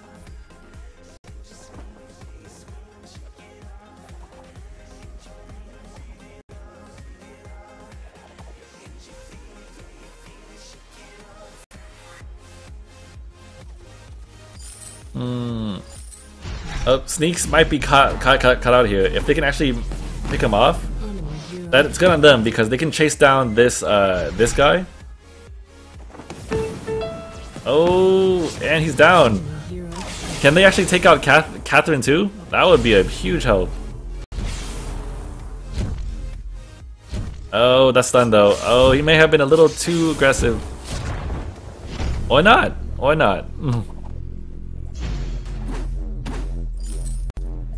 I definitely know the feeling there because Ringo probably knew that if he manages to kill off the Catherine and they get an ace, they could probably push down a couple towers just by tanking it, and that would help out a lot.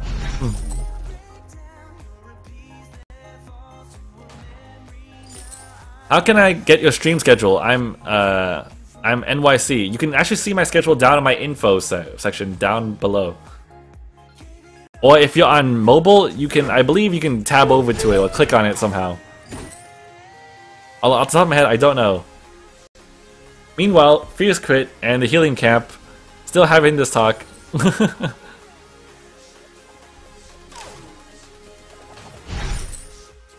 I just noticed Cruel just occasionally like grabs the sword and like tries to pull it out from him or something. He's like, ow.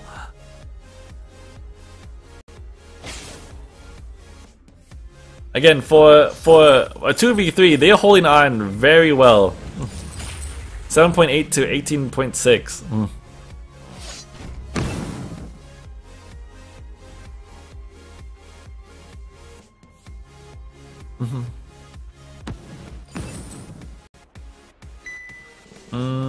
Oh, they're trying for it. Oh wow, her shield was actually big enough. Oh, Hellraiser touched the wall. Remember, Big Paws has a breaking point, so he just needs to be attacking something, and he'll be good to go. I wish I could see how many stacks he had, though.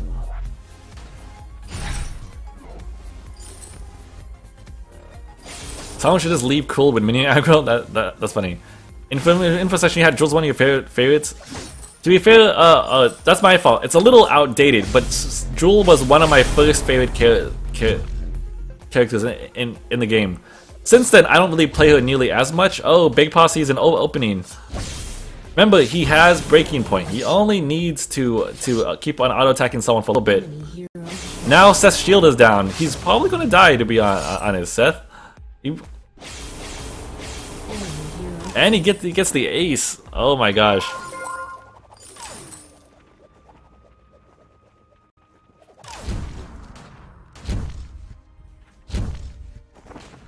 So they're just showing you what two people could possibly do.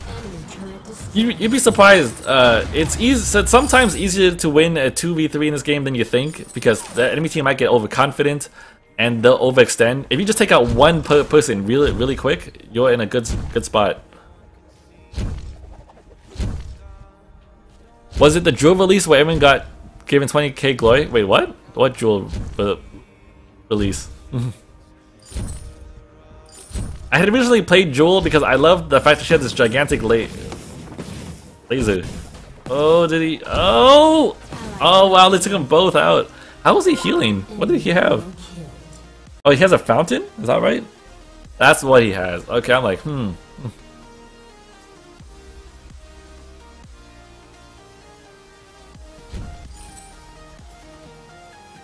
But Pause is and Hot Sauce is giving everyone the viewers quite the show. Meanwhile, what else is focus on him? See, the minion's head turns over, and Cool's like, what? Probably something along the lines of, hey, bro, there's like a sword in your chest, and like, what? And then. Anyhow, Aiden can't do anything by himself. He has not much damage. He has an aftershock. He picked up a weapon infusion, but that won't be enough for him to take on anyone by himself, I don't think.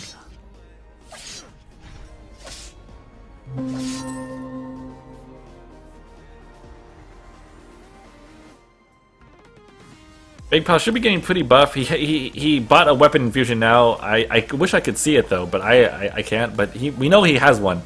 Asas is holding on to a weapon infusion now, so they'll be a little bit buffer in the next fight. The problem here is Big Paws has both an Aegis and a Fountain, which gives him a significant amount of shield versus Sneaks for Days, who doesn't have a Broken Myth, so he can't pierce through it that well. And some of Hellraiser's damage is also crystal.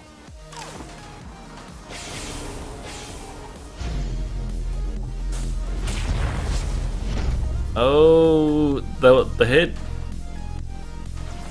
Big Paws is still relatively squishy, so he has to be careful. Oh, but he has a fountain. He's gonna pop it now, I think. Oh, I don't think he focused the right targets there. If you saw, he actually attacked Catherine, and I think he killed himself on that shield. You're making up the conversation for Cool and the Jungle Creep. No, they're totally having that talk. Well, now he's just sad. Cool's like, no, my friend, he's gone. Yeah, I definitely can see it was tempting to go hit the Catherine, but when her shield was up, he did more harm to himself.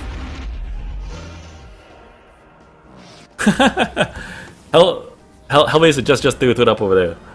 That was a pretty good game, all things considered. And if they had Cruel there, I think Team Blue would have won it for sure.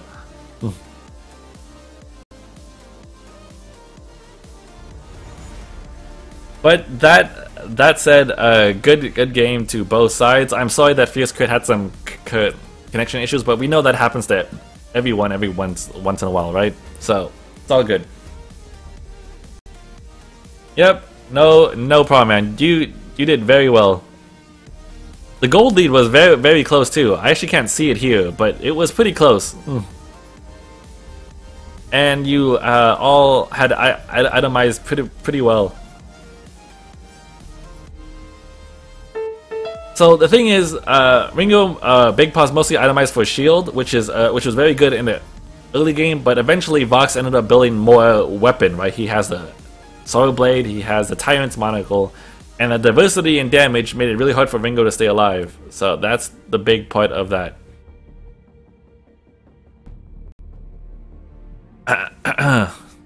Which is why I find it to be very important to have a weapon.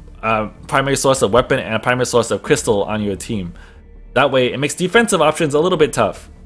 There you go. You can see infusions when you open a scoreboard during a match. You can, but I wish I could see it from the main page on spectator mode. Like maybe a little bit above the icons or something, along with like breaking point stacks or bonesaw stacks or Catherine's passive stacks, things like that. I would like to see that. That way, I kind of have a better idea on how team fights are unfolding.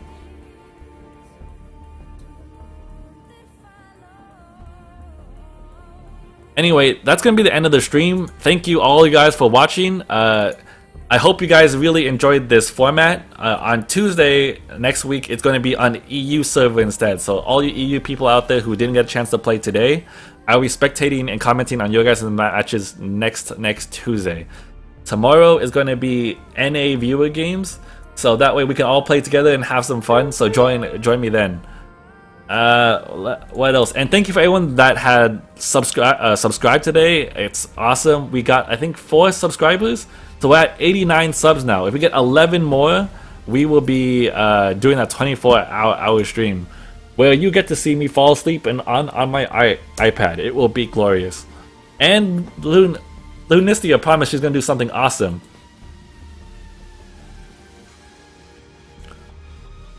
Let's see. So I'm trying to figure out who I am going to host. Actually, you know what?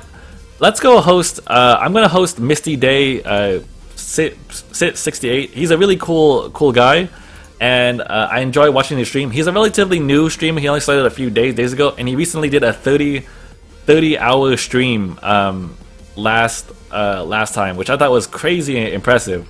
And I was taking notes from him even. So if you can, I think it'd be a really big deal to go. Make sure to go check out his channel, go follow him, and play a few games.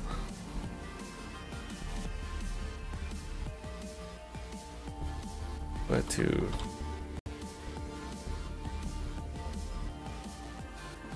Yeah, he did a 30-hour stream. It was nuts. So anyway, I'll see you guys there, and thanks for joining me. Take care, guys.